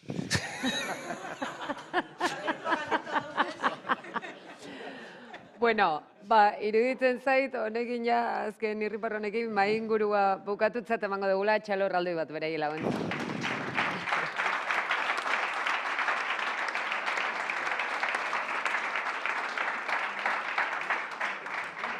Bueno, beraz, moito gaitezen, eta orain Oskar Estangaren zatitxoa dator, zalantzarik ez daukat, funtzionario hitza sartuko duela bere tartean.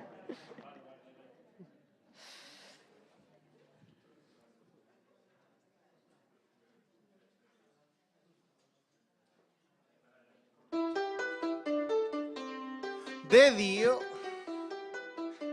jarrie kontu serio, nik humorez heldu behar, zer remedio. Ai, funtzionario. Ba ez, hori ez. Eta esango dut. Abstentismoa arazo, depresio katarro,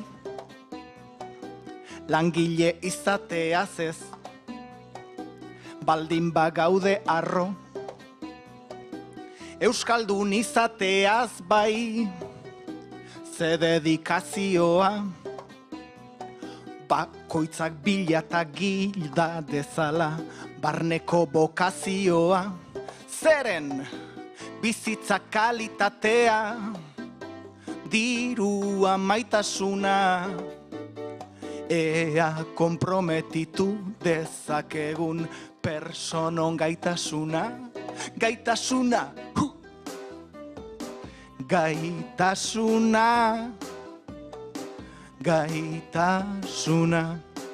kompromezua eta gaitasuna, zer da erakargarria, ze erronka polita, da garatzea ondoko, ta barneko joyita.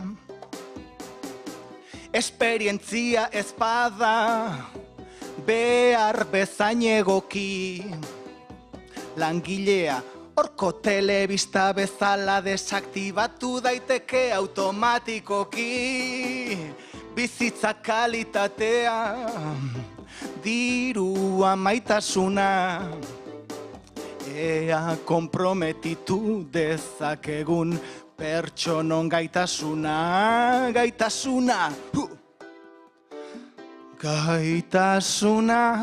oie, baino gaitasuna,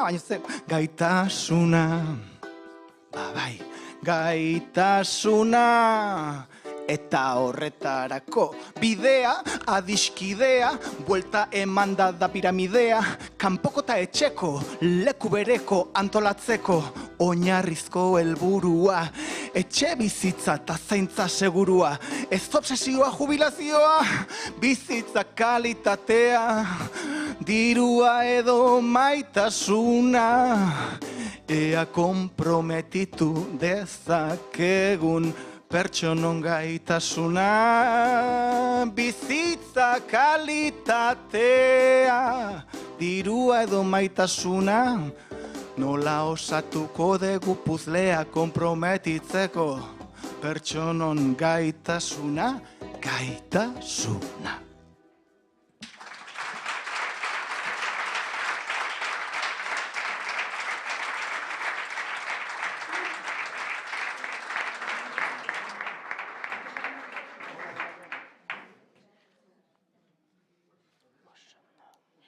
zoaz orain? Bideo bat Arantxa. bale. Ja. Gero PowerPointarekin Arantxa. edo ez? Ja. Bai, aldezkain. Sondo.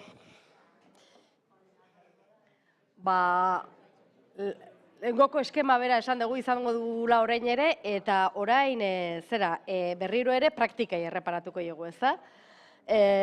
Eta orain abilatzeko lehenbizikoa Oreka IT-tik Iraiz Perez etorriko zaigu. Iraiz Perez Goldara zena. Zuzen esan dut, ezta? Bai, bestela zuzendu behar zintudan. Bai, ondo. Erreparatu diot. Enpresako zuzendari nagusia da, teknologiaren inguruko enpresa da zuena, okerrezpanago. Eta, konta eguzu pixka, zein da zuen lan egiteko era, eta nola erakartzen duzue talentua, zer egiten duzue talentua erakartzeko? Bale, hasiko natzaizue kontatzen. Bueno, guk eraldaketa digitalean lan egiten dugun enpresa bat gara. Azkenean, teknologia digitalak, softwarea, adimen artifizialaren mundu hontan. Eta, talentua erakartzeko kristoren lanak ditugu. Eta, pixkat, ondo tortzen zaite, Ainoak lehen non kokatu duen debatea. Esan du ez, langileen artean, pixkat, lana ekartzen dutenak eta ezagupena ekartzen dutenen artean berizi beharko zela, ez guk ezagupena ekartzen duten horien artean kokatzen gara, eta sektore batean hiperlehiakorra dena momentu honetan eraldaketa digitalaren sektorea izugarrizko hazkundea dauka, hazkunde betean gaude, ez daukagu baliabide nahikorik ez giza baliabideak, ez pertsonak, ez ezagupen aldetik, ez askotan teknologia aldetik, egin ahalko genuken guztia egiteko, eta beraz, moldatu behar gara garenera, ez? Eta hor, pertsonen erakartze horretan, nahiko lanak ditugu, ez? Guk hasi ginen, Oreka iten 2009 urtean, urtarrilean, eta Oreka ite izan zen 2008ko krisi garaiko produktu bat.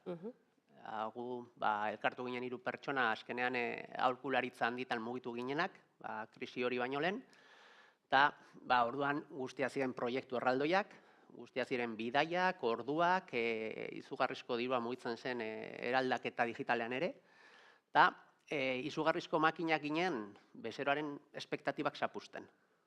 Beti izugarrizko proiektu egin behar nituen, hasieran dirua jartzen zen mai gainean, epeak, ez da geroz geren ailegatzen.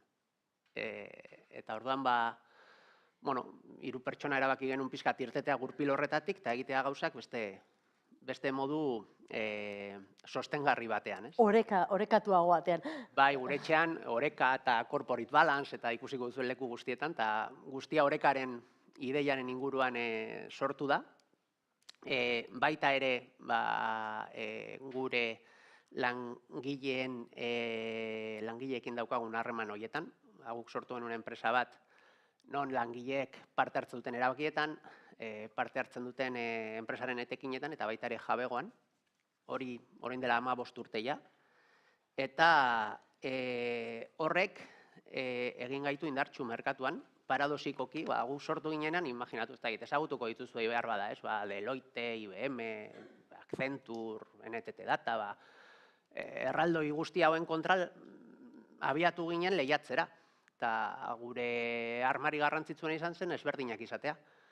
Eta gu zentratu ginen asko, proiektu partekatu bat egiten, gure langileekin, zentratu ginen asko, erakarri algenituen pertsona hoien ongizatean eta hoiek mantentzen, eta enpresak sortu zituen ondasun hoiek modu ekitatibo batean banatzen. Orduan, oso enpresa parte hartzailea gara, bai, eta askotan hori badirudi oso guaia dagoela, baina nik beti esaten dut, guk diskutitzen duguna, izaten ditugun mobidak, zenbat bilera eta zenbat kontrapuntu jartzen dizkigun elkarrez. Horri ahalegin handi bat suposatzen digu, gero oso indartzu egiten gaituen ahalegin handi bat, baina hori gure kulturaren barruan dago horrela sortu zelako, eta horrela lortu duguna izan da, nola da, soldata bere osotasunean izatea edo ikustea ez, eta beti ez lehiatzea bakarrik diru gordinarekin, baizik eta beste kontu batzuekin, baina eski hori oso batuta dago, ez, mundu guztiak aipatu du hori. IT sektorean mundu guztiak dauka hori ja. Aholkularitza guztiak hori saltzen dizute. Giza baliabidekoekin hitz egiten duzunean lehenengo egunean, mundu guztiak kontatzen duen zegoaia den bere enpresa, eta nola egingo duzun lan etxetik, irabaziko zuen dirutza bat, eta hasiko zaren izugarri, ez? Hori, nik uste ja, gure sektorean mundu guztiak esaten duna, eta gure sektorea pixkatu lertzeko, guk ditugu 150 pertsona enpresa barruan, eta astero, LinkedInetik idazten dien norbaitek, proposatzen enpresa aldatzeko. Eta zergatik ez zatoz gurera. Eta eske hemen diru gehiago, edo hemen telelana, edo hemen azken puntako teknologiarekin proiektu bat, ez? Eta hor, pertsona guzti horien fidelizazioan eragitea, izugarrizko konplexutasuna dauka, ertz pila bat ditu, eta hori, nik beti geneukan zuzendari bat gurean ez, beti esaten Euskaldunak diagnosiak egiten bikainak ginela, gero diagnosioek ejekutatzen okerragoak ez. Eta ben kriston diagnosi pila ikusi ditut, ez, eta teoriak oso ezagunak ditugu, baina gero egunerokotasunera eramaten duzunean, benetan saia da, 150 pertsona dira 150 errealitate ezberdin, eta bakoitzaren lekuan jarri batzara, eta empatizatu behar duzu bakoitzarekin, ez, eta hori batzutan alda, beste batzutan ez, ez da horren erreza, baina gauza bat esango dizuet. Bakizue gure sektorean zenbatekoa den errotazio tasa? Gure sektoreak aldatzen ditu enpresa bakoitzeko langileen 130 urtero. 130. Osea, 3-4 urtetan aholkularitza teknologiko bat iaia berria da. Guk lortu dugu, corporate balance eta kontu honekin, lortu dugu gure errotazio tasa 110 izatea. Eta 110 zer iruditzen zaizu, asko edo gutxi. Ni sufritzen dut izugarri 110rekin. Osea, 110 da, 150 pertsona baldin badituzu, ja, 13 sakez ordezkatu beharko dituzu, aurten. Eta guk daukagun ezagupena pertsona bakoitzaren atzean, izugarria da. Osea, pertsona batzuk, 2009an gurekin hasi zirenak 15 urte daramatzate gurekin lan egiten. Horiek, denetarik egiten dute. Olako bat galtzen baldin badugu, nik pasatzut aste bete, kopetilun, eta amargatuta, eta pentsatzen nola konpondu, eta ez, orduan, 110 asko da, eta hala ere, ematen dugu kriston indarra merkatuan, gure lehiakideekin alderatuta eren bat delako, ez. Eta zein da, zure ustez, 130-etik zerat batez besteko hortatik zuek 110-era jetxi zute, zerk egiten zaituzte indartxu? Ipatu dut pixkat lehen, ez? Enpresaren egiturak, nik uste, eta enpresaren kultura. Guk baitu gain bat batzorde eta lantalde eta pixkat parte hartu nahi duena. Erabakietan, edo zentratu nahi duena ez dakit, kalitatean, innovazioan, euskera taldean, ardura sozialaren taldean, guztiek daukate sarbide bat, eta zentzu horretan, bai negoziotik eta bai inguruan egite ditugun gauza guztietatik parte hartu dezakete. Gero enpresak aspaldi, zuzenean urteko etekinen 120 banatzen du langileen artean, eta ibilbide bat daukan jendearentzako eta ardura batzuk hartu dituen jendearentzako, badago ere jabegoan sartzeko aukera. Gainera, gure jabegoan sartzeko modua oso bitxia da, haiek erosi aldituzte partizipazio batzuk, 5.000 eurotik aurrerako inbertsio bat egin daitekela, eta erosten dute valor neto kontablean, justo momentu horretan, fondo propioetan balio dutenak. Eta sinatzen dutena da, hori izango dutela orekako langileak diren bitartean, baina irteten diren momentuan, enpresak badaukala berrerosteko aukera valor neto kontablean baita ere, orduan, zuk 10 urtez izan badituzu, partizipazio horiek igo eta jeitzi direnak, hori izango da, jasoko duzuna gero, azkenengo urteetan igo eta igo besterik ez da egin. Orduan, gaina igotzen da, ez dakit aurten 128. Orduan, inbertitzeko oso leku potentea izaten ari da azkenengo urteetan, ez? Eta nik uste dut hori giltza horiek direla, ez? Azkenean, beti izaten dugulako, oreka edela, 130 pertsona inteligentek partekatzen dugun lan munduko proiektu bat, ez? Eta horregatik nik uste dut fidelizatzen dugula jendea gehiago. Giltzak aipatu dituzu eta giltza horietako bat aipatu duzu euskara taldea. Euskara da, zuek euskararen normalizazioan aurrerari zeraten enpresa bada. Zer bultzatzen duzu horretara? Niri gustatuko zitzaidan esate aurrera goazela. Baina Oskar ez da improvisatzera etorri den bakarra ona. Guri zer pasatu zaigu? Guri pasa zaigu Orekaite Gasteizen jaio zela, eta jaio ginen gazte jendearekin. Orduan, Araban badakizue, euskara dagoela oso lotuta ikastolen belaunaldira. Orduan, Mercedesen edo Michelinen edo olako enpresetan, askotan dira, jazta izen bat urte, 50 urtetik gorakoak, ezagutza maila askoz ere eskasagoa daukatenak. Gu hasi ginenean, 50ko horiek izango zituzten 35. Horren, gu hasi ginen muga hori gabe, eta batean, Gasteizen sortzen da talde bat, jende gaztearekin lan egiten du, eta euskera zen normala. Aiba. Orduan, guk euskeraz etortzen zen jendearekin euskeraz lan egiten genuen, betidanik karrera prozesuak, adibidezuk jartzen baldin baduzu kurrikulumean euskalduna zarela, zuzenean elkarrizketa euskeraz egiten dizugu, kontratua euskeraz egiten dizugu, ez dakit, hasieratik egin genituen gauzak normal.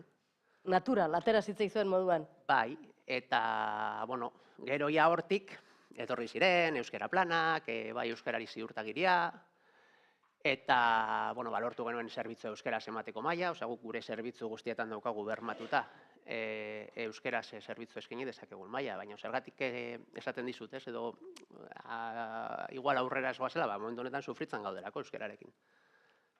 Aipatu dizu dana, langileak topatzea guretzako oso zaila da.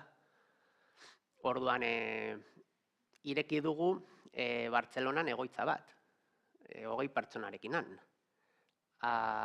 Batean, Gasteizko enpresa txiki hori, euskara kudeatu bertzuena, orain dago Euskal Herri guztian, dago Katalunian, 130 pertsona gara, eta etortzen diren asko eta asko, ez dira euskaldunak. Eta ezin dugu gainera aukeratu.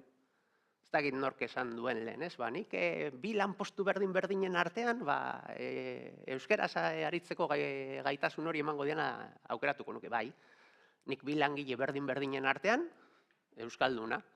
Kontua askotan bi langile berdin ez ditugula, daukagula bat, eta sortearekin, eta igual atera zaigu Koruñan. Orduan, sufritzen ari gara horrekin, ze ikusten dugu, merkatuaren gure egoera partikular honek, gure burbuila honek, eragozten ari digula euskararen normalizazioan aurrera pausuak ematea. Momentu zeusten diogu daukagunari, eta noski arrobitik etortzen zaigun jendean eta horutzetik hasten diren guzti horiekin hizkuntza irizpideak oraindik esendo irauten dutela, baina ez leku guztietan ez. Bentsa daukagu adibide bat, ez da, realidadean oinarritua, ez, eta erakusten duena zein den alegina eta aleginak baita ere dituen esiak aurrean, ez da? Hori da. Oso ondo, eskerrik asko, nik uste txalo handi bat merezi duela.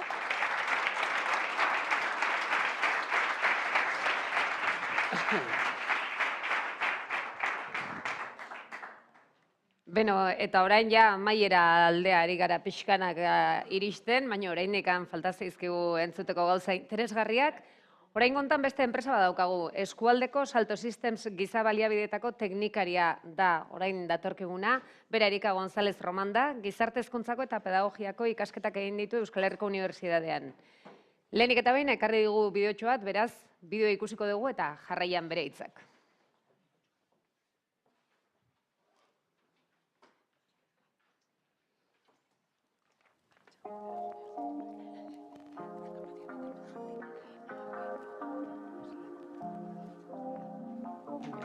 Hoi ezin da.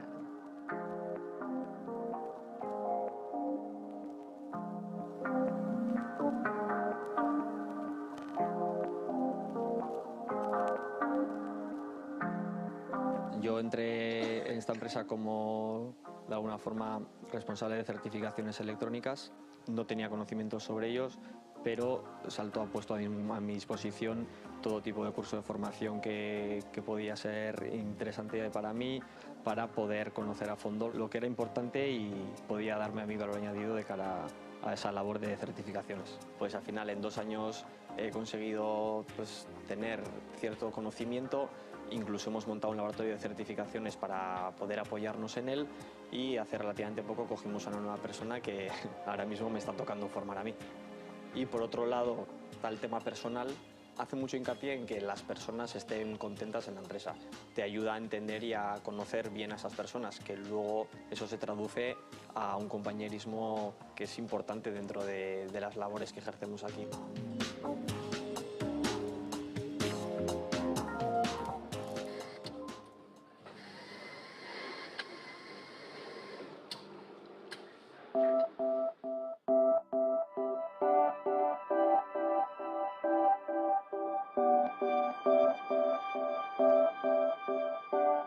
When I started in Salto, I started working as placement in customer service. Excellent time, I really enjoyed it. It gave me the opportunity to learn something different. But today, I'm in a different department and it's something that I'm enjoying a lot more. My true love, the thing that I really enjoy is working in administration, working in accounting, having the opportunity to work with a lot of different people, in this case, a lot of different countries, even having the opportunity to travel in some cases. I think if I was to look at myself when I came here at the beginning as a blank piece of paper, I can now see that there's something written on that paper, although there's a lot of space to improve.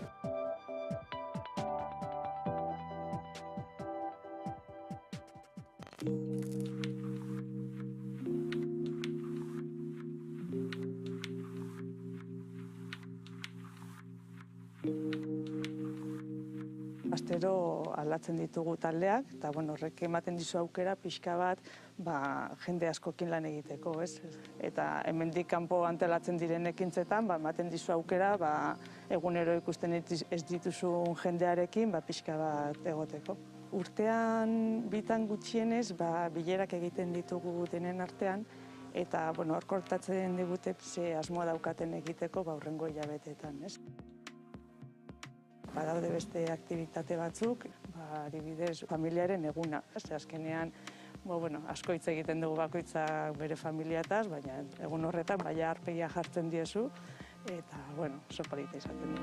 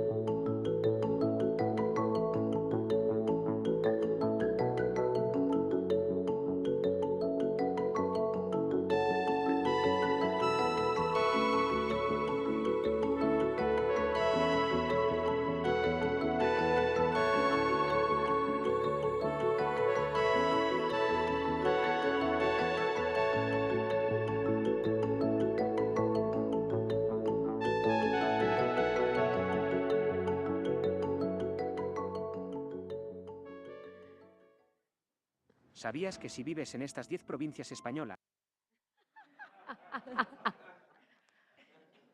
Kaixo egunon, Erika González naiz.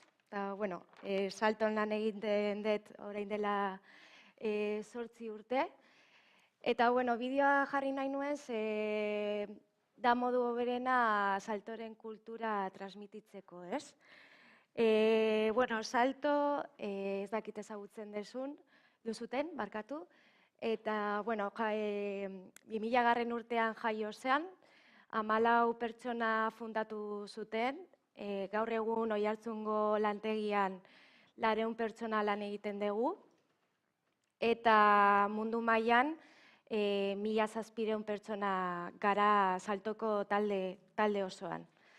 Beste enpresak erosi ditugu azken urteetan, eta bulegoak ditugu 40 herrialde baino gehiagotan, eta ja asko gara.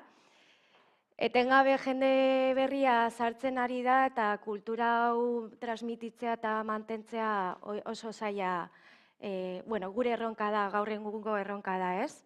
Mantentzea. Eta nola lortzen dugu? Hasieratik hautaketa prozesuan saiatzen gara saltorako baloreak dituen pertsona horiek identifikatzen eta gure partetik gertutasuna mantentzen, ez? Ja, pertsona hori identifikatzen dugunean, departamentu desberdineko arduradunak edo guk deitzen deguna gaur egun influencer pertsona horiek identifikatzen saiatzen gara,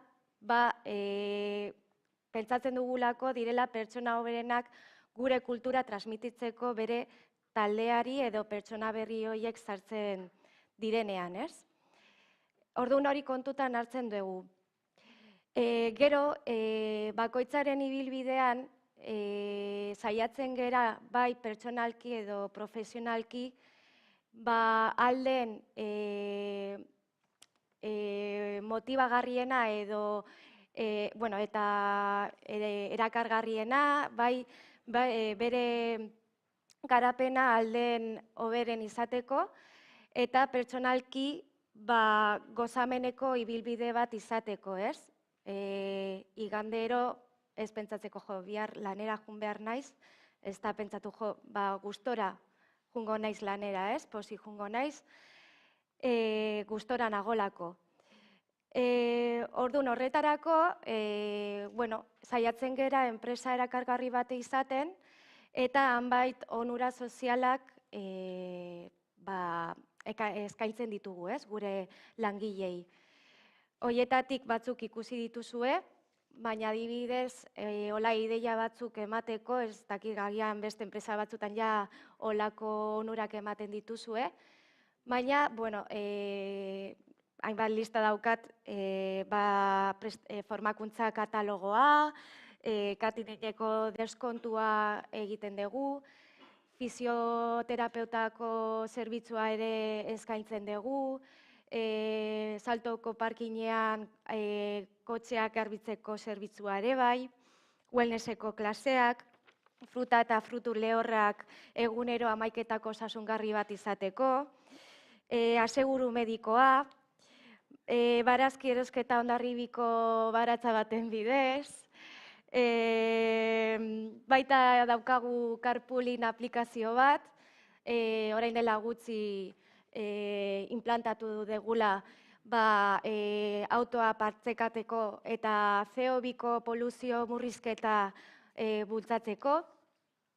Eta beste hainbat proiektu sozialak ere bai bultzatzen ditugu, ez?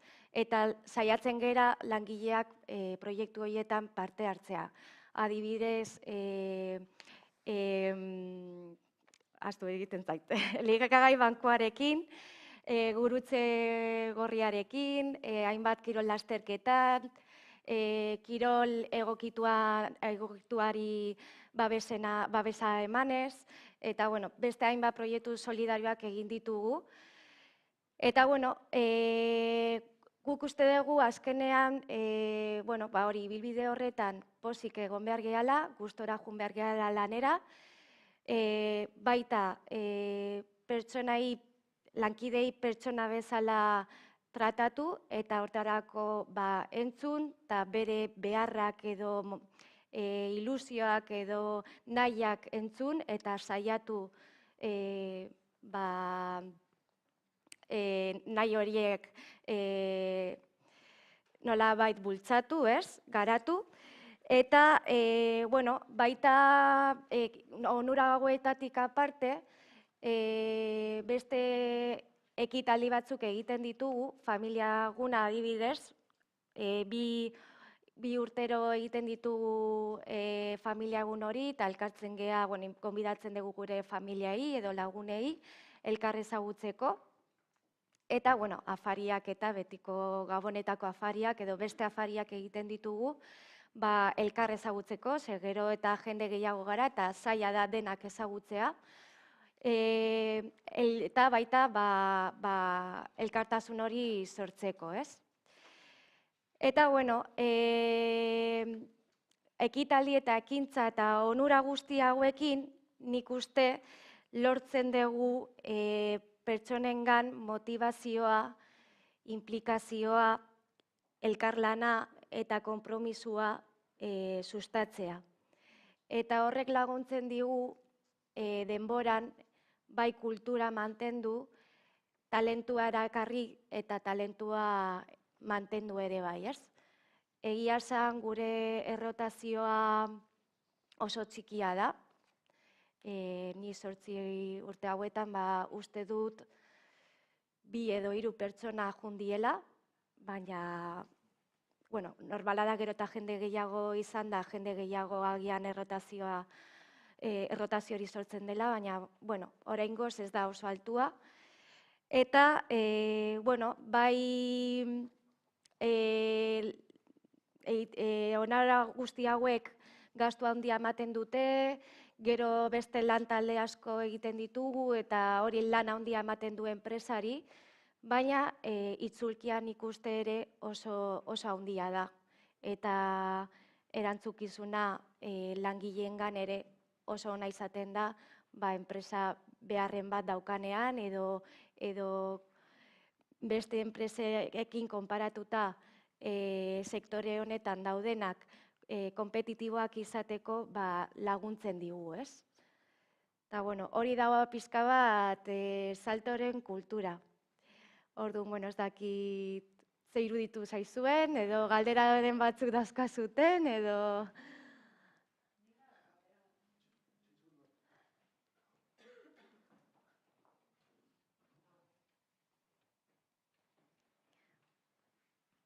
erantzuten badakidan, Seguru baietz.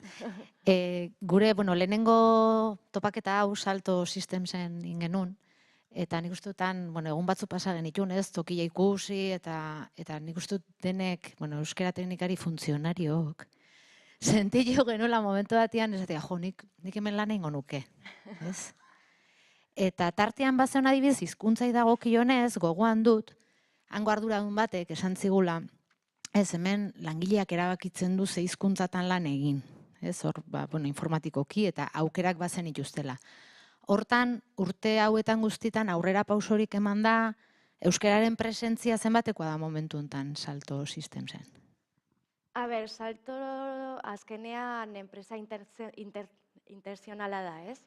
Orduan, batez ere gure hizkuntza bikoitza, ingelesa eta gaztelera gehien bat. Euskera ezain beste, azkenean gehiena ingeles ez daukagu, ze azkenean gure lankide gehiena kanpoan daude. Orduan, gure normalean, adibidez berriren bat bidali behar badugu, izaten da gaztelera eta ingelesa. Baina agian berri hortan, gazteleran bidaltzen dugun hortan, agian 2 hizkuntza sartu behar genuke, ez? Gaztelera eta euskera. Buruan daukagu eta nahi egin dugu, nahiko genuke egitea, baina, oraingoz, gehien bat ingelesez da gure hizkuntza, ingelesa eta gaztelera hemen, baina ingelesa batez ere, zeren langileen portzentaia gehiena kanpoan daude. Orduan horregatik batez ere. Baina, esan ditudan onura sozialen artean, badaukagu baita hizkuntza klaseak. Eta horien artean euskara dago. Orduan, saiatzen gera baita hori bultzatzen, ez, modu batean. Ezaki beste galderaren bat.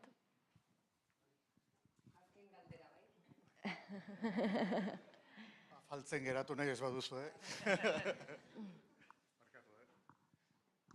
Bueno, nik okerrez badut ulertu, bideoan azaltzen den emakume horrek esan du astero aldatzen dituzuela lan taldeak. Ondo ulertu dut?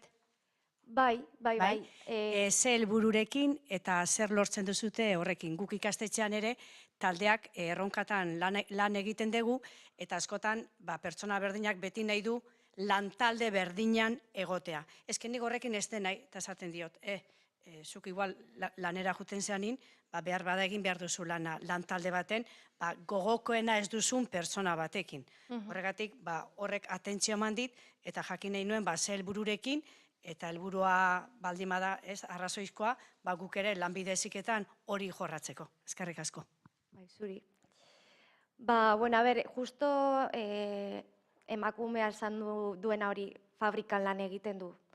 Orduan, bueno, fabrikan azkenean ergonomikoki bere eragozpenak ditu, eta orduan saiatzen gea errotazioa bultzatzen postu desberdinetan, baina batez ere mentalki eta ergonomikoki eragozpen horiek saiesteko, ez? Baina, bueno, fabrikan desberdina da, ez da bulegoan bezala. Orduan, bai batzutan sekzioak aldatzen dira daukaten jendea, baina normalean bakoitza bere sekzioan dago eta bere sekzioaren barruan postu desberdinak daude eta horregatik aldatzen ditugu postuz ergonomia eta mentalki dauzkaten lanak eta aldatzeko eta pizkat rutina hori aldatzeko, ez? Batez ere horregatik. Bulegoan esan dezakegu, bueno, eske gauza asko kontatu, baina guztiaz daukagu. Baina, bueno, bulegoan adibidez egiten dugu hot deskin. Da, bueno, bai, esertzeko lan egiteko lekua aldegula aldatu. Orduan, ez daukagu leku fijo bat, ez? Eta bakoitza aldu egunero aukeratu, ze mailatan non jarri, eta hola lankideak aldatu, jende desberdinekin erlazionatu, eta bueno, hori da beste ideia bat. Gehiago jakin nahi baldin badezute, guk irekita gaude, hori nahi baldin bazuten osbaiten enpresara etorri, factory tour bat egin, eta ideia gehiago eman. Oso ondo. Hori da. Oso ondo. Txalo bat baita ere. Eskerrik asko. Oso ondo. Eskerrik asko. Zuri. Eta azken txampan gaudeia. Eta azken lekukotasuna, tokikotasuna edo praktikari buruz hitz egiteko, ni esendik datorkigu, ibilbidea luzea eta itzala. Ni herrian eta eskualdean esango nuke biak ditun enpresa dela. Eta handi, Txus Alfonso etorri zaigu. Enpresan bide luzea egin du eta hortaz aparte errenteria horeretan euskalgintzan eta herrigintza uztartzeko ere bide luzea oparua eta irudimentsu egin duela esango nuke. Hainbeste. Bai. Eta horregatik, nik uste oso solaskide egokia dela, enpresetan esiak puskatzea zer dan, ezta? Esiak puskatu eta enpresetan beste bide batzuk urratzeko, esperientzia zitzaiteko persona egokia, ezta? Eta, segurazki zer nola erakarri talentua ikuspegi hori aintzat hartuta, lanaren zentzuaren inguruan ere jardungo digula, egitasmo jakin bat ere bai hor martxan dutena eta aukerak sortzen zer dan ere aurkeztuko dugu. Beraz, zurea da hitza, Txus. Bale, eskerrik asko. Nik ez dakit eskerrik asko esan beharra dudana, betez ere niretzako marroi galanta dela asunta hau. Nik administratiboa bezala lan egiten dut eta normalki tailerrean lan egiten dut. Osake, horrelako gunetan, naiz erosoa sentitzen. Hori esana, bai, salsero hutsa naizela, esan barko nuke. Komentatuko dizuet, itzengo dizuet, proiektu bat, ez dakit nola den, nola Ikusten duzuen nola ez nago. Nola aurrera eramateko? Hau? Bai, bale, bueno, egia esaten nuen, bai. Bueno, ibilbidea salton hasi zen, ez dakit nun dago neska. Hemen hasi, behintzen ere ibilbidea asunto hortaz, hemen hasi nintzen. O hasi ginen zema personak, bere garaian, parte hartu genuen 2018an, empatikonomia eta enpresen gizarte erantzunkizunaren kontzeptua lantzen.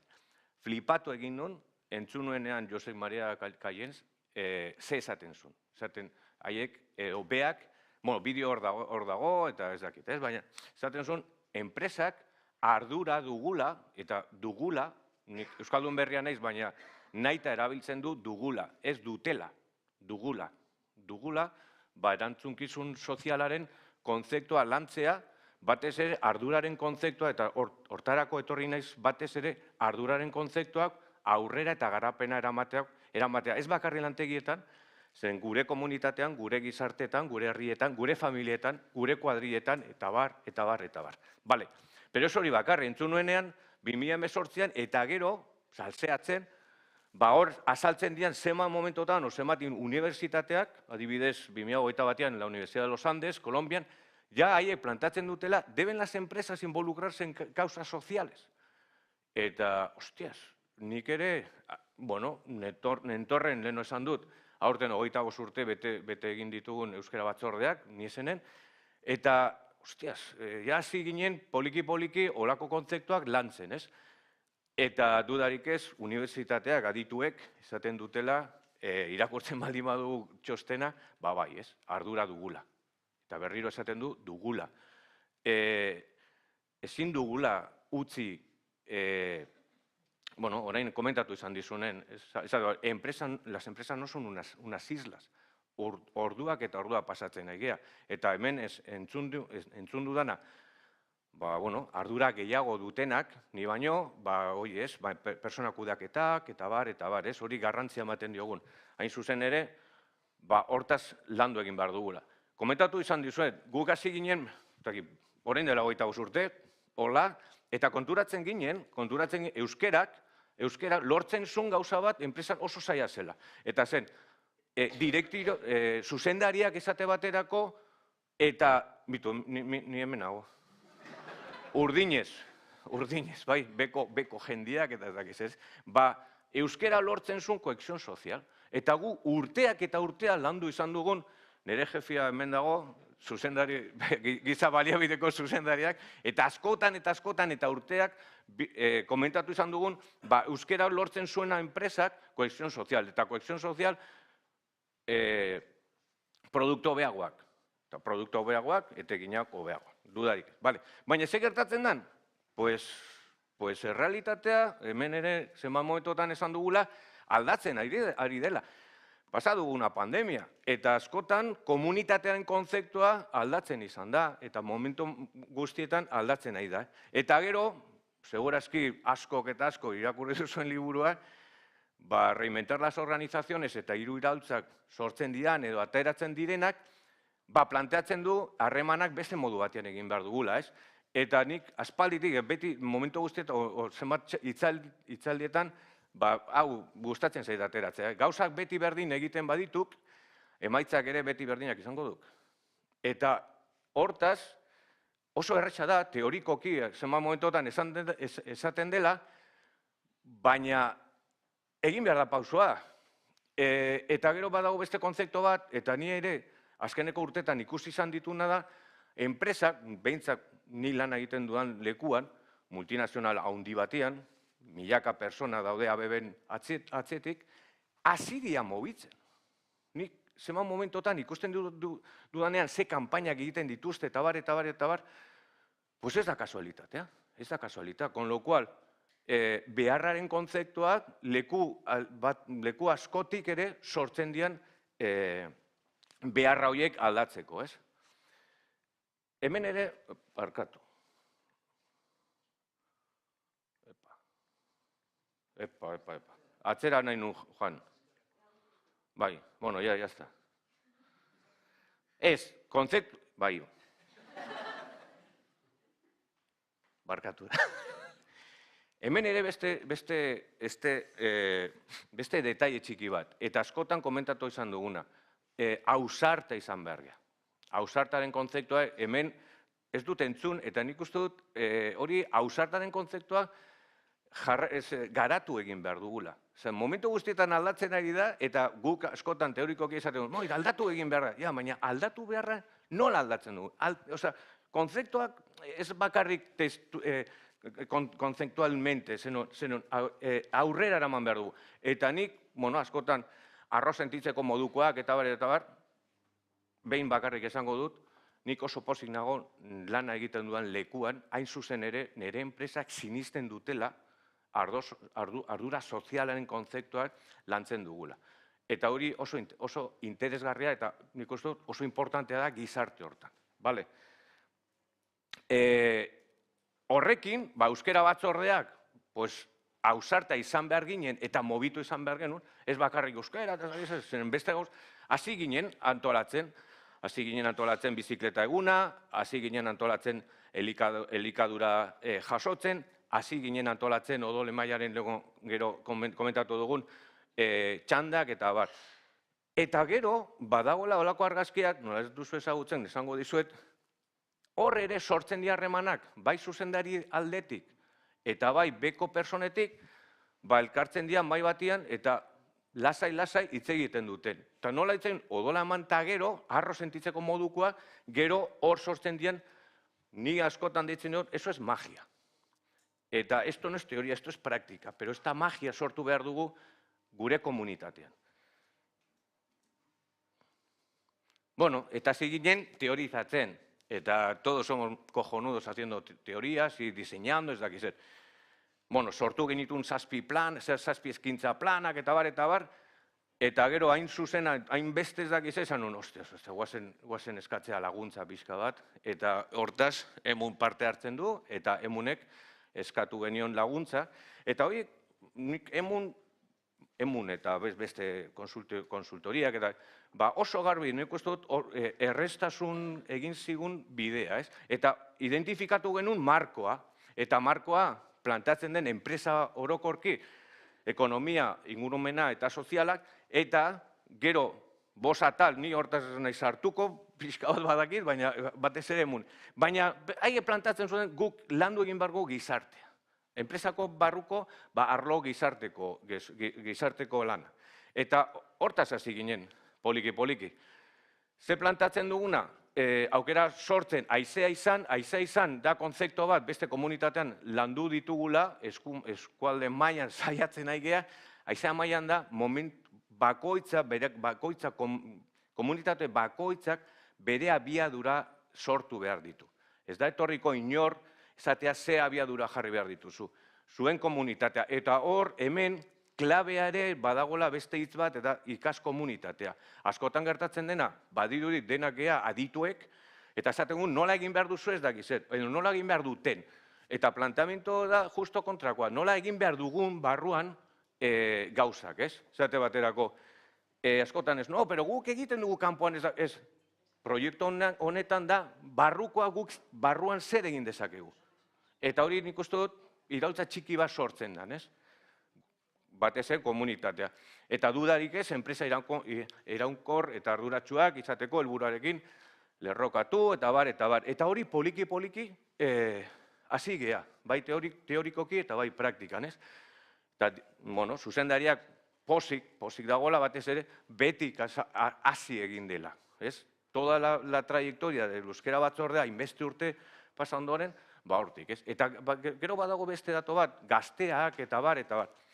Urteak eta urteak ibili naiz bilatzen jendea euskera batzorderako eta konturatu naiz proiektu honekin, zenbat ingenierok eta zenbat jende gazteak momentu batzuetan egiten du, usteaz, hortaz berriro arduraren kontzeptua sartzen da. Eta poliki parte hartzen duten. Eta gu identifikatu ditugu bost hilo estrategikoak.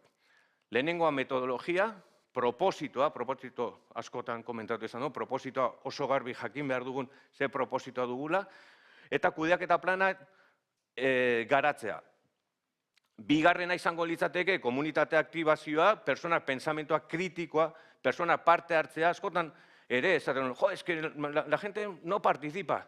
Ja, pero egon zea jende horiekin poliki, tresnak ematen parte hartzea, ez dakit, ez hortaz ere nik uste dut, eta gero gizarte ekintza momentu guztietan gizartean ekintzak sozialak albalin baduzu antolatu.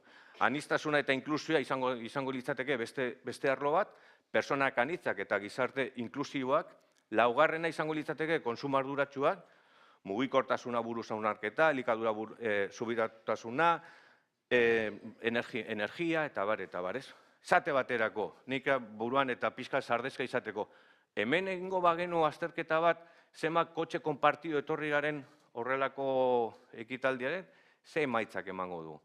Nire ustez, emaitzak kaskarra emango dula. Con lo cual, ikas komunitatean konzeptua eta sortzen baldin badugu denok artean, segurazki egingo ditugu zenbat ekintzako, zenbat gauzak hobeto egiteko. Eta gero badago beste konzeptu bat, da mejora kontinua. Momento guztietan, eta hori multinazionalen prozedurak oso dakit, oso ondo dauzkatela, momento guztietan hobekuntzak egin. Prozesuari hobekuntzak egin, ekintzak bidez, ez? Bueno, ez naiz hasiko, baina baditugu 5 arlotan zenbat ekintzak, asko nik uste dut oso interesgarria direnak, eta joango gara experimentatzen. Me mueve la antolakuntzaren ere detaile txiki bat.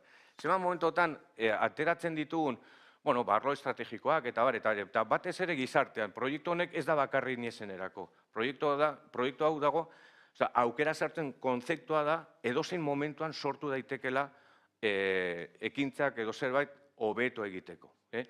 Gure enpresan milaka eta milaka aukera daudela, bai segurtasun aldetik, bai prozedurako hobekuntzak egiteko, bai edozein gauza beti hobekuntzak egiteko. Eta talento kontzeptuak askotan ateratzen dira, jendeak, ez dakit ez, amerikanazo ez dakit ez, baina bian ere kriston talentoa dago.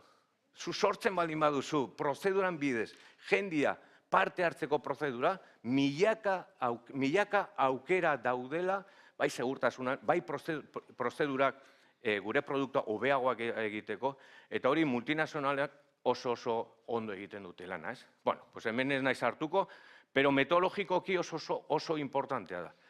Jarraipen bat, metodologiko bat, eta egitea, eta adierazleak, eta bar, eso te implica que vas a hacer mejora. Si no haces mejora, se te va a estancar el proyecto. Bueno, pues adibide batzuk, ez? Eta adibidea eta arro sentitzeko modukoa. Batzen, segurazki norbaitek agian entzun izan ditu, zenbat gaztea pixka bat, erakutsi, zer da un contrato de trabajo, que es una fábrica, eta bar. Olako prozesuak nun, ez da behar ere giza baliabideko zuzendariak, eta ez, hemen parte hartzen duten beko jendiak. Joaten garen jendeai, esaten, zu presa haude erakusteko edo enpresa beste personai. La implicación, tenemos que ir implicando a todas las personas. Eta, bueno, esaten izuen, ez dela proiektu aukera sortzen, ez da bakarrik niesenerako sartuta, hor dago Aitziber ere, Oarsoaldean saiatzen egia lantzen, herriko bai kultura eta bai kirol munduan ere saiatuko gea poliki hori gauza horiek sartzen, baina komerzio lokalean batez ere odole mailan eta zenbat ekimenetan saiatuko gea balorea eman haiei, eta orain, pues ya aprovecho para hacer un poco de bete-betian saiatuko, sartuko gea kanpaina batian, zaporarentzat, saiatuko gea elikadura lortzen, baina ez, de una manera como un diente de sierra, egun batean gelditzen gea denak, eta usten dugun elikadura, eta ke ba, justo kontrakoa. Osea, hilabetero, odola esan bat gauza, joango gea proporzional, eta joango gea neurtzen. Beste konzeptu bat, normalki, zemal lekutan ez dela gauzak neurtzen, eta gu saiatuko gea neurtzen. Eta hau da datuak herrikoak. Herrikoak odole mailaren batez ere aukera sortzen en estado puro, ni behin joan nintzen odola matea, donantea naiz, eta orain me he convertido ahora en el jefe de no sé qué, de Gipuzkoa, ez dakit tal. Pero aldatu ditugu personak, neri, en vez de ser un marrón, neri bihurtu zitzaidan aukera bat prozeso osoa hobetzeko, ez? Eta konturatzen, eta saiatu ginen adierazletan moduan, helburuan moduan, beti hobekuntzak egiteko. Azkeneko 3 urtetan, hau izan da la trayectoria, hilabetero neurtzen dugun. Eta ze gertatzen da, pues que todo lo que se mide mejora, por principio, todo lo que te busques erronka bat bilatzen baldin baduzu, hobekuntzak egiten dituzu. Pero soy bakarri, niesen, hau da, niesen, del 17,7 de personas que donaron en el 2022, en el 2023, 30, zergatik hay un 50% de movimiento. Zergatik bere garaian nik atzean ibiltzen nintzen jendian bilatzen odolamateko, eta orain, 30 persona etortzen dian, eta gustora eta arro, pues kontzeptua, beharraren kontzeptua, lantzen, ez? Eta esate baterako, eta hoi ja txiste gisa, gaztearen inguruan komentatzen duguna, ez? Neurtzen dugun fideltasuna eta gazteena. Bai, gazteekin ez dakizet, gazteak pasan ez dakizet. Bueno, jarri genuen que el 25% de las donaciones serían menos de 35 años. Digo, tenemos que buscar que la gente joven empiece a donar sangre. Nahi dut, adibide hau jarri nahi dut, guk gero bakoitza bere ikaskomunitatea, bere komunitatean, bere enpresan, olako hausnarketa txiki bat egitea, ez? Ze gertatzen dan? Etortzen da gazte bat, eta esaten diot, oneraino jo bargea, zutani zerbait egin behar dugu, hau igotzeko. Baina etortzen gea onera, eta esaten duen, zu bakar egin dezakezu hemen zerbait, nik ezin dut. Eta arduraren kontzeptua le traspasas al chaval. Le dices, venga, kapazasean lortzeko zure ingurukoan norbait, ez dakiz. Azkeneko hilabetekoa. Hoi da, marzo. Lehenengo aldiz igo dugu el porcentaje. Eta hirugarren helburua da euskararen presentzia, euskararen erabilera.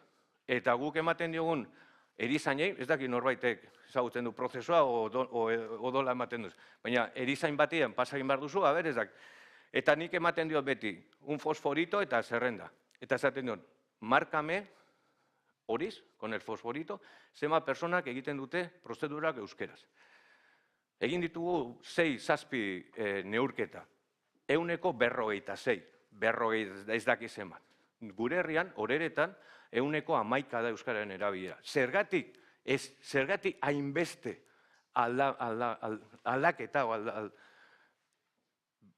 arduraren kontzeptua. Arduraren kontzeptua. Ez da que se envuelven más no sé qué. Zuk hartzen balin baduzu arduraren aurrera eramaten eta ikusten duzun gauza guzti horiek, euskera, hizkuntza, atzetik dator, transversala da. Eta hori lortzen egia. Guk inorri esaten dugu, aizu, odola mateko euskeraz egin behar duzu ez. Ke ba? Gu bai, gure prozedurak guztiak, lehenengo deiak eta bar, euskeraz egiten dugu. Pero, gero, haien paperak eman behar dugu. Vale. Ya, se acaba. Ya está. Bueno, jakin ezazue adierazleak, eta eskerrik asko. Eta maizaia.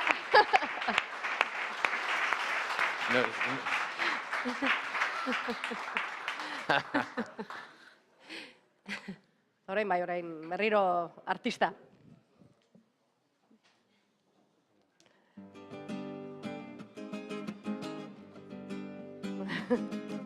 Ai,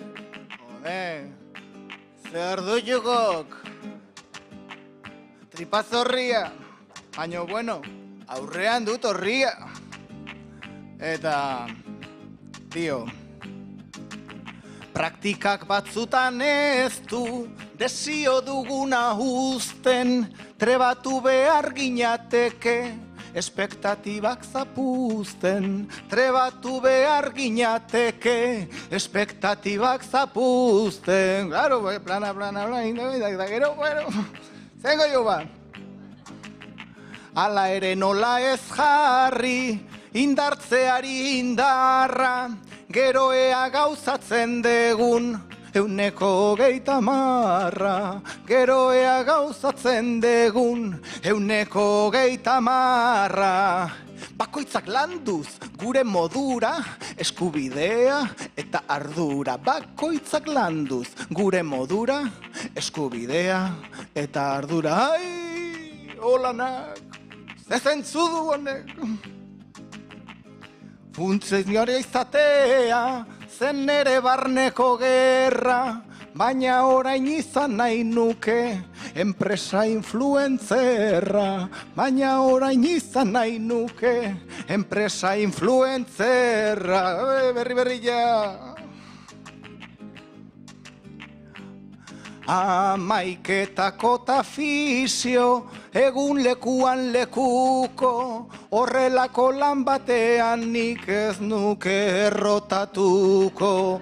Horrelako lan batean nik ez nuke errotatuko. Bakoitzak landuz gure modura, eskubidea eta ardura. Bakoitzak landuz gure modura, eskubidea eta ardura. Bueno, ya, ordubik eta piko, animo, eutxi! Inguruko enpresetan giro ederrau dagola, enpresatik mundurako nik emango nuke odola. Enpresatik mundurako nik emango nuke odola.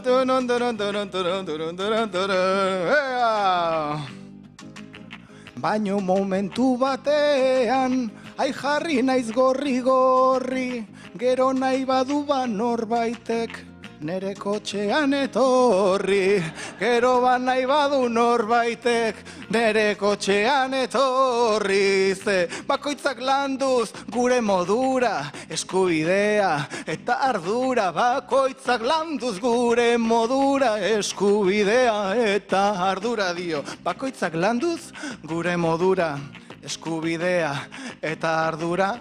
Bakoitzak dugu gure modura, eskubidea eta ardura. Mila esker.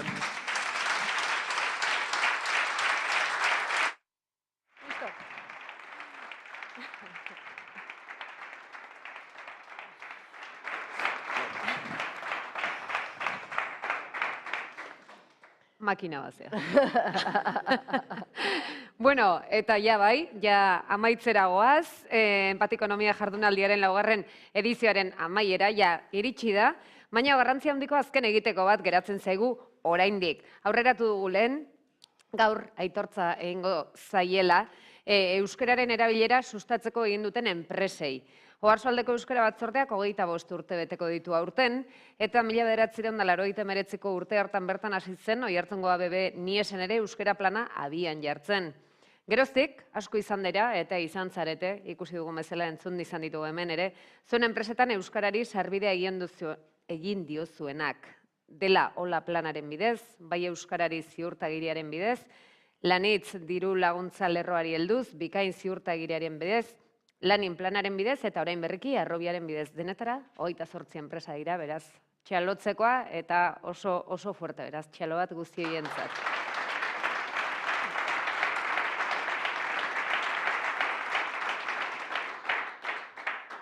Bai, eta asmoa horixe da, ez? Enpresa horien aitzindari izaerari eta aleginari aitortza bat egitea.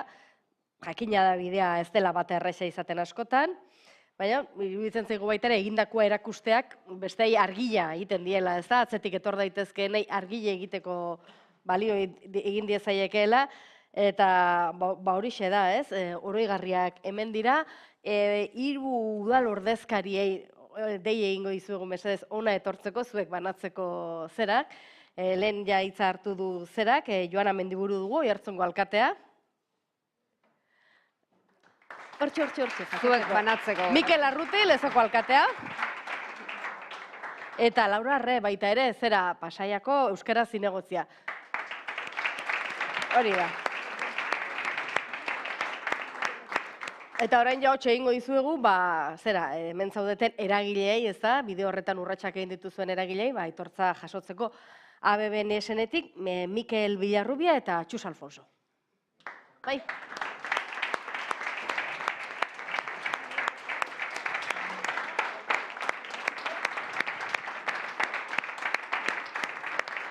Eta hemen geratu geroia argazkia egiteko, geroia ekipoko argazkia egin ahal izango duzu horrela. Horrenetik ikastolatik, Anartz musika.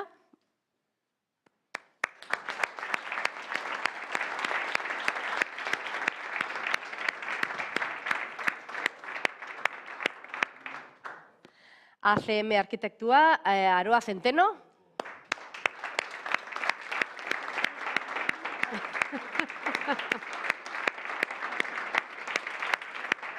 Zaharrak Berri Maialen Ledesma.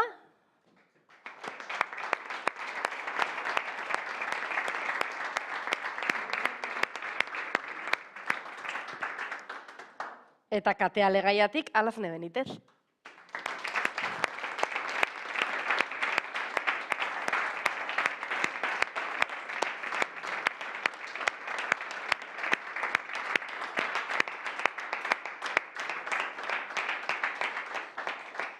Bueno, eta horixe, dagoeneko maitutzat emango dugu. Hau da gaurko argazkia, familia argazkia.